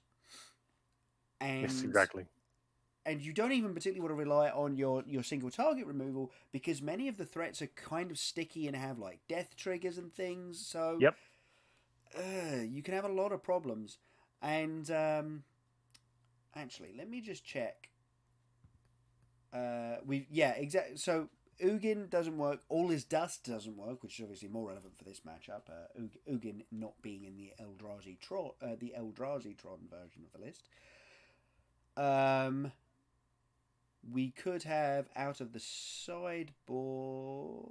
No, there is no way. Wow, no, I've got to give this one to Hardened Scales. There's just so few ways that the Eldrazi Tron actually deals with any of the threats that Hardened Scales puts on the battlefield. That can be a problem for this matchup, yes. You know, obviously, you've got cards like Walking Ballista, but as I say, your single target removal feels a little bit lackluster. And here we see a Walking Ballista with 1 counter on it. And we're going to see it shoot something, and that something almost certainly get eaten by the Arcbound Ravager. Yeah, I was going to say, actually, I think what we might be doing is leaving that Walking Ballista to just block the Ravager. Oh, we've got land number 4 and Hangerback Walker. Wow. That's going to force the issue here. That's huge, that is. With the Ravager on the field, yep, that's a really good pickup. That is a very powerful card to have alongside Outbound Ravager. Of course, as we have been saying since the start of this game, all of this would have been supercharged by the Hardened Scales if that had been on the battlefield. As it is, I still feel like Alvaro Fernandez Torres is in a relatively good spot, actually. You know, he's in a fairly commanding position on this battlefield. Do we know what else is in Sean Gifford's hand? I haven't been looking for it. No, he's kept it face down at that table particularly well. We're gonna see the swing here.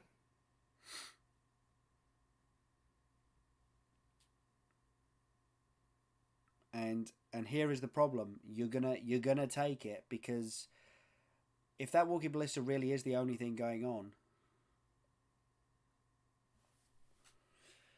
you can't. Yeah, you actually can't use it to block. It's wow, this is really tough. So we see Chalice of the Void. Oh, here we go. Perfect. Khan the Great Creator, Reality Smasher, Chalice of the Void, Eldrazi Temple. So we've got a Khan the Great Creator, so we can go and start getting stuff out of the sideboard, and that's possibly why this Walking Ballista is still on the battlefield and still alive, because we can go and get Basilisk Collar, which means that we could stick that on the Walking Ballista and shoot this Arcbound Ravager and just completely shut it down. Yes.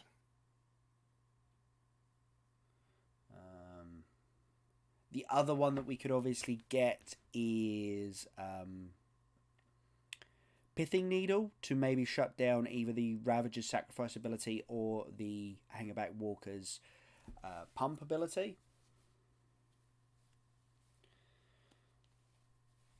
The problem here, of course, is the plan of going and getting the either liquid metal coating or the mycosynth lattice is that you don't actually gain anything from it, because all of your opponent's creatures that are on the battlefield still attack. You know, it's not like you're gaining. Okay, it looks like in response to Khan the Great Creator, we're going to see a sacrifice to Arcbound Ravager of the Arcbound Worker, with the modular from the Arcbound Worker putting a +1/+1 counter on the Hangerback Walker.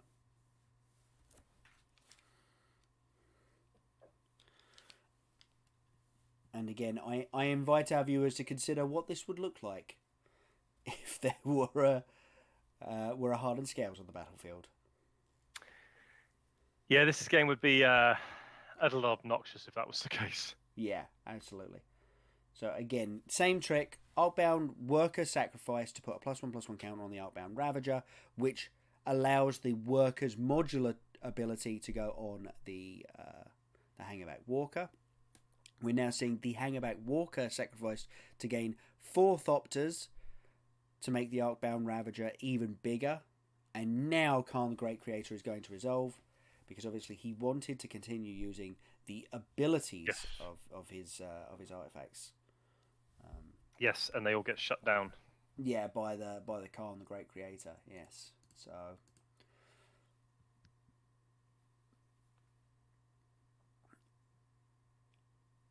I do think here with 4 mana left available, going and getting the Basilisk Collar is probably a pretty good plan, especially considering next turn you can go and get yourself another Walking Ballista out of the sideboard and make another big Ballista as the Tron deck.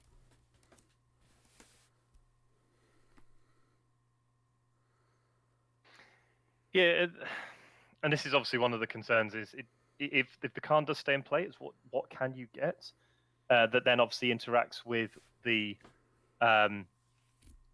Walking Ballista. Obviously, the Basilisk Collar is a great way of doing that, because it allows you, with the mana left, to pump the Ballista with Death Touch and Lifelink, and then just start gunning down everything that you don't want your opponent to have anymore. Yep. Yeah, absolutely. as we said, the other choice there that it looked like Sean Gifford was considering was the Ensnaring Bridge, and it would stop the Arcbound Ravager from attacking, but obviously the Thopters would still be able to attack probably for a little while now, considering there's a land stuck in hand, as well as a Reality Smasher and 2 Chalice of the Voids, and obviously once you have got the Ensnaring Bridge, your Reality Smasher is rather shut down as well.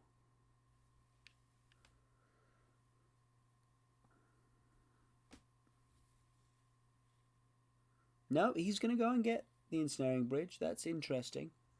It's very interesting. Obviously, he still cast it this turn.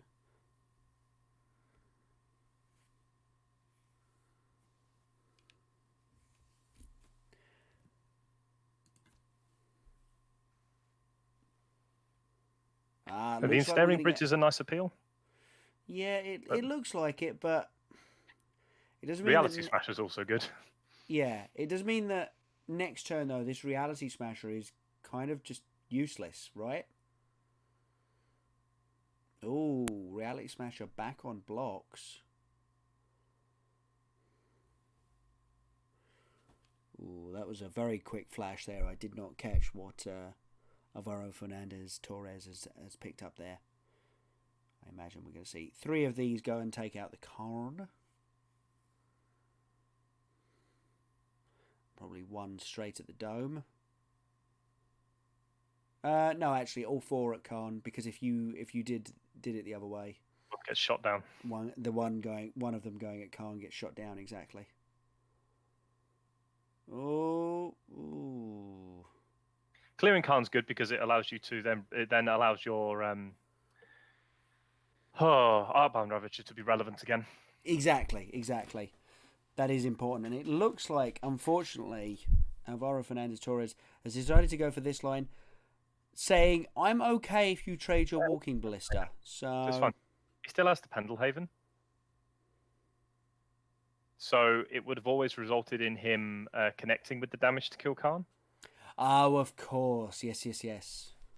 And in fact, yeah, it looked like an unsafe attack, but as you say, the Pendelhaven protects all of those 1/1s from the Walking Ballista at the moment. Exactly. As we see an Ancient Stirrings and potentially another Walking Ballista in the near future. Yeah, there we go.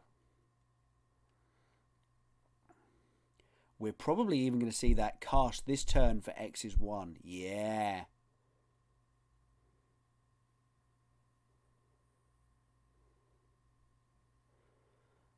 Oh, he's got it. He's got lethal here. There's lethal right here on the table, because you sacrifice all of the Thopters to the Arcbound Ravager, then you sacrifice the Arcbound Ravager to itself, and you put all of the counters on the Walking Ballista, and then you shoot Sean Gifford. Yes. And you can, in fact, Pendelhaven at any point to protect your Walking Ballista from your opponent's Walking Ballista. Yep. Now, no, actually, no, there is a problem with that. Because... Yeah, in response, he shoots the ballista. Yeah, exactly. So we go and we put another 4 counters on here. We put 4 counters on... We have that trigger on the stack. Now we go to shoot it. Then we... Oh, no, because he can Pendelhaven in response. Now he can Pendelhaven. Yeah, but... the Pendelhaven... Pendelhaven response. Yeah. What he should have done is let the counters go on, and then you shoot the Walking Ballista. Because it actually only gets to throw 8 counters at the opponent. Yep. In this case, Sean Gifford. Coming back to the room here. We get to throw 8 counters at Sean Gifford's, and then the Pendelhaven won't work to protect it from the shot from the Walking Ballista at any point in that cycle. So there was a way out of that for Sean Gifford. Sorry. I'll get that name right eventually as well. But yeah, okay. And again, as we say, we've on the 2 pre-board. 3 post-board sort of matches here. Yes. And so we'll be doing the sideboards soon as we go into the next game, as that's when they're going to be looking at their sideboards. I kind of feel like that was very much, though, sort of how this game plays out. You know, the Eldrazi Tron takes a couple of turns to try and set up, whereas what we see from Hardened Scales Affinity is a very quick shot and a very quick on-the-board aggressive stance. And even things like Reality Smasher just look pretty pathetic in the face of it in the end when you've got, you know, Walking it was Blisters just for 9. Yeah, it was the sheer volume of the interactions that he was able to assemble. Yeah, exactly. Was pretty impressive. Yeah, I will say, obviously, I'm pretty certain that the Hardened Scales Affinity player is probably relatively happy to have not had to have faced Jund, either of the 2 Jund decks in this top 8. Yes, definitely. Because obviously Jund, as we've said earlier, is the exact sort of deck that enjoys breaking up these synergies, these combos. So, would have been a much different game round 1 against Jund today. Yes, definitely. With that though, like, what do you think the Eldrazi Tron player could have done differently? Was, you know, those challenge was stuck in hand? Was there a time to cast them and try and maybe catch something out, or was it just over so quickly that there was nothing you could do? It might have just been that it was over too quickly. There was nothing really that they could have done. Yep. Yeah. That's also a thing that's legitimate in that. It's a strange one because it's one of those ones where you want to be in a position where you can do the damage to your opponent and get this job done, but unfortunately, they just didn't quite have enough. Yeah, absolutely. Right, let's head on back down to the feature match area. Yes. As it appears that Eldrazi Tron is taking a bit of a mulligan here.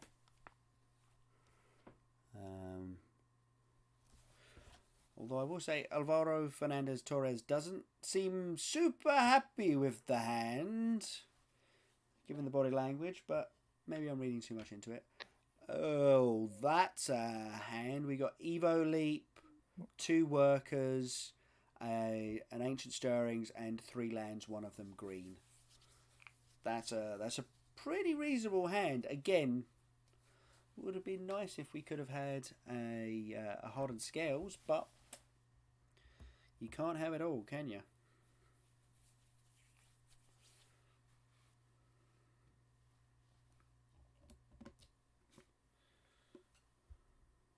Oh, no, he's sending it. Oh, no, sorry. That's shuffling up the Eldrazi Tron's deck. I thought he was suddenly sending that back, but no, he's shuffling Sean's deck. I was like, wow. I mean, I know we want the Hardened Scales, but that seems like a really risky hand to throw away.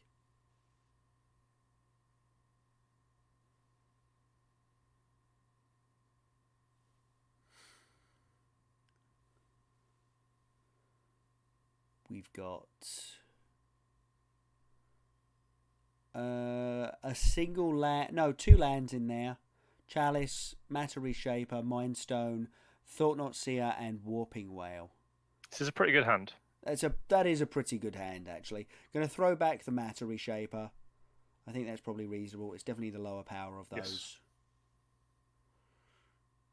cards there.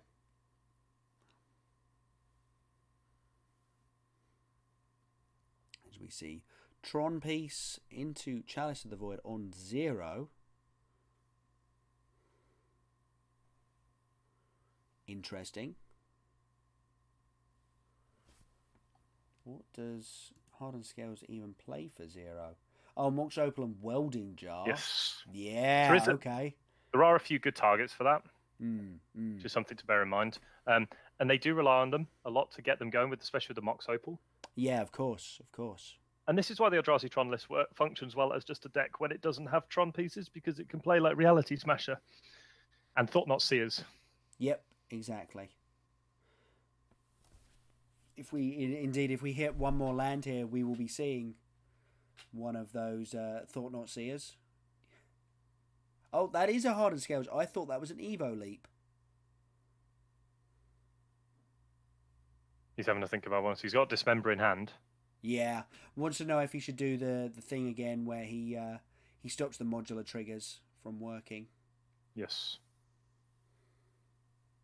Land? No. Endbringer. Not what we wanted to see there, folks, I don't think. We're going to see the Dismember now. And in response to the modular trigger, we will see a Warping Whale. That's pretty nice. Yeah, that's really good. That's all right. We'll take that. Yep. Has to pick them both up. Look very unhappy about it. Oh, there's another Ravager off the top. It was an Evolutionary Leap. I was right. I just couldn't see that he'd drawn a Hardened Scale as well. There's another Arcbound Ravager, another Walking Ballista. Oh, you want all of this? Yeah. There's a lot of excellent hits in there.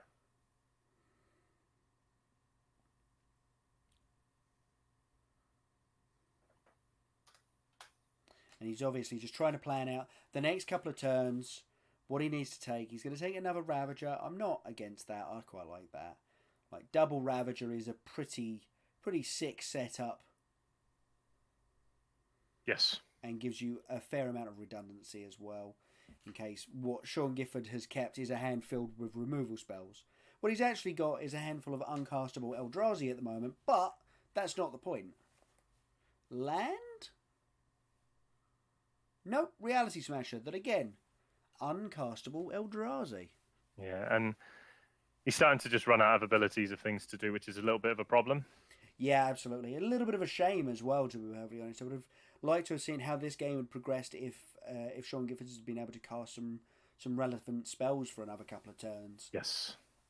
Because he actually started off fairly strong, even in the face of the best card in the Hardened Scales deck, Hardened Scales. And the thing is, you have to bear in mind is what the opponent's deck is doing at the moment isn't that great. No. This is not the most busted of draws we've seen out of this deck. No, definitely not.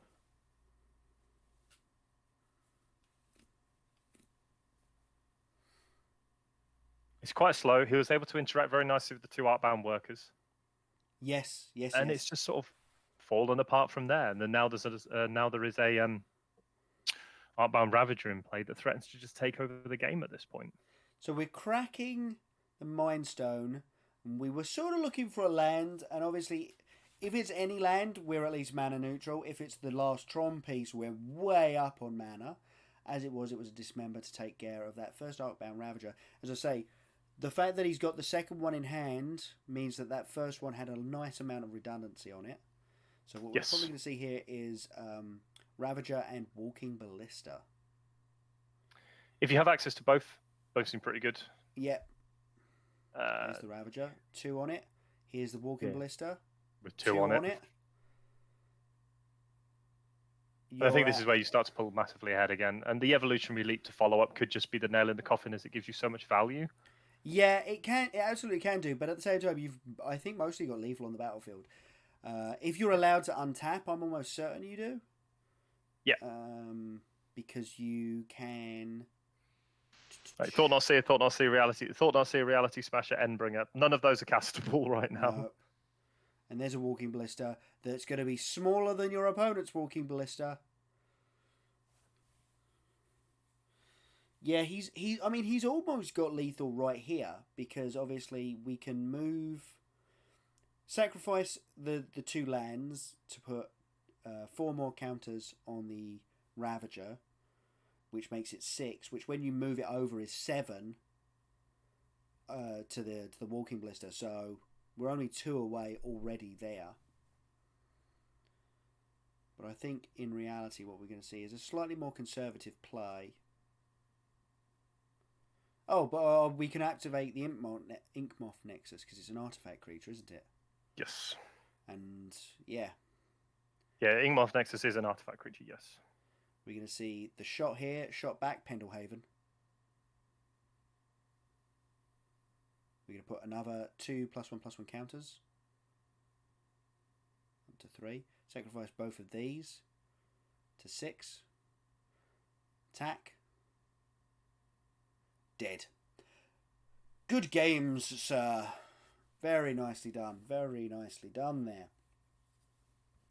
So yeah, let's bring it on back to the booth and we'll have a quick chat about sideboards, I think. Yes.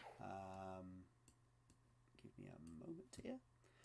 Yeah, bring it on back to the booth and we'll talk about some sideboarding stuff. So, for the Eldrazi Tron list from Sean Gifford, what we've got is it's the Karn board, right? It's Tormod's Crypt, Walking Ballista, Basilisk Collar, Graph Digger's Cage, Pithing Needle, Liquid Metal Coating, Spatial Contortion, which obviously can't be Karned, but can come in this matchup. Ensnaring Bridge.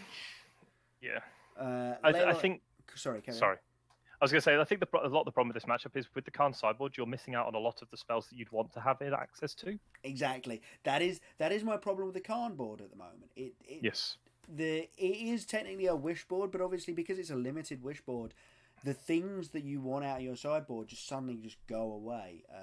And obviously here we see a very heavy investment in this Karn sideboard, whereas the decks that I have seen that I have liked have been the ones that have gone, I'm going to put the Microsynth Lattice in the sideboard. I'm going to put maybe the Liquid Metal Coating in the sideboard as well.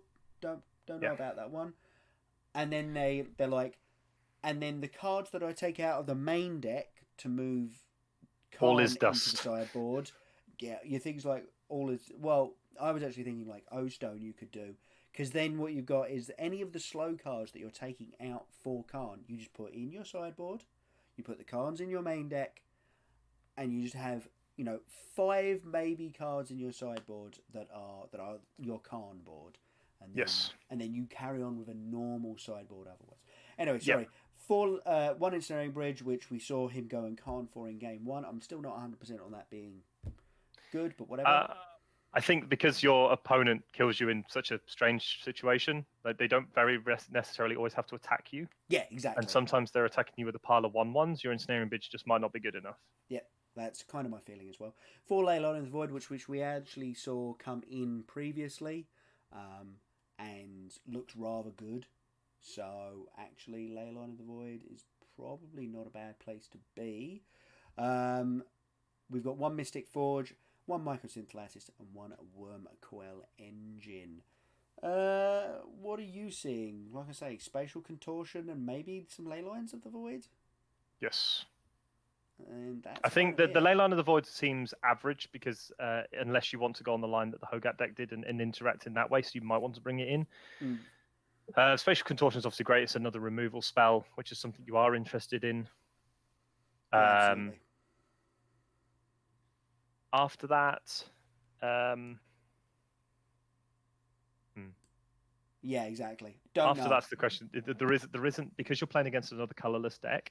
Doesn't play on the same axis as most normal decks. It's a strange one. Yeah, absolutely. We know your All Is Dust can definitely come out of the main deck, so that's one card that you can sideboard out. For the Hardened Scales deck, the sideboard is much simpler. 4 Graph Digger's Cage, 4 Nature's Claims, 3 Damping Sphere, 1 Torpor Orb, and 3 Dismembers. So there's not a massive amount here for you. Do you even bother with the Nature's Claims? I'm kind of on same 60.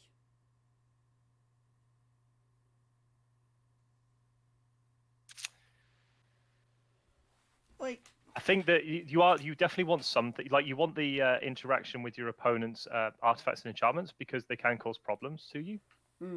Yeah, so maybe a couple of Nature's Claims come in, but I don't want to move much. No. Maybe Welding Jar out, maybe Evo Leap, because the game isn't about value, it's about speed, I think. Yes. I think this matchup is about speed rather than anything else. So Yeah, maybe we take out the Evo Leap and maybe a Welding Jar or two, bring in a couple of Nature's Claims, and that's kind of it. Yeah, I'm not super interested in any of the rest of it. Anyway, folks, we're going to send you back on down to the feature match area where they're just shuffling up for Game 3, which, as I say, will be the first of the sideboarded games. Hopefully we get to see some nice clean games here, some more seven keepers and yes, no mulling to oblivion. I will say that's the other thing that London Mulligan seems to have done. You mulligan generally less past 6. You know, the number of games where you go, well, I've gone to 4, well, I'm going to 3, sort of thing, just doesn't happen as often. You go to 6, and then very rarely you'll go to 5 if you're looking for something specific. And then a lot of the rest of the time you're just like, yeah, 5 seems fine, because I've just got more looks at it. Obviously, you can still definitely have the all land, no land hands, but yes, but they're a lot rarer. Exactly, because you're just looking at more cards. That looks like a pretty uninspiring hand from Eldrazi Tron. We've got some Tron pieces. We've got Eldrazi Temple. We've got a Dismember and then an Endbringer. You're looking for some big draws with that hand if you keep it. But it looks like he's kept it.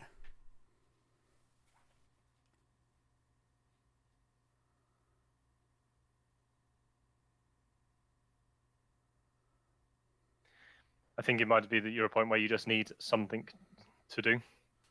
Yeah.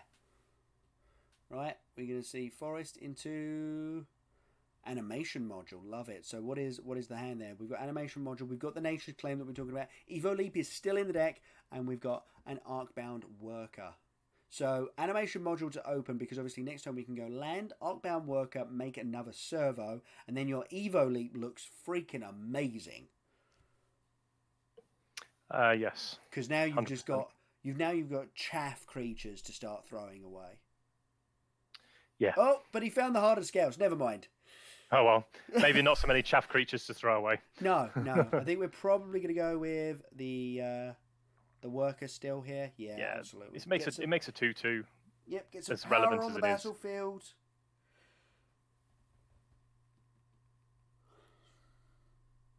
As much as obviously you'd like to make some servos with your Arcbound Worker coming in through the animation module, just so that, as I say, you can use Evo Leap to sacrifice it and just get more creatures. That can be a long-term game plan. The first thing you want to try and do is just get on the battlefield and murder your opponent. Yes. That is a very good way of just trying to get the game ended. Yep. Which is where you're most interested in. Yeah, this is it. You're not interested in this value play. You are interested in the aggro play. So no. Absolutely. You've assembled Tron. You just want to get the game over with now. Well, this is true of the Tron player as well. Yes. Yeah. So we can see Thought Not Seer here. A hand that's, well, to say light on action might be an understatement. Yeah, I think we're taking the Ancient Stirrings here and being relatively happy with how things are going. Yep. Definitely.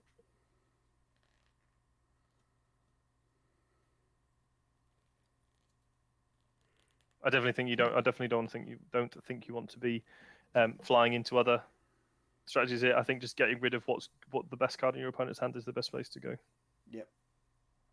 I'd even be up for dismembering this Arcbound. Yep. Oh, that's the problem. It wasn't Evolutionary Leap in hand. It was the Hardened Scales. That's why everything is confused. The spotter got it a little bit wrong. There we go.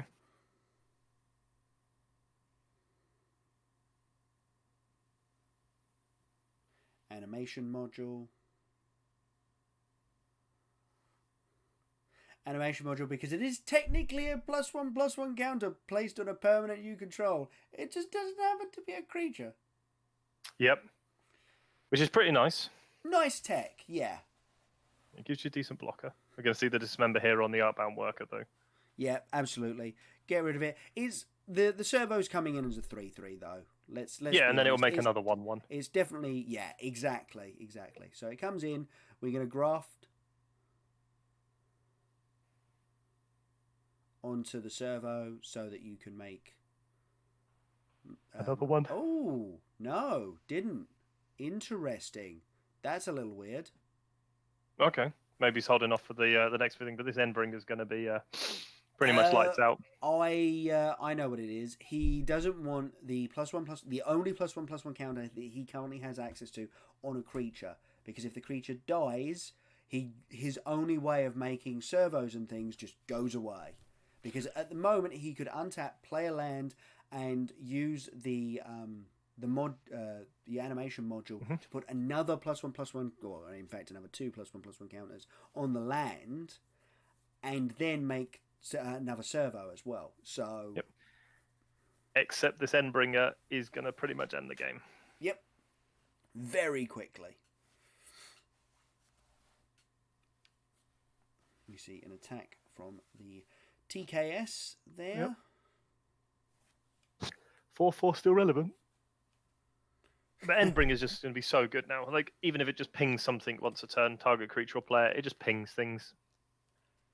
Yep. And that's why it's going to be so hard to beat, because yes, you're making a number of 1/1s, but it doesn't matter. No. They'll all get mown down eventually. Yeah, you and can't grind through this. And that Ancient Stirrings might be a little late. Yeah.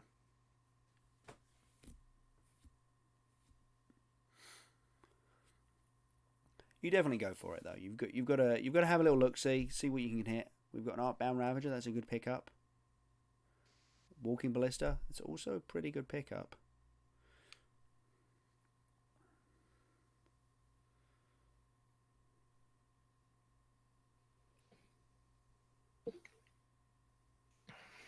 I think those two are kind of the choice though.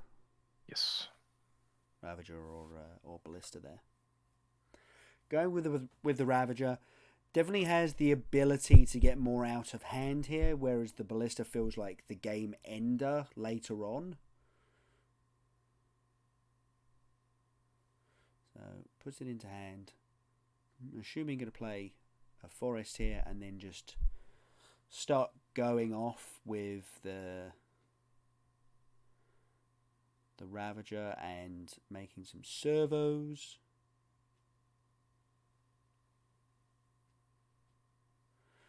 Ravager dump will make some servos.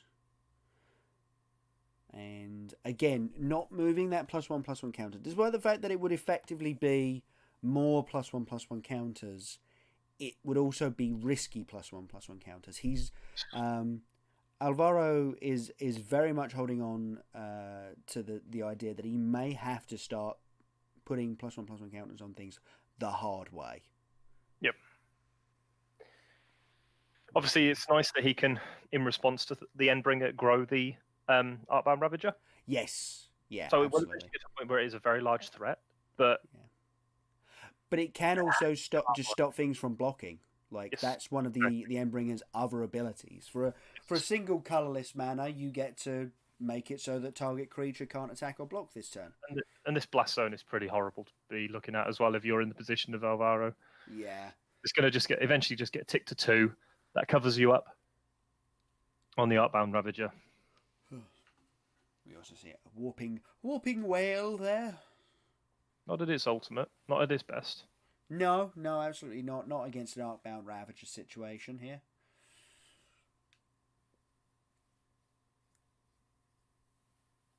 So we can see Blast Zone, first counter on it.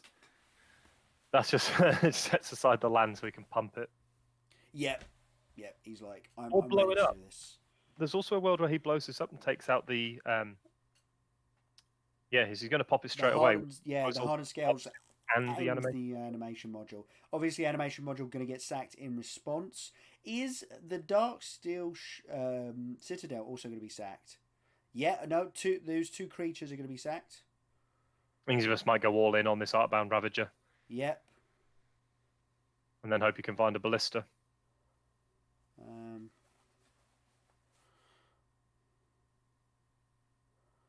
The problem is, of course, so the Endbringer not only stops blocks, but it can also stop attacks, and it untaps itself at the beginning of your opponent's next turn. Yep. So he's going to go That's Oh, why it's called the Endbringer. he's going to draw a card instead. Okay. Which again stops the attack. And he finds Khan the Great Creator. Which obviously then shuts off the ability to ever win the game. Because you can basically lock Alvaro out from ever attacking. And obviously then the Artbound Ravager can never put anything across to a Walking Ballista. Yes, exactly. So it's looking like Sean might actually be able to lock this one up. Which, Alvaro's like, hold on a second, let me just... I bet that goes to 9. Yeah, there we go. I bet he kind of wishes he did that with the Hardened Scales in play, but there you go.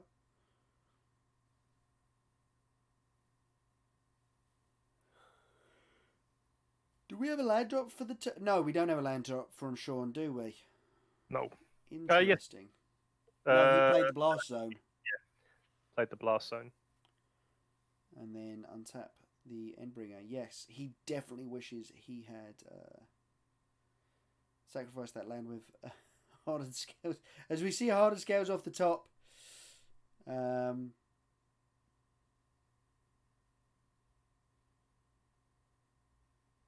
Just a chump. Interesting. Draw a card. A lot of lands going on there. Oh, so he's dropped the Thought. He dropped the Thought, not Seer in front. That's interesting. Yeah, how big is an Endbringer again? It is 5/6 or 6/6? 5/5, in fact. 5/5.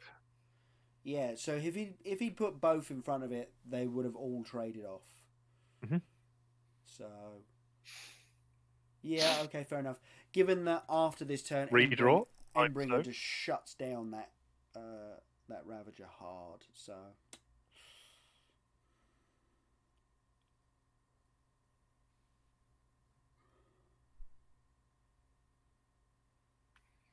And obviously, because he tapped out, he had no way to activate the Endbringer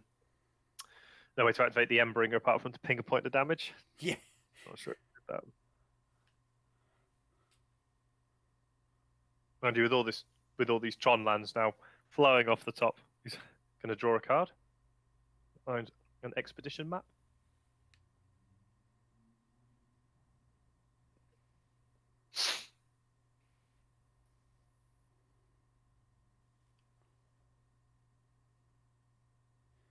Not looking particularly good for Alvaro at this point. No. The game seems to be mostly locked out of his way. Yep. So we're probably going to be going to a game 4 any moment now.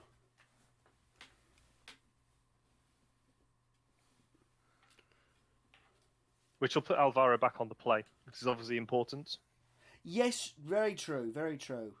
Taking this loss here hopefully allows him to go back and win the next one with the play as from his perspective. He's going to use the Mind Stone for mana and make an expedition map. Yeah, I thought he might have just cycled away the Mind Stone there just to see what he could hit. Well, it looks like we're going up with the Khan the Great Creator on the expedition map, strangely enough. Makes a 1/1. Another chump blocker. Yep, absolutely. And it looks like the Endbringer's also just attacked here, actually. No, it tapped to make a creature, and obviously Alvaro said, no, you can't untap yet, it's still my turn. Yeah. I'm having to think about stuff I want to do. As we see Dismember. That's huge. Ooh, that's good. That'll take out that Endbringer. Okay, sure. The 9/9 can't attack this turn. What a terrible, terrible shame. Yep, nice. Good draw. Good draw there for the Hardened Scales player. Warping Well doesn't counter that one. No, because it's an instant. Yep. Even if it's being played at sorcery speed, still technically an instant. Yep.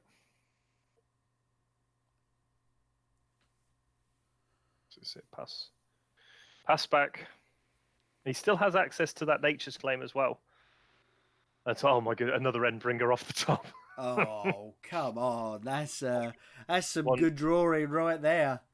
One good top deck deserves another. Oh, that was really good.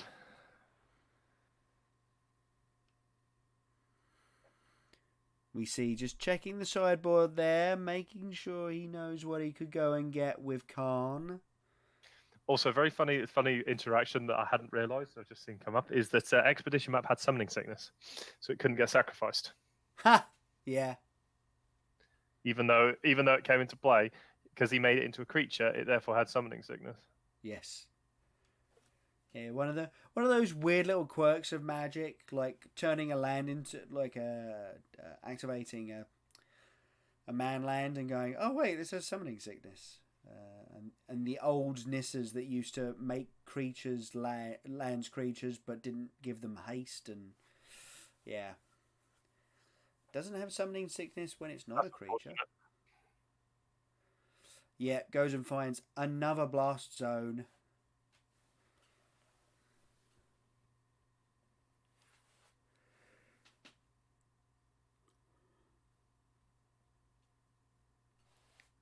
He could go for same again and just try and get rid of this Hardened Scales again. But the way things are going, I don't think I'd hate just holding on to it for a minute. Tick up on the Mind Stone.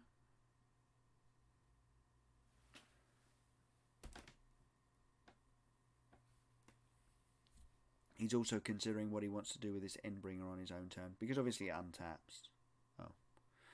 Or not.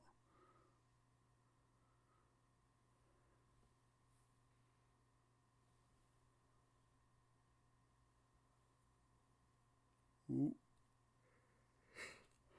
We see a Nature's Claim targeting the Mind Stone. Nice. We're going to see the Mind Stone sacrifice to draw a card.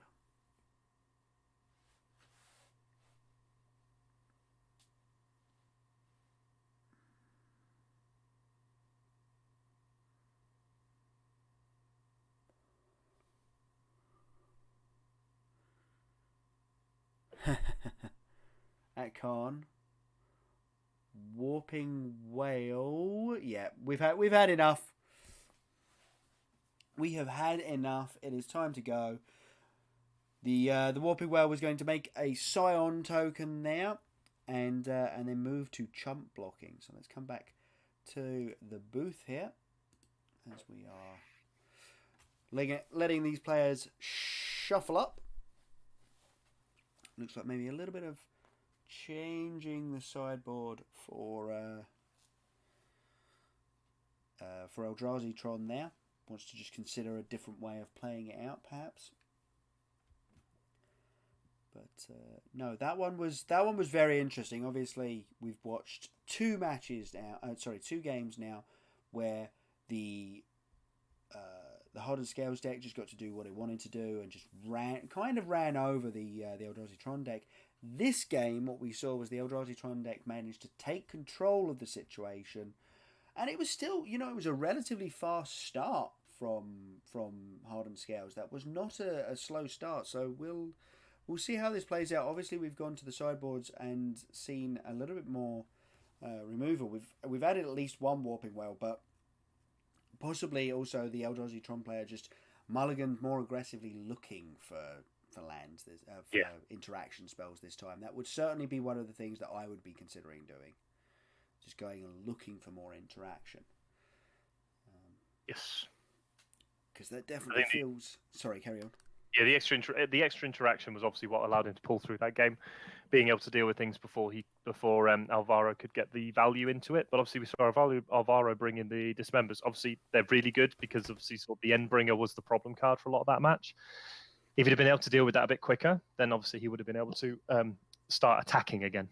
Yes. Which he wasn't able to do in the position he was, where it's kind of like, well, unfortunately, your stuff's just bigger than mine. And even though I have a massive 9/9, it can't attack. Yep, exactly. You still get to draw. You effectively, one player's drawing 2 cards a turn and able to stop their main creature attacking. Yeah. Yeah. It feels a little one-sided. Yes. Whereas obviously previous games we saw that those Endbringers got a little bit stuck in hand. This time they actually got onto the battlefield and looked very good. So yeah, I also do take Sheepy's comments that maybe the Damping's Fish be considered because there is a Tron deck. there's definitely that aspect. There is definitely that aspect. It's not actually something I've seen previously, but I hadn't considered it. Yeah. No, but it's one of those ones where it actually shuts down all the Eldrazi lands. Yeah. Yeah. 'Cause No, I totally agree with it. I don't know. In my mind, Damping Sphere is basically only for Storm. It's only to help shut down Storm. But you're absolutely right. There's another line of text on that card. Yes. And the other thing with it as well is because the Eldrazi Tron list doesn't produce green mana, its enchantment and artifact removal is pretty mediocre. Yeah. Yeah. Or very specific because it can't like just have a nature's claim like the mono green Tron does, or the Hardened Affinity where they have that green mana available to them.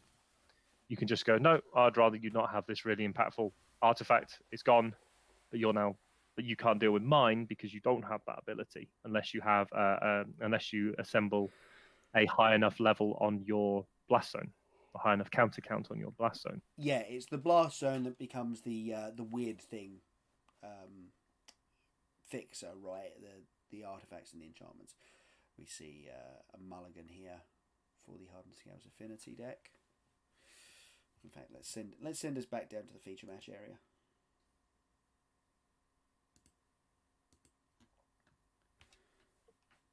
Couple of chalices, Walking Blister, Khan the Great Creator, Pithing Needle, and Eldrazi Temple and Power Plant? Mine? Couldn't see which.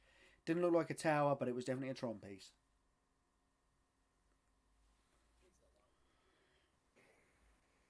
Mine is the Tron piece in hand there.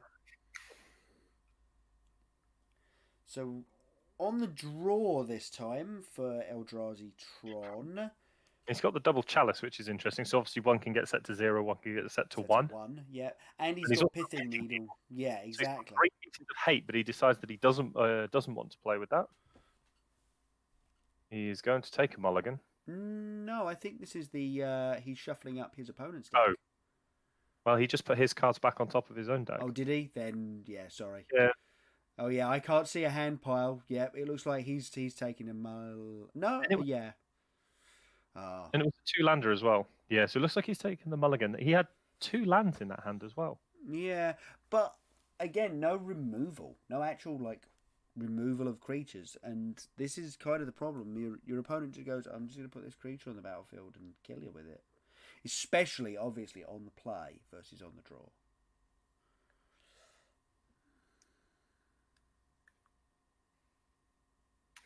So what is Alvaro looking at? It looks like he's got Hangback Walker, a couple of lands. Yeah, I couldn't see the rest.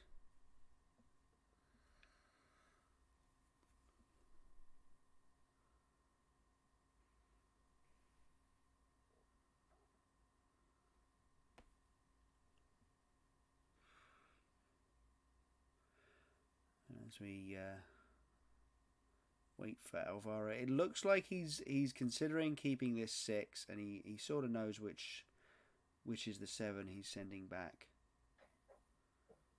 Yeah. Yeah, there we go. Meanwhile, our Tron player just getting his deck shuffled up, and then we'll see how he feels about his 6.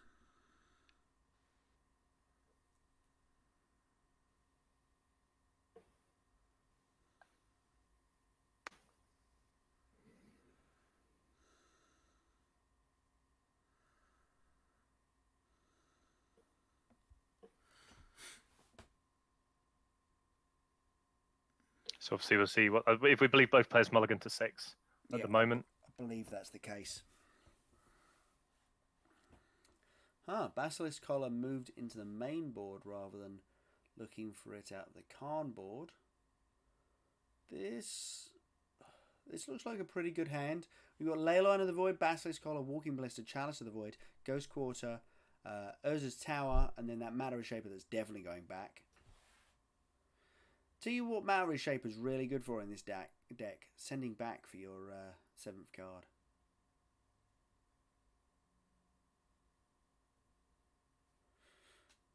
Well, then we'll see how Hardened Scales does on the play this time.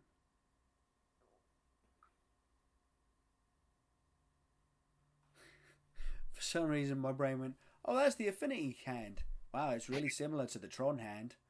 But yeah, we can see that Sean decided to bring in the ley lines and is to obviously try and combat the overall game plan. Was to see Metallic Mimic the lead off here. So we'll have to see what position the ley line is. That's a turn. That is a turn 2 right there. Some +1 counters as well because of the Metallic Mimic. We've got Chalice on 1. And you have an Evolutionary Leap as well, which may now can't be cast. Yes, yes, sorry, it's 2. Yeah. 2 drop. Yeah, it's 2 activate 1, not the other way around. He does need to find a Nature's Claim. But we're going to see the attack here. For 3. Metallic Mimic being a 2/1. Entirely relevant in this. So we'll see Evolutionary Leap as the follow-up. Evolutionary Leap is also quite nice against the removal spells your opponent may decide to try and play against you. Absolutely. That is definitely why it's still in the deck post-board. I think Alvaro just realised that doesn't do anything when that gets plussed. This could be a pretty good turn as well for Sean. He does have access to Walking Blister and Dismember, plus the land needed to cast it. And with his opponent tapping out, it could just be that he fires this off now. So you can see the Walking Blister here.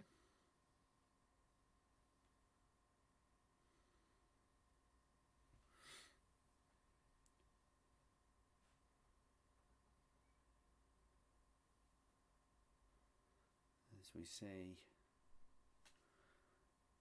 Yeah, to obviously to remind folks, the Walking Blisters don't make the Thopters when the Leyline of the Void is on the battlefield. So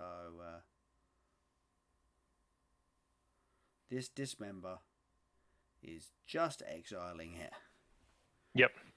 Which is because he tapped the mana, it means that he doesn't get the opportunity to Evo Leap.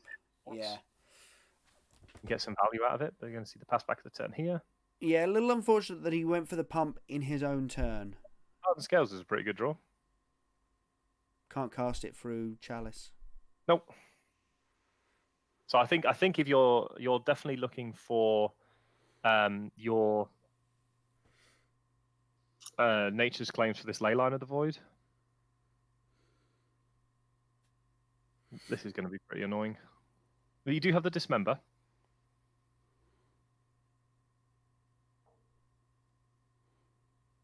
So in response, he's going to pump it. Which means that the Walking Blister can only kill one of them. And the Dismember costing 3 obviously being very important here.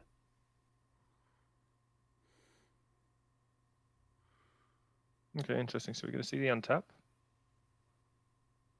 Draw. For Darksteel Citadel. So I think whatever gets targeted by the Walking Blister is going to get Evo leaped.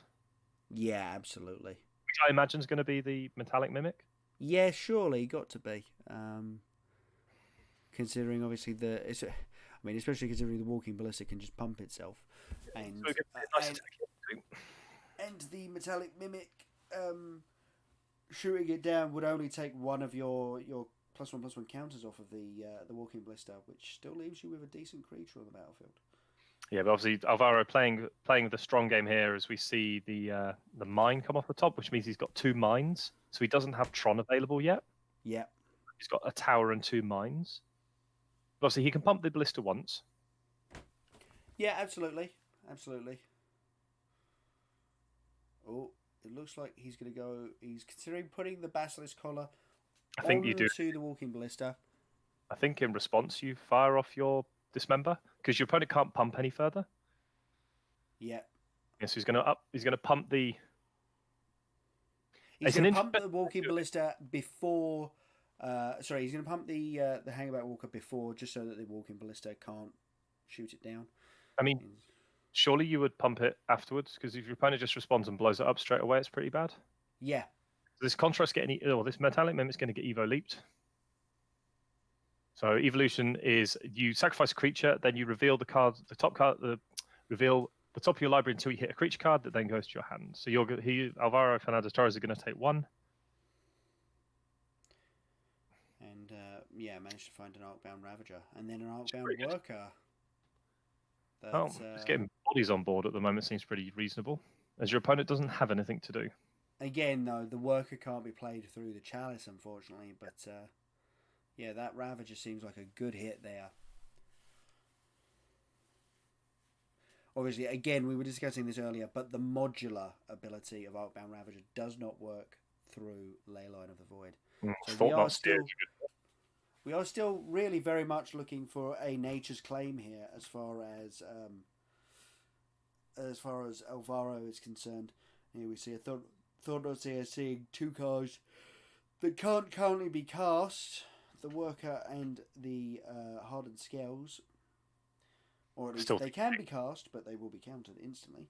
I think. Hardened Scales, just in case your opponent does find an out. If this is it, if your opponent finds an out, what would you rather have them have? A 1/1 with modular or a Hardened Scales? The answer is the 1/1, surely. And the thing is, the Thought-Knot Seer could soon be having a Basilisk Collar attached to it. Yep, which allows it to beat in, and obviously get countered. It does have lifelink. Yeah, the biggest problem that Fernandez Torres might run into now is that he can't cast Nature's Claim. Oh, of course. Of course. We've been thinking about Nature's Claim as if it was an out, but he can't even cast it through the Chalice of the Void. Yes.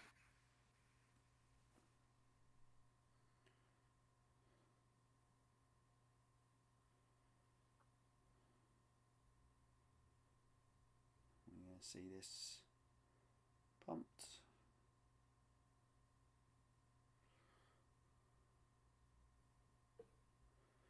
And that is an Ancient Stirrings. Chalice of the Void. Animation module. Oh, was it? Oh, yeah, sorry. Yeah. He already had the Ancient Stirrings in hand, but it's an animation module, which is another 1-drop. Chalice of the Void doing some work. Definitely feels like he's doing more work than the Leyline of the Void. Leyline of the Void is obviously stopping the Hangabout Walker, just making a pile of 1/1s. But the fact that he can't cast his entire hand. Yep, still his entire hand as he picks up another Worker. Yeah, a lot of this deck contains 1-drop spells. And the Basilisk Collar means that the Thought-Knot Seer has lifelink and Death Touch. Yes, absolutely. So it can actually attack through here, but... And the Blast Zone is going to be pretty good. You can set that to 0. You can't set it to 0. Oh, sorry, you can set it. It goes to 2. It deals with the... It only deals with the Arcbound Ravager. Yep. Does deal with the Evo Leap here if you wanted it to. Evolution Leap as well. Okay, and here we go. Here is the Hangabout Walker at 6, which is technically a lethal attacker this turn. This is going to get chump blocked. Well, the block will at least be a trade, which will at least draw Alvaro a card, but... And maybe that... Is that another Worker off the top? Yeah, another 1-drop. So he's got a hand of 1 at the moment. Yeah, I think the Leyline of the Void has been doing a reasonable amount of work here, because like that turn he would have just made a bunch of 1/1 Thopters and flown over for the win. Yeah. Have you got Alvaro's deck list there with you? I do indeed. What do you want to know? Does he have any Throne of Geth in there? He does. He's got 2, but it's possible that they've had to come out. Yeah, I'm not so sure they will have, because obviously Eldrazi Tron's the one deck that does have Chalice. You've got to feel because that's the way he gets this. Yeah, you can proliferate their thing. Yeah. We see the blast zone has been set to 2 there. And the Mind Stone cycled another map. Can't be cast. Which is obviously interesting because you can't cast under your own under your own chalice as well. Is very interesting. He's going to pop the blast zone, which means that Alvaro is going to pop the Ravager with the Evo Leap. Yep. And we see another Ravager. Another creature.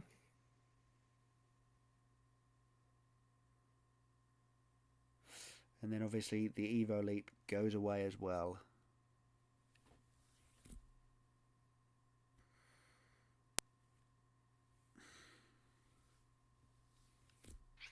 Yeah, I don't mind the attack. Send for 4. Alvaro goes to 12. Sean goes to 7. Yep. Pump this. Sorry, Sean goes to 10. The Hangaback Walker goes to 7.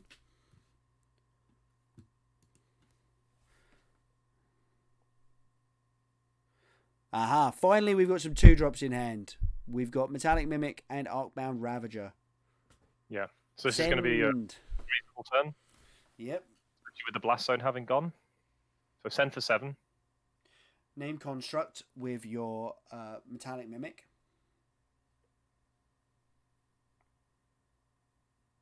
And then make a 2/2 Arcbound Ravager. Yep, very nice. Very nice indeed.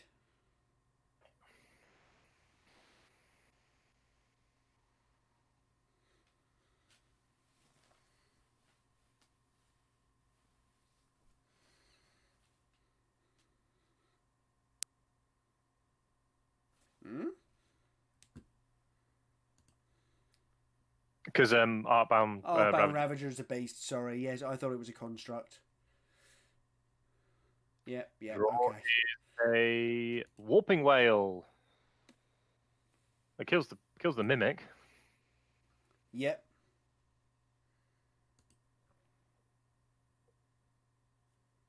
Which does mean that this Thought-Knot can't attack this turn. Yes, because obviously if you attacked, you'd go back up to 7. Because I'm pretty certain these life totals are out of date here. There's a Walking Ballista. Oh, that's a good one. Kind of wishes he set that. I don't think it matters too much. Nah. Because it's going to come in as a 2/2 anyway, so it can't get Warping Whaled.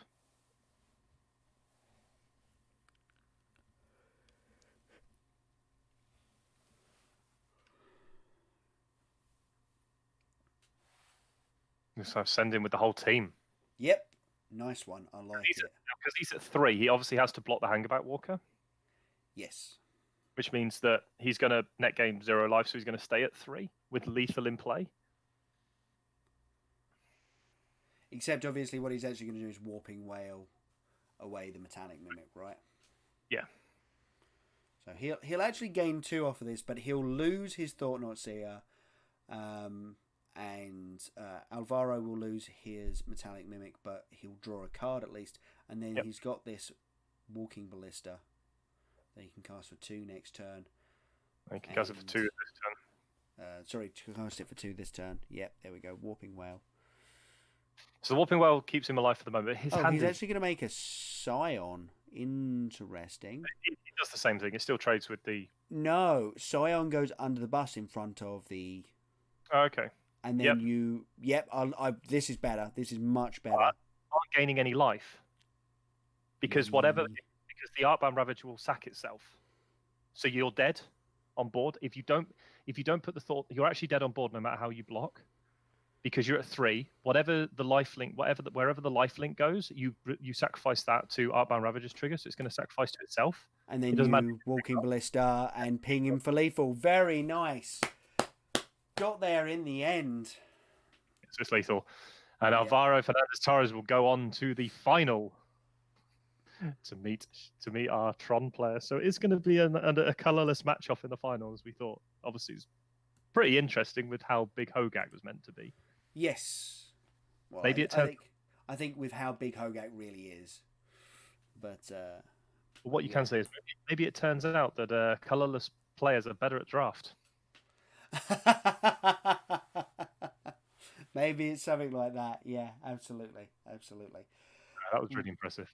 That was a really interesting match. Actually, really tight plays from both players. I think they were doing things that we were like, I don't see why, and then a couple of turns down the line, you go, aha, I get you, I understand why. So that's really interesting. And as you say, John, we're moving into Tron versus Hardened Scales in the finals of There's going to be an interesting finals of the Mythic Championship. Absolutely, that's going to be an interesting finals. We will get your feelings on that, John, before we start that match. For now, we're going to take a very quick break, and we'll be back when the match is ready. Right, yes. We'll see you in a minute.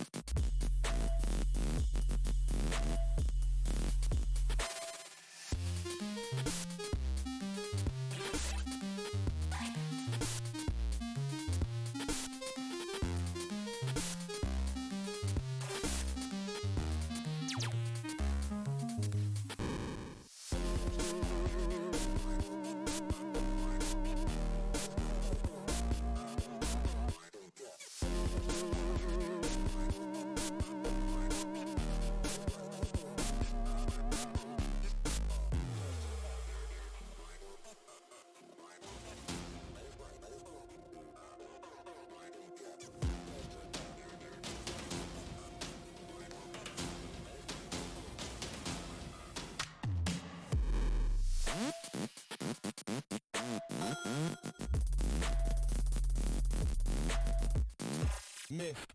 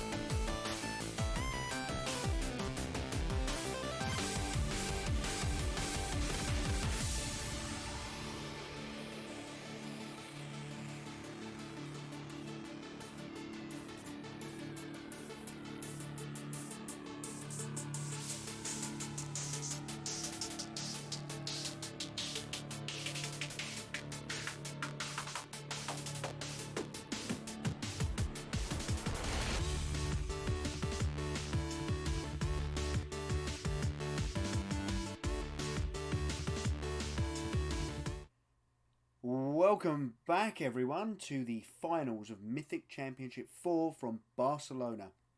We've got Alvaro Fernandez Torres on his Hardened Scales Affinity deck versus the mono green Tron of Thopter Sword.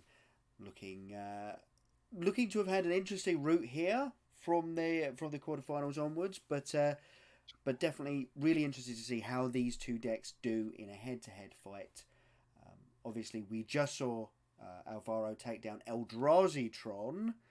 Does that mean he's going to have as good a game against regular Tron, John, or do things get harder from here on out? I feel that if he can get a quick start, they might be easier. But if he doesn't, I feel they might be harder. There's Oblivion Stone is a card in Tron that doesn't exist in Eldrazi Tron. Like Eldrazi Tron, just having more creatures is obviously relevant for the early game. We'll have to say Alvaro is on the play as well, which makes a huge difference when you're in this sort of matchup, having the play in the best of 5 final series where you're 2 pre-board games. It could make a real big difference. We'll just obviously have to see how those last few play out. Yeah, absolutely. As you say, the upside of a fast start is far higher, but the downside of a slow start is way higher as well. So we'll have to see how we do. We see turn 3 Tron achieved by Thopter Sword, and while Alvaro is playing fast, having missed a second land drop, he's only got 2 1/1s on the battlefield at the moment. We'll have to see what punishment Thorolf can give out here. I mean, these matches could be quite quick. I mean, Severin, we see, has access to Walking Ballista, Khan, Ulamog, Expedition map. So, of the best one, obviously the best one of those is the Walking Ballista. You can make it for 3, which can 3, both of the Artbound workers. I think that's where you want to go. Khan is not great in this position, whereas if you just play a Walking Ballista, you can clear the battlefield and still have the Walking Ballista in play. Yes, yeah, precisely. Alvaro, it should be noted, also took a mulligan to 6 by the looks of things, based on the number of cards in hand and on the battlefield. And obviously, having missed that second land drop on his turn 2, is a little bit behind the ball here, but hopefully he can draw out of this. Although I have to say, the Tron deck's power right here is going to look extremely high. Ooh. Yes. Yep, going for a cycle on a star just before making the play. You know, draw your cards before you make your plays. I think he's just straight away. He's going to shoot, and then he's going to attempt to the modular trigger is going to go on the stack, and in response to the modular trigger, shoot the other one. Seems pretty good. Seems like this game is all but locked up. It has to be said here. There's not a great deal that Alvaro can do to get out from under this Walking Ballista that can obviously be pumped twice this turn and go back to being a 3/3. Yeah, it's a pretty rough position to be in. Just because you should be able to. It'll be very hard for him to catch up just because of how powerful the current board state is. Obviously, the nice thing about this is the construct will make the ballista into a 3/3. So the ballista won't die, but the mimic will. Yep. Although what we see here is the mimic name construct put the Walking Ballista on the battlefield, paying X as 0, but obviously going to be putting extra +1/+1 counter because the mimic named construct. And then I'm assuming probably going and grafting onto the Walking Ballista with the +1/+1 counter of the land there, the Llanowar Reborn. Yes, and and we have a really nice one also having the welding jar. It means that he'll be able to shoot down the opposing ballista. Yep, while keeping his protected. Very nice line there. Just knocking out the opposing ballista, which is obviously the critical piece there. Thorolf did make him do it, did shoot the Walking Ballista and force Alvaro to regenerate it with the welding jar. obviously this taps the Walking Ballista as well. We see here, obviously we've got a map snapped off there to go and get another tower. This is effectively a mana neutral play here, but means that next turn you're dealing with 11 mana rather than 8. Khan Liberated ticks up and gets the Arcbound Ravager from hand. Interesting. Yeah, didn't bother going after either of the pieces on the battlefield. And we see an attack for 3 here. Yeah, this is not looking good for Alvaro as we see Ulamog come down, exile the 2 permanents, and yeah, we're going to go to scoop phase here. Yes. Ulamog does close games quite quickly when it is in that sort of position. Yep, absolutely, absolutely.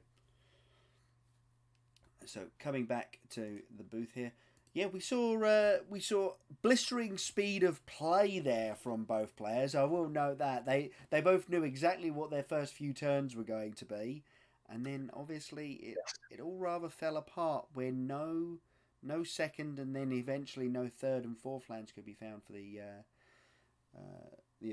Hardened Scales Affinity player. Meanwhile, Tron's dealing with 10 mana on turn 4 kind of thing. That seems a little unfair, to be perfectly honest. It kind of feels like both players don't really want to be here that long.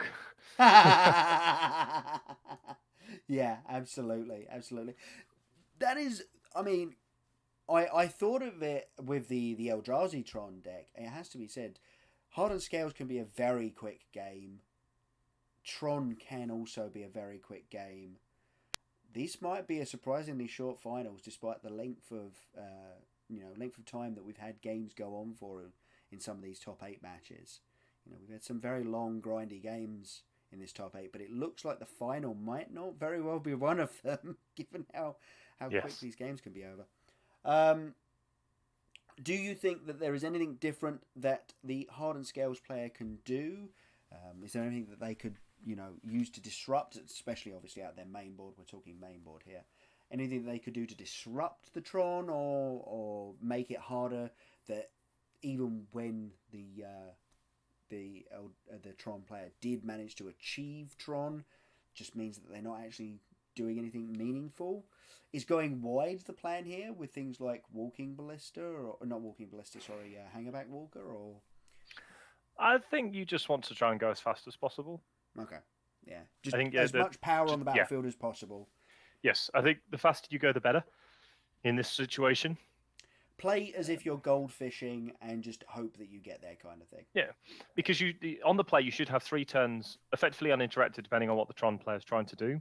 Obviously, it depends on if Thorol Severin wants to bring in things like Leyline the Void, which can really mess with the deck. Obviously, you're seeing precisely the difference between Eldrazi Tron and Tron in that match, because the Eldrazi Tron list couldn't just make an Ulamog and end the game.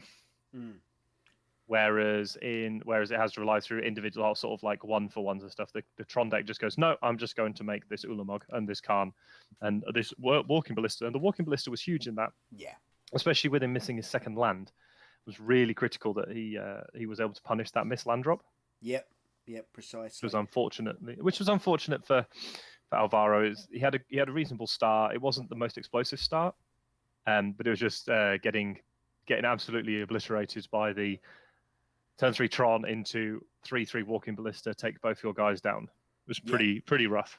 Yeah, I will say he came back very nicely. The fix the next turn with the Metallic Mimic into the Walking Ballista with the graft from the land on it was a really nice thing that I obviously don't play Hardened Scales, but I wouldn't have necessarily seen instinctively. Yes. Especially with the welding jar backup. That was a really nice line. Looks very much like our Hardened Scales player is taking a mulligan, which, considering our Tron player, Thorol Severin, has been taking mulligans all weekend, kind of surprised to not see him taking one as well. Yeah. I guess his luck's finally changed and he can start keeping hands that he wanted sevens, to. Yeah, so we see Throne of Geth, Hangerback Walker, Welding Jar, Pendlehaven Forest. Can't tell what it's Phyrexian. It's a Phyrexian core. Phyrexian's Core, and then the last card, I couldn't tell you what it was because it's too much hidden in it, but he knows what he's putting back.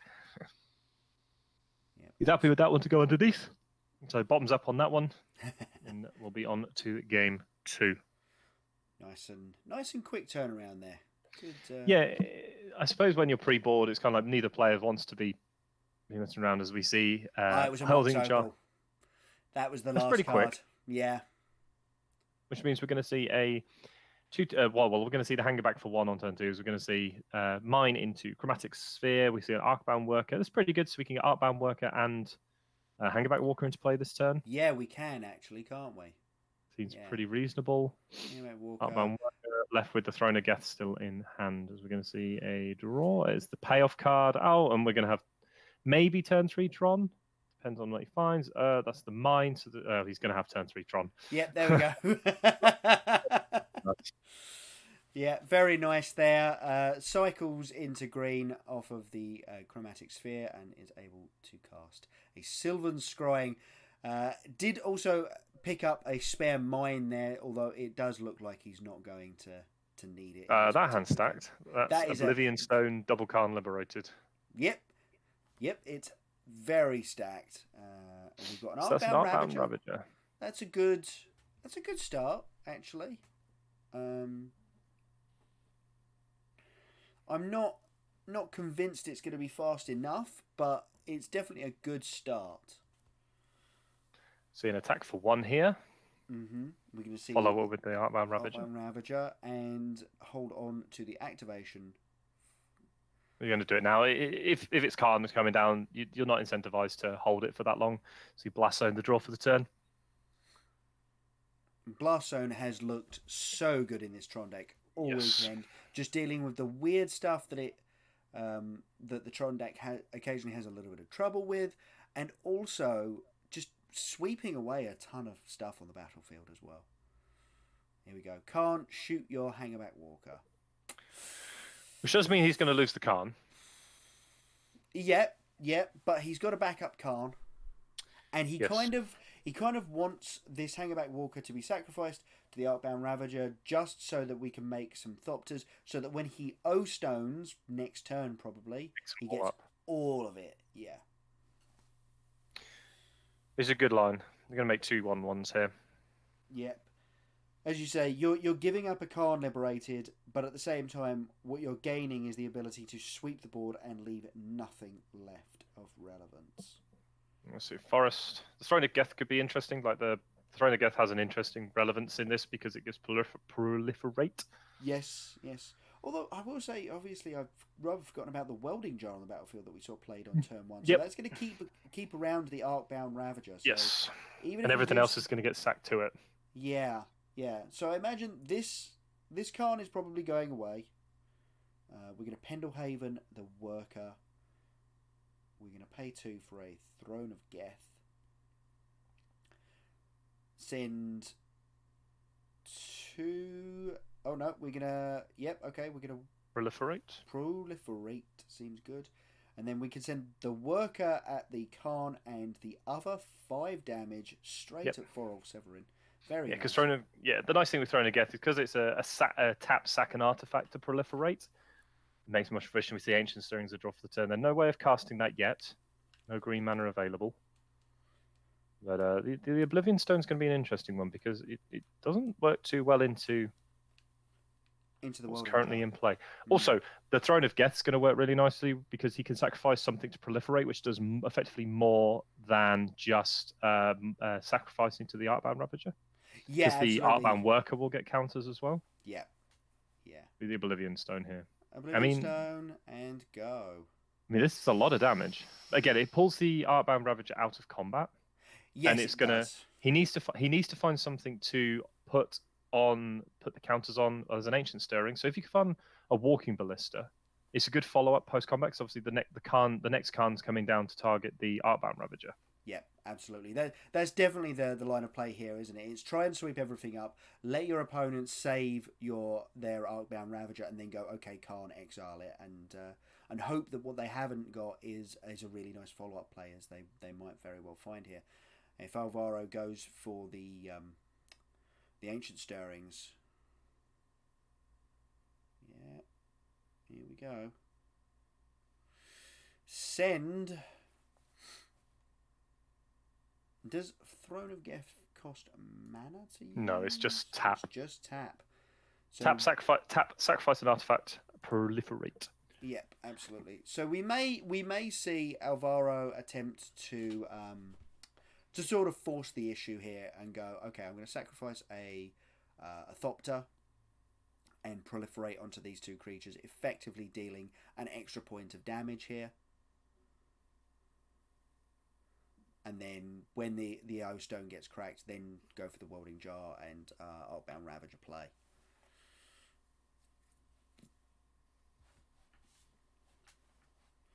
But it looks like... Oh, wow, he's taking the damage. Taking the damage. Oh. Really, really good against, as you say, follow-up Walking Ballista. But does leave him... Terrible against follow-up. Follow-up Walking Ballista kills you. Oh, yeah, it does, doesn't it? Okay. We get a Stirrings.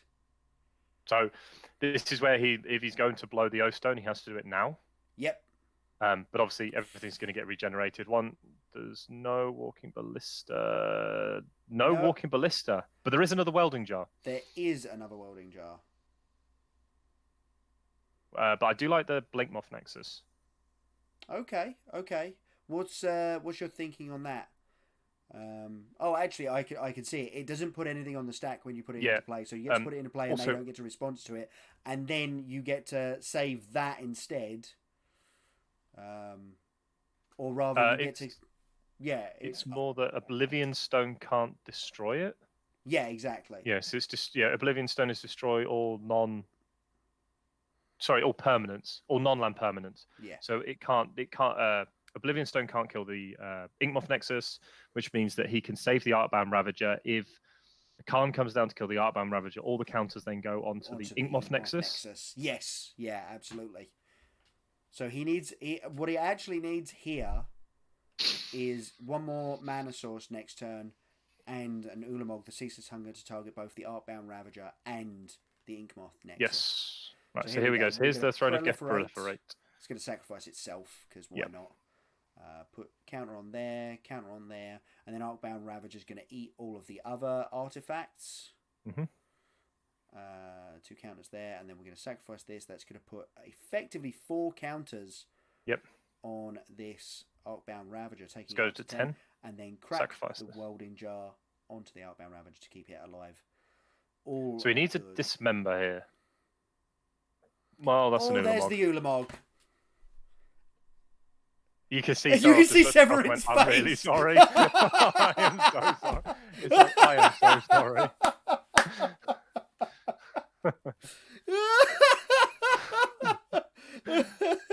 Champ. Alvaro had set up this beautiful line, and then he's just like, "Oh, I'm just gonna rip the Ulamog off the top." Wow. Oh, that's savage. Brutal. Absolutely brutal. He played that perfectly. He played that perfectly to the fact where he wasn't going to get blown out by anything and then died. Yeah. To the top deck Ulamog, the Ceaseless Hunger. What on earth? That is disgusting. Yeah, basically. No, picks up the top 10. half of his deck. Oh my god, what on earth is that? And there's the top 20. Whoomp. Do you want to look at them, or can I just put them straight in exile?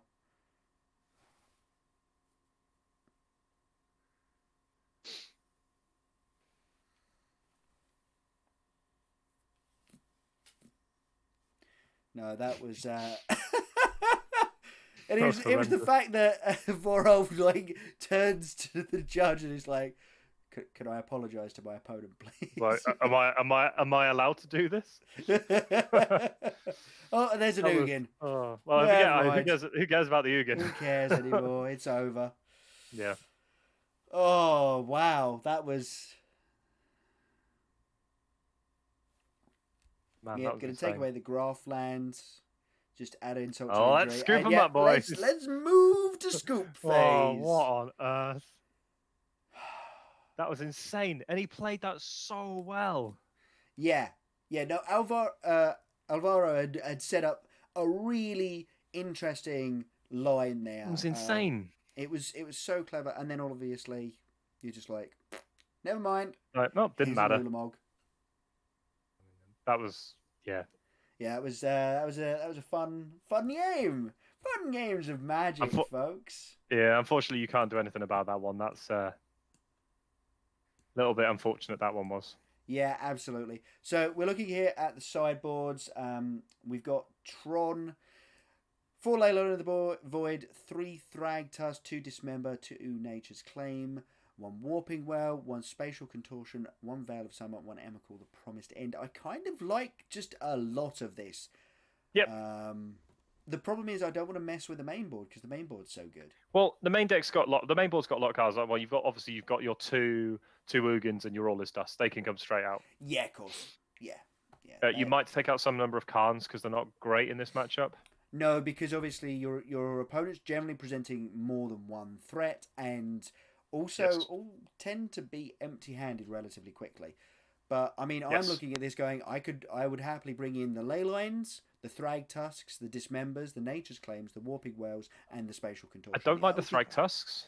No, not a fan of those. I don't like Thragtusk. No, I think it's just a body, and generally, as we've seen, it can be too small. One of the things I do like is obviously the Nature's Claims, the Dismembers, because they're early interaction that interact with irrelevant spells. Yeah. And the Leyline of the Void if you want to go down that route as well.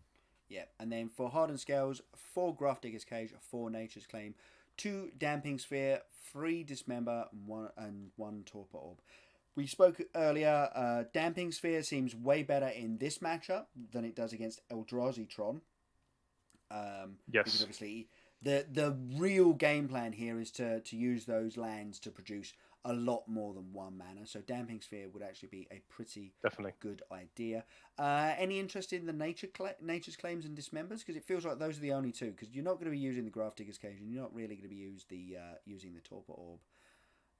Any interest in Nature's Claims or Dismember? Or are the creatures too big for Dismember and Nature's Claim doesn't do enough? Damping Sphere, Nature's Claim might be the options. Okay. Dismember's obviously not going to be relevant. The Damping Sphere is obviously your best one. Nature's Claim because it can kill Oblivion Stone if they run it out naked. Yeah. With no backup protection. That is something to bear in mind. Yep. And even if they do run it out and they can crack it, you're just forcing the situation, and sometimes that's what you need. You need them to do it on a timetable that you have dictated rather than they have dictated. So, yeah, absolutely.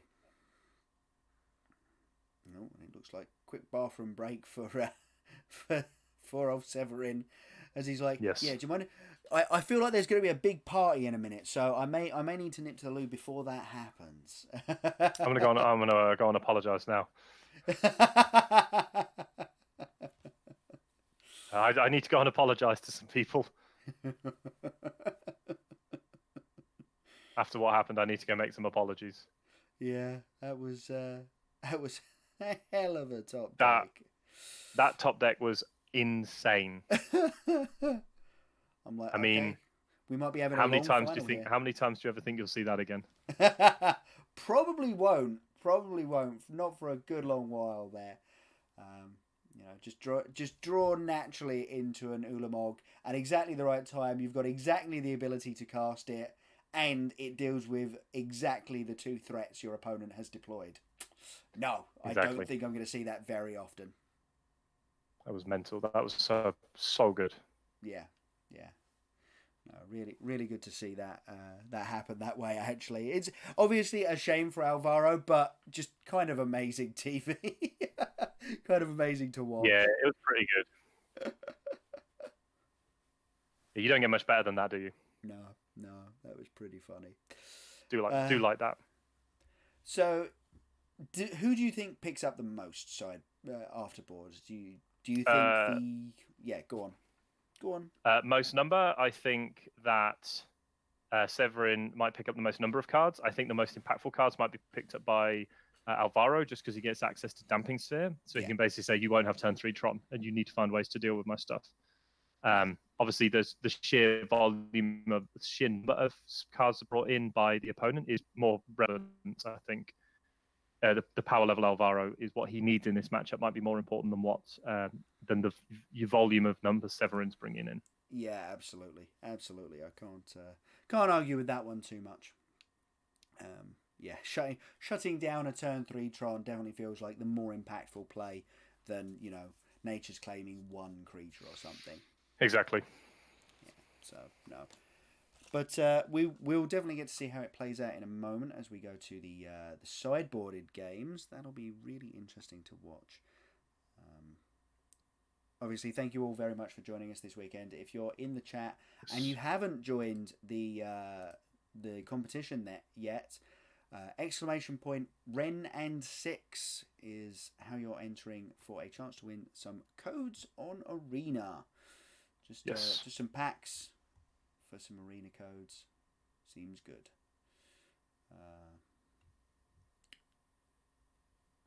Right then, it looks like our players are back as they're presenting the now sideboarded decks. Severin's just checking that he did actually sideboard. Yeah, just to make sure I actually remembered to sideboard my deck. Give me a minute. Yeah, not that it matters. It looks like he hasn't brought in the Leyline of the Voids, or maybe he's considering bringing the Leyline of the Voids in. And as you say, definitely saw some Ugins flashing past that came out there. Yeah, the Ugin just seems underpowered in this. Yeah, absolutely. Like, by a lot.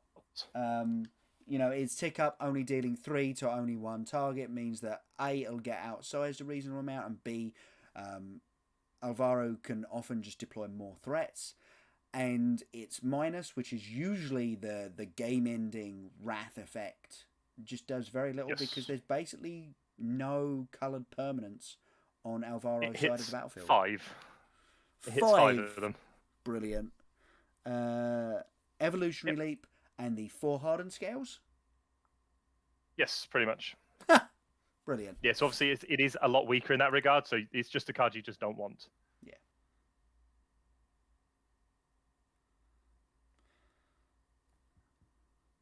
There's players checking out their opening 7s.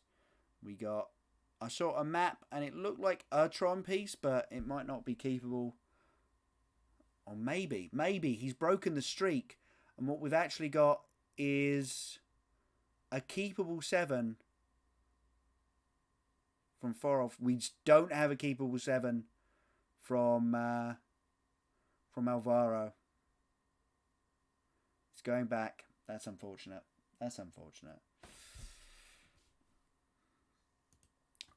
It's rather sad actually, the amount of games we've seen in the top 8s over the last few years come down to just mulliganing. LSV's Malta 4 in the final of one of the PTs like a couple of years ago was obviously a pretty big marker for that. But we've had a fair few games that just players mulligan and don't get to really play Magic. Fortunately, that hasn't been happening as much on camera this weekend. We've seen a lot more real games. But we've only been watching Theroth actually have that. Yeah, true enough.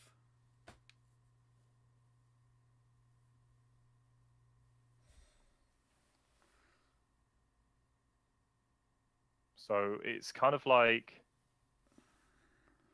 it's incredibly powerful to have your 7, but we've seen like Theroth win on some very interesting hands. Yes. Oh, going to 5 here for Alvaro. Theroth has indeed kept the 7. Oh well, must be pretty nice. Yeah. And I don't know. If I was Alvaro, I would be sitting there thinking, not like this. Anything but this. Yeah, it's not nice, especially when you're 2-0 down. Yeah, absolutely. In a matchup where you're probably not favoured. Yeah, it should be fine, but I don't think you're favoured. So you're not going into this going, no, not at all. Okay, well, luck swings back my way and I win these next three games because that's what my deck is meant to do. it's not what your deck is meant to do. What we've seen is two games that looked pretty emblematic of what the matchup should be, and apart from Forolf Severin ripping like a god in game 2, I think what we'd be into is a situation where both players were 1-1, and we'd be going, yeah, those games look like how each player is meant to win their games. We see the 7 for Alvaro on his mulligan to 5. Okay, he looks a little bit happier with this. It looks like we're going to be getting a keep. Got to send 2 to the bottom here.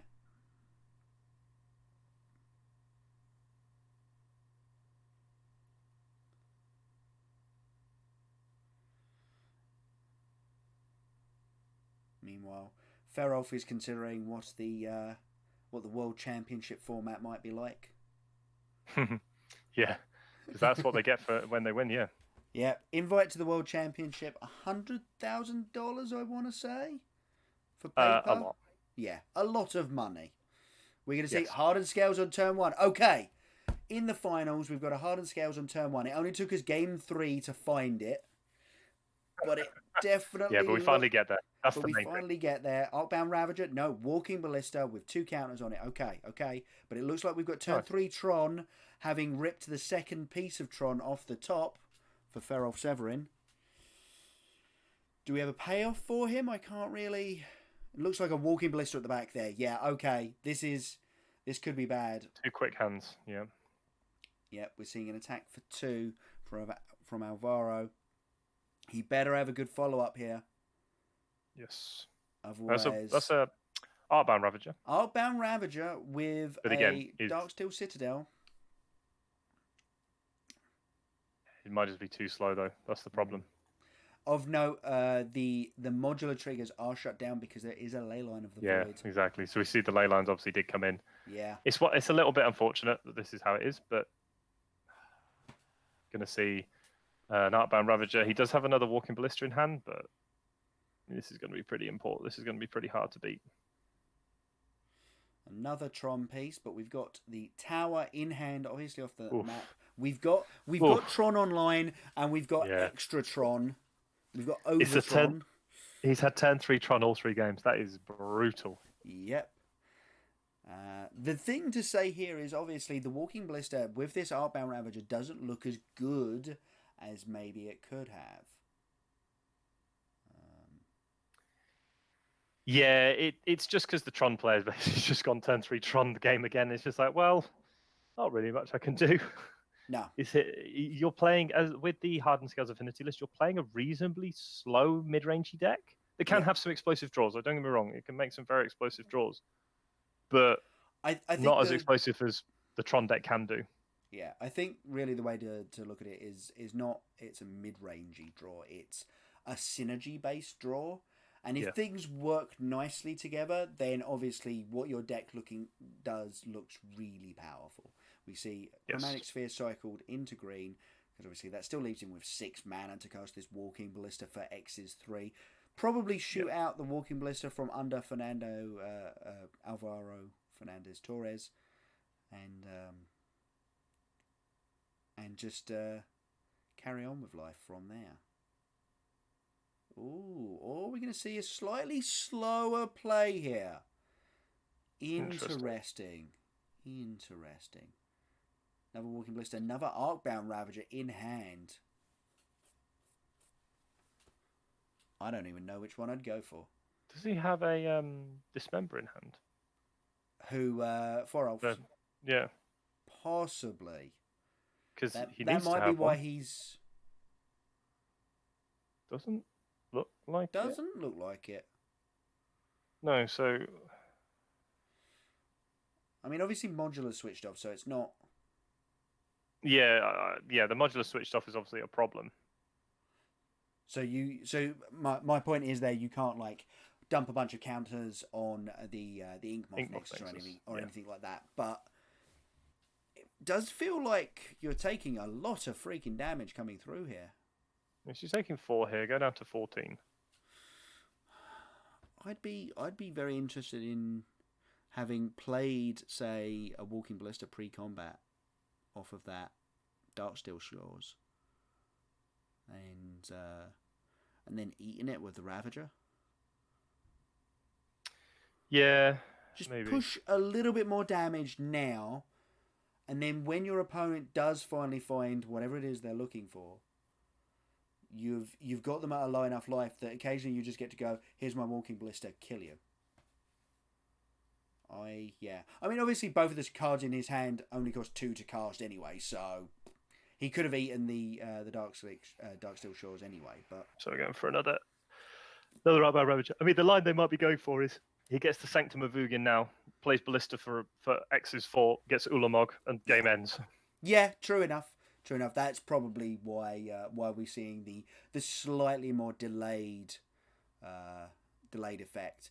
And obviously, even the X's 3 Walking Ballista wasn't looking fantastic there because, you know, what are you going to do? You're going to shoot the Arcbound Ravager. It eats the Darksteel Shores and is a 4/4. You're going to shoot the Walking Ballista. Well, you're going to lose your Walking Ballista in response to the second activation. He's actually gone for another tower. He's going to make this one huge Walking Ballista. Yeah. Yeah, like you said, that might be another way of doing it. A little bit surprised he didn't go and get the Sanctum of Ugin. I would have been all on that. Picks up a Forest for the turn. We see 10 mana. It's a 5/5.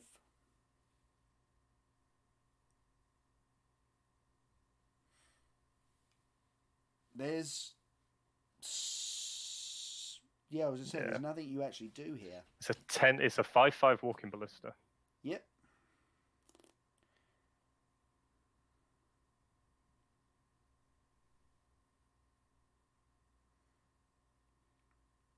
Okay, so what are we going to do?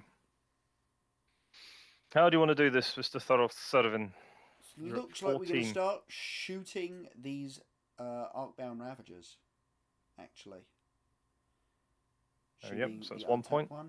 Here's the second point on the stack. I actually think the safest play is to sack that Arcbound Ravager that's being shot to the Arcbound Ravager that's tapped.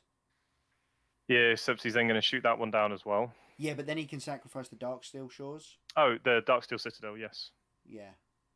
Yeah, so he has another artifact lined up to be able to do this. Yeah, Darksteel Citadel, sorry. Not Shores. I've been calling it Shores all game. It'd be Dark Slick Shores you'd be looking at. That's the one. Oh, wow, so he actually lets that resolve? Yep. So surely that... Yeah, because it only gets the sacrifice trigger. Yep. Yeah, no modular trigger thanks to the Leyline of the Void once again.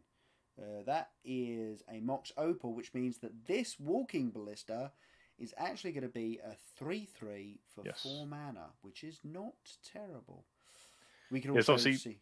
Sorry. Yeah, the problem... So he has to serve him for 4 here. Yep. And just hope that he gets another turn. Basically, yeah.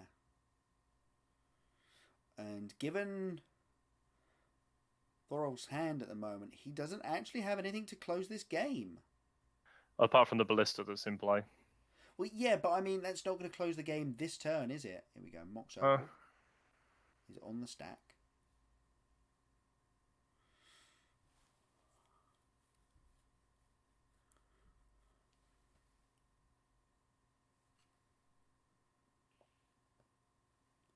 Yeah, there is another Tron piece in hand, which means that 12 mana next turn you could pump 3 times the Walking Ballista. Make it 6/6. It is enough to shoot down a lot of what's going on here on Alvaro's side of the battlefield. I don't know which is the safer play. Do you want to pump the Walking Ballista that's already on the battlefield, or do you want to make the new Walking Ballista? One with pumping the one that's in play is it can't get shot down because it'll trade. Yeah. It's a strange one. You get more counters from playing a new one than you do from pumping the old one. You do. But at the same time, you get to keep that card in hand and just have a little bit more way of maybe surprise killing your opponent. Maybe.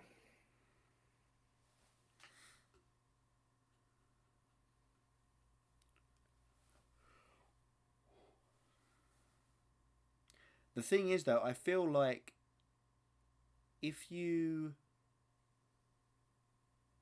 Actually, if you make the new Walking Ballista, when you attack with the Arcbound Ravager, the opponent has to block.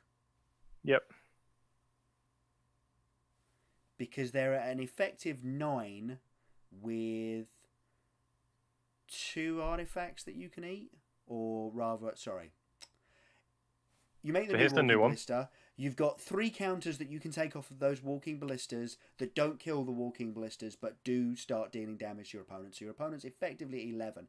If you have attacked with the Arcbound Ravager, you can sacrifice the remaining counters on those Walking Ballistas and the 2 other artifacts on the battlefield at the moment to put another 2, 4, 6, 8 counters on it, 12, which is lethal. So making this new Walking Ballista means that when you attack with the 4/4 Ravager, they have to block it. Obviously, they then start shooting Walking Ballistas down, but they have to block it. Yes. But it gets rid of the Walking Ballista and your opponent has no follow-up. Yeah. Right now. I mean, you don't know that your opponent has no follow-up, but you're going to play this way to try and beat the very powerful card on the battlefield. Yes. Oh, sends with bow. Oh, I suppose if he blocks the Walking Ballista, he's just dead. So, yeah, that seems sensible. Yeah, so it's 2 free points of damage that you wouldn't normally get. Yeah, exactly. Although, of course, I think what we're all expecting is that Walking Ballista to get in front of the Arcbound Ravager and then to see it shoot the smaller Walking Ballista that's attacking. Yep.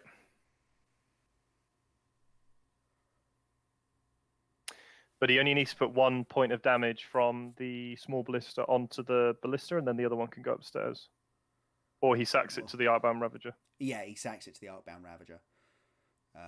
Although, amusingly, as soon as points of damage go on the Walking Ballista, it makes it a lot trickier to start using the counters on it to shoot. Yeah, effectively loses 1+1+1 counter in essence when it's trying to use its ability. Yeah. Although, having said that, of course, he only has to wait for Alvaro to point the damage at the Walking Ballista, and then he's like, well, the only thing on this battlefield that you can kill is that one small Walking Ballista. So I can now start taking counters off happily.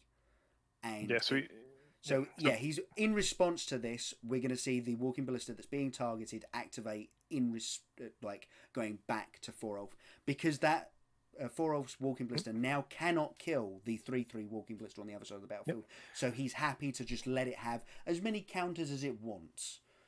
I think you let him do it again. No, why would you bother? It's going to die either way. Sure, that's fine. Yeah, I mean, yeah, it's going to die anyway. So you just send. So what you've actually done here is lost a point of damage at 4-Elf. Yeah, so he's going to sack it across. Yeah, that's true.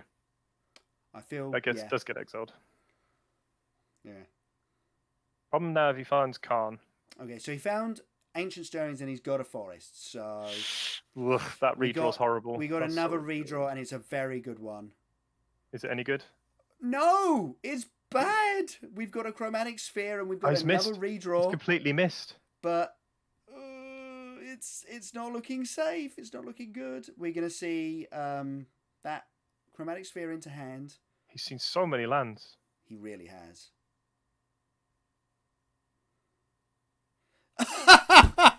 Is he bricked? No, there's an Ulamog. Oh my god, really? But I don't think he's going to cast it before he dies next turn.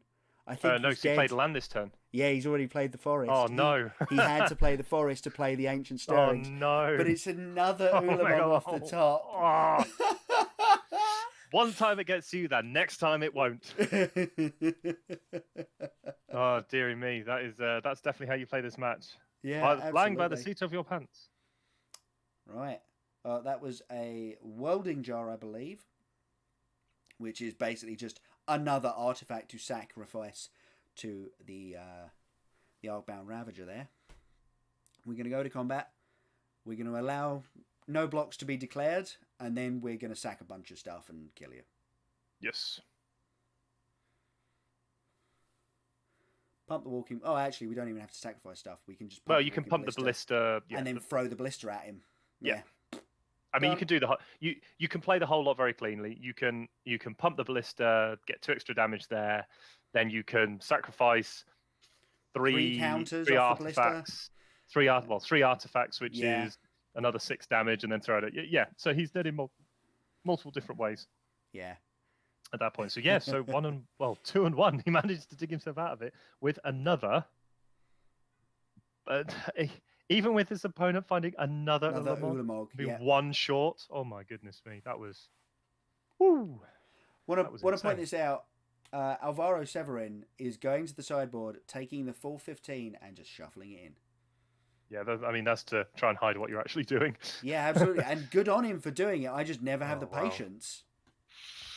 I think when you're at this stage of the tournament, you might find the patience to do it. Yeah, absolutely. Yeah, absolutely. Yeah. But while we're waiting for them to... That was definitely a very interesting match there. There was a lot of... Yeah, wow, that was insane. There was a lot of points there where you're sort of going, okay, we can definitely see, obviously, that Hardened Scales is very much ahead here. The problem is you want to play to beat as many things as possible. What's the safest sets of lines? And then, obviously, as soon as you've got multiple walking ballistas in the picture, it just gets so complicated so fast. Yes. So, yeah, it's... It can get very, very tricky with these battlefields. Yeah, that was a very strange match. That was. Yeah. It was a great match. It was a great game within that match. It was just one of those ones where you just start going, "Oh, is he going to get there? Is he not? Is he going to get there? Is he not? Oh, he got there." And it was one of those ones where it's like, "Oh, I got there. That's surprising," through the ley line of the void. Yeah, absolutely. Despite drawing 2 Arcbound Ravagers that both normally would... I mean, if the ley line of the void hadn't been there, that game would have been over like 3 turns beforehand. Yes. Right? You just go all in on one of the walking ballistas and throw it at your opponent's face. Yeah, exactly. So it did a surprising amount of work there, despite the fact that only 2 creatures ended up exiled instead of in the graveyard. Yeah. And only one of them actually had a modular ability that it was having deactivated. And it was really good how he was able to get around that big ballista as well. That was really good. No, that was spectacularly well played. I also I don't know, I do agree with Forov's play to a certain degree to go for the 10-10 walking ballista as opposed to going for the Sanctum of Ugin to try and go and get an Ulamog or something afterwards. Yep. Agreed. But that being said, I would have been very interested to see how that game played out. If he, that last turn that Forov had, if he had, instead of doing anything else, if he'd had a 4/4 ballista and an Ulamog in hand, what changes? Don't think too much changes, actually. No, except that instead of spinning your wheels in that last turn, cycling twice, you go Ulamog and kill both of your opponent's threats. So I don't know.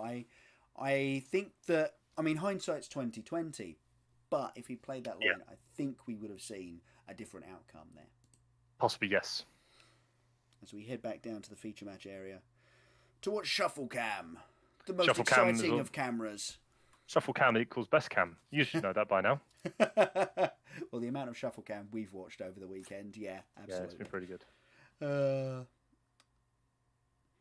Any changes post-board, do you think? Or does open deck lists just mean that you know exactly what it is you should be bringing in? Do you feel like there's any play-draw differences that you want to work to? Or is it just like, I hope I'm on the play, because then that makes my hand better? Wouldn't mind being on the play. This looks like a really rough hand for Severin. We've got 1 Tron piece, 1 Sylvan Scrying, 2 Sylvan Scryings. Okay, it's a good hand. Sorry, I take it back. It's a turn 4 Tron because you've got to play the forest, but it is a relatively safe Tron. Yeah. With, I believe, an Ulamog in hand as well. Here we go. Arcbound Worker, the play for Alvaro, who also kept to 7, which is great. Yeah, so we see turn 2, Sylvan Scrying, and we've got an Ulamog that we can't cast until probably turn 5. But we've got an O Stone that we can cast on turn 4. And just try and clear out the board.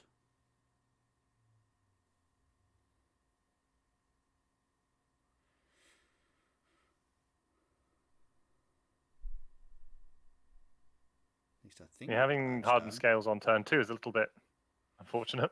Yeah, less good than it would have been last turn. But we do have another worker in hand, so we're still getting some value out of it. Yeah, definitely. And no Leyline of the Void this time, so our modular triggers are online. I see.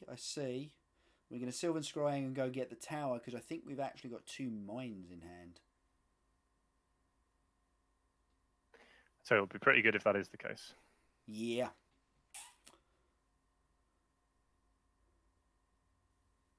Yep, there's the mine. And as I say, next turn we've got Osto coming down. So unless Alvaro's got something to deal with that, we could be looking at a rough... Well, we've got Nature's Claim, but it doesn't actually stop the damage being done, so to speak. Yeah.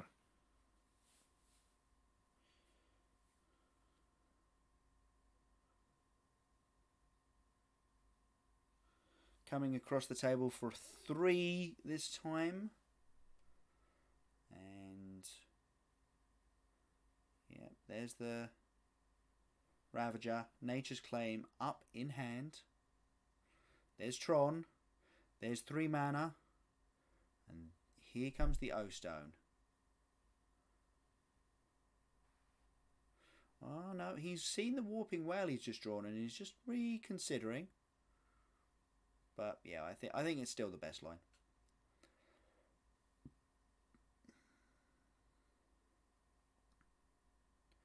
Yeah, no, don't blow it now. It's all non-land permanents for O-Stone, right? Yes, all non-land permanents. But that's a Blink Moth Nexus and not an Ink Moth Nexus in play. So he really needs to find the Ink Moth Nexus. Yeah, if he can find the Ink Moth Nexus right here, that's actually not bad. Because he gets to play that and then cast the Nature's Claim on the Oblivion Stone. The Oblivion Stone will obviously go off, and then we can dub all of the counters on the Ink Moth Nexus, and then get he needs to find an Ink Moth Nexus. Turn. He needs to find an Ink Moth Nexus and hope his opponent doesn't draw like the best cards. Unfortunately, he's already got the best cards. He's got an Ulamog in hand and another Tron piece. So he's got the 10 mana and he's got the answer. So this game is depressingly basically over. It's just that Alvaro doesn't realise it yet. Yeah. Yeah, Ulamog's been pretty good in these finals. Just a bit, yeah. To be honest. We're going for Hardened Scales here, trying to look for as much value out of this turn as possible, knowing that in essence we expect to not get too many more from the Hardened Scales side of things. Okay, what does coverage know that we don't? It knows nothing. Oblivion Stone is 5 to activate, and there's 5 on the battlefield, so we can activate Oblivion Stone this turn, clear everything up, leave just the Blink Moth Nexus, and then, as I say, there's an Ulamog in hand with another Tron piece. Oh, gonna do this in response to the Hardened Scales. That's interesting.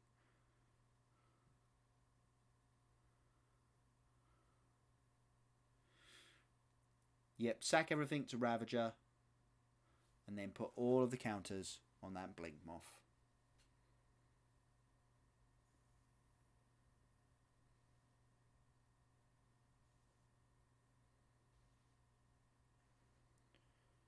Right, sacrifice. We've got modular for 2, which actually turns it into 3. Yeah. There. And then we're going to sacrifice the Darksteel Shores. The Darksteel Citadel. Put another 2 on there, 8. And then modular on for another 9.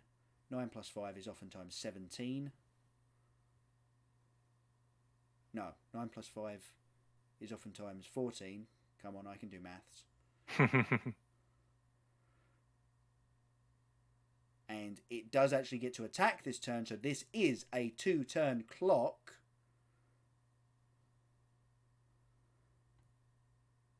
But... and a tower off the top, just in case that wasn't bad enough. Yeah, that's pretty good. Yeah, that doesn't hurt, does it? Nope. But there's the big beefy boy that's gonna end this game again. Yep. Oh, it's so bad. Oh dear. Oh. And you just see Alvaro's hand to his head. He knows that the writing is on the wall.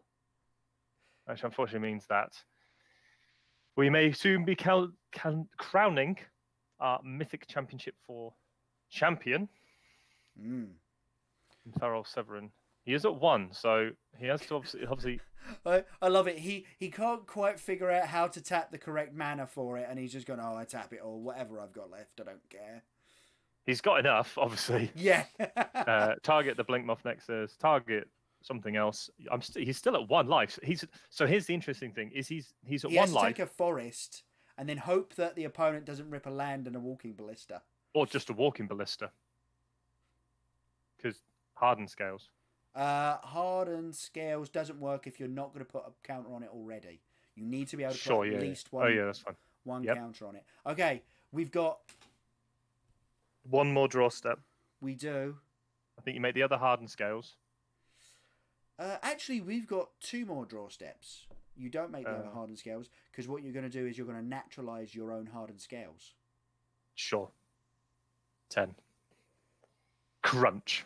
10 and 20 exiled. Now, it's normally the 20 exiled. There's 1 walking ballista.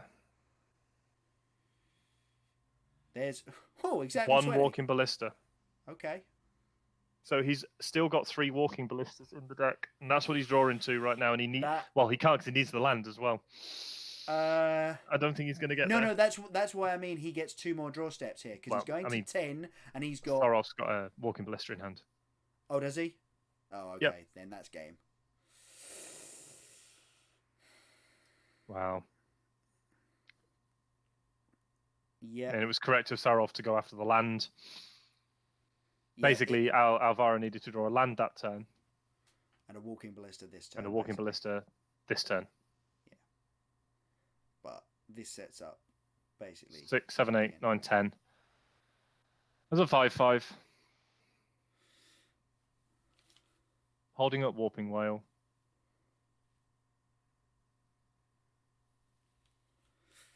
We've got the Nature's Claim in hand for Alvaro, so he was able to survive against 2 attacks from an Ulamog, which is not something you would normally say. There's a damping sphere. There it is. No, there it is. Shake of the hand. He can't, and he can't even believe he's done it. No, that's fantastic. Well done to him. I'm going to lift him up. He can't believe he's won. Commiserations to Alvaro. He played that so well to get to this stage, and he almost got there. Yeah. He really worked really hard for it, and it's just a shame that, you know, there has to be a winner, and there has to therefore be some losers, and that includes Alvaro this weekend. Although second is not exactly what I'd call a massive defeat as we come on back to the booth here. Don't complain about nice things like that. No, absolutely not. Absolutely not.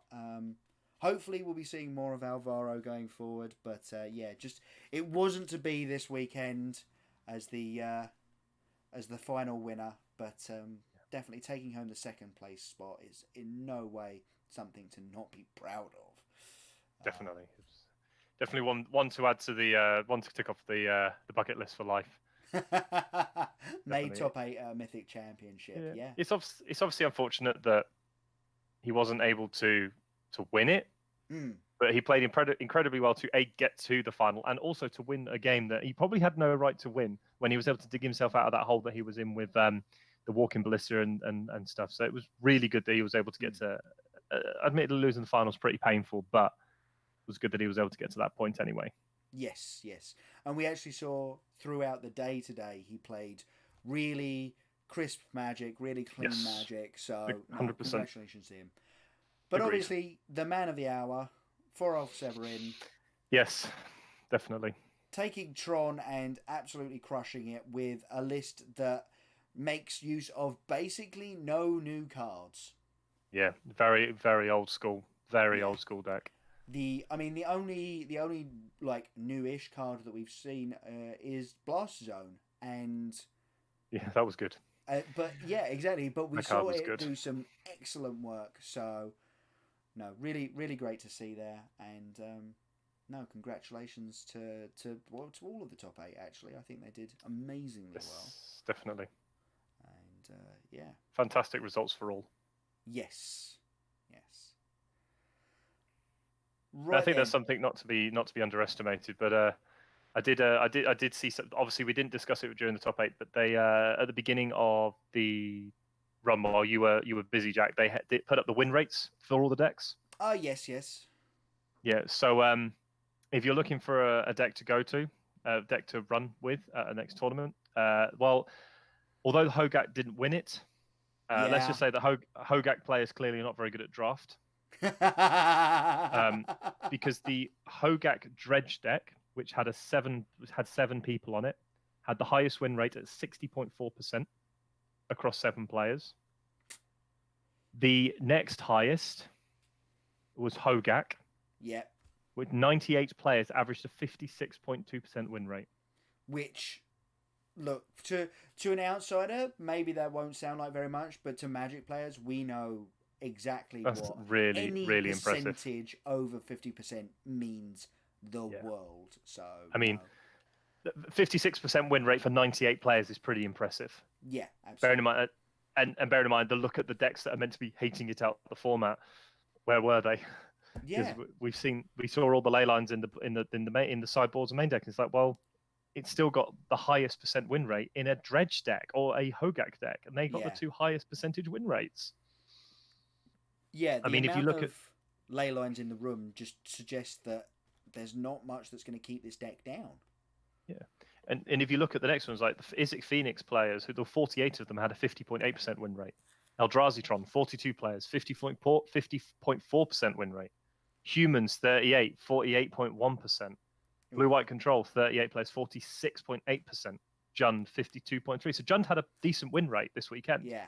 But Blue White Humans were less than 50% win rate. So if you were playing Humans, you weren't going to make top 8 according to this one. Yeah, and amazingly, despite the fact that I was sitting here going, I think Blue White's a good shout for the weekend. You know, you can main deck your Rest in Pieces, and you can play your Path to Exiles, and they're the only 1 mana removal spells for Hogak in the format. Apparently not. Apparently that's not what's going on at the moment. And yes, maybe that's the Blue White Control got bogged down and beaten by other things in the room. As I said, and I keep saying, 21 or 24% of the metagame is Hogak. That means that 79 or 76% of the room is not Hogak, and that means that you still have to be able to fight other decks. And if Blue White Control is having trouble against whatever it's paired up against, maybe that's knocking it out early. But the fact that the Hogak deck played into a room with 800 Leyline of the Void, including some in the main decks. Yes. Yeah, that's the key thing. I have never considered main deck Leyline of the Void until now. Yeah. And that's crazy to me. That's completely over the top for a new deck in the format. I mean, obviously, the new thing comes around and everyone goes, oh, wow, it's super powerful and we're going to have to hate it out of the format.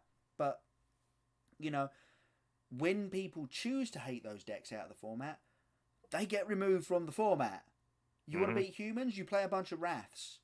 You know? You want to beat Grixis Death Shadow? You play a bunch of point removal. Yep. You know, and it's these kind of things, but no. And it's interesting as well because most of the blue white decks we saw had gone back to being Snapcaster decks, so they weren't running main deck Rest in Peace, which may seem wrong now. Maybe you should be running the Rest in Peace. Maybe you should be running Settle the Wreckage as well. Yes. If you want to beat Hogak, that's another way of doing it. Yeah, I quite like in a non-open deck list weekend, I can see Settle the Wreckage being a pretty good shout at the moment. Yes. Actually. Yeah. Obviously, we're talking about We're talking now about events where there is no deck lists. Yeah. Yeah. So going forward, going towards your MCQs or even just your F&Ms. If you're getting beaten down by Hogak decks, then maybe some main deck Settle the Wreckages aren't going to be the worst idea for you. No, definitely not. Right then, I think we've got a couple of bits of housekeeping to do before we wrap up for the day. We've got our giveaway that we have been trying to run, and well, once again we had one entrant, so one winner. Sheepy, well done. I'll be sending you a message with the code for your arena pack. And Congratulations. Congratulations on that. As for the other, and clearly more important than the MC thing, the bingo cards. Of course. Might as well pull them up, see how badly I did. I don't think you got any more. Let's have a look. Let's have a look. We had one poison counter on a player. We had Blood Moon in play, but the player who played it won. Yep, unfortunately.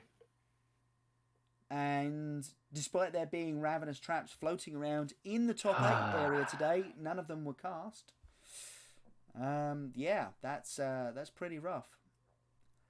Yeah, and we just didn't because our like Phoenix obviously didn't have a great win rate. It just got hated out of the room.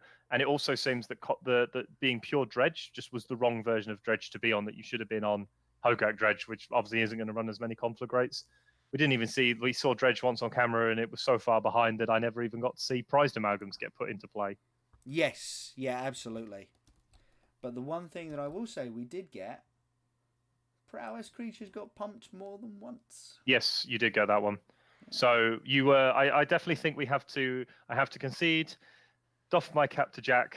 That Captain Jack has managed to win himself this time's bingo card. Yep. Despite being unable to talk about people sending messages because no one sent any messages. No one sent any messages. They're all too good. They're all too good at players. Exactly. Everyone played super clean and super concise Magic, and they were wasting no game actions. And I'm like, no, waste your game actions. That's what they're there for. And to be fair, you did well. You got what 3, 6, 9, 12, 15, 16 squares of what 25. Yeah, it's pretty impressive. Pretty good percentage to my 4, right there. 8. I got 10. Definitely didn't go very well for me this one. I think I may have been a little bit too harsh on mine. Yes, yeah. I think you did give yourself the harder time this time round. So well, and partly because we kind of called the metagame a little bit wrong when we started. You know, your one's filled with a lot of things that just didn't show up at the tournament. You know, we barely had any collected company and stuff like that. So it is what it is. It turned out it was Hogak's world, and we're just living in it. I was living in a dreamland that I shouldn't have been. Yeah, no, absolutely. Unfortunately for me. Absolutely. But I'm going to say that is it for us today. Thank you very much for joining us. Obviously, myself and John will be back. We do the podcast releases every Thursday over on Axiom Now, and actually every Thursday evening we're going to be doing a little bit of streaming together. Yes. I also stream every Tuesday at noon with Habibi MTG, and we do some arena versus. I'm also going to be doing some more arena during the day with another Magic player, Edapt MTG, who I know from the UK scene, and we'll be doing again some more arena versus stuff. Obviously, like to again thank Wizards for giving us this opportunity, giving us the arena codes to give away, and obviously to our sponsors Axiom Now. Do head over to axiomnow.com to find out about all of the great events that they're running. I'm sure you've seen the adverts this weekend, but they're running some amazing events in the near future. Their mega weekends are absolutely legendary at this point, and rightly so.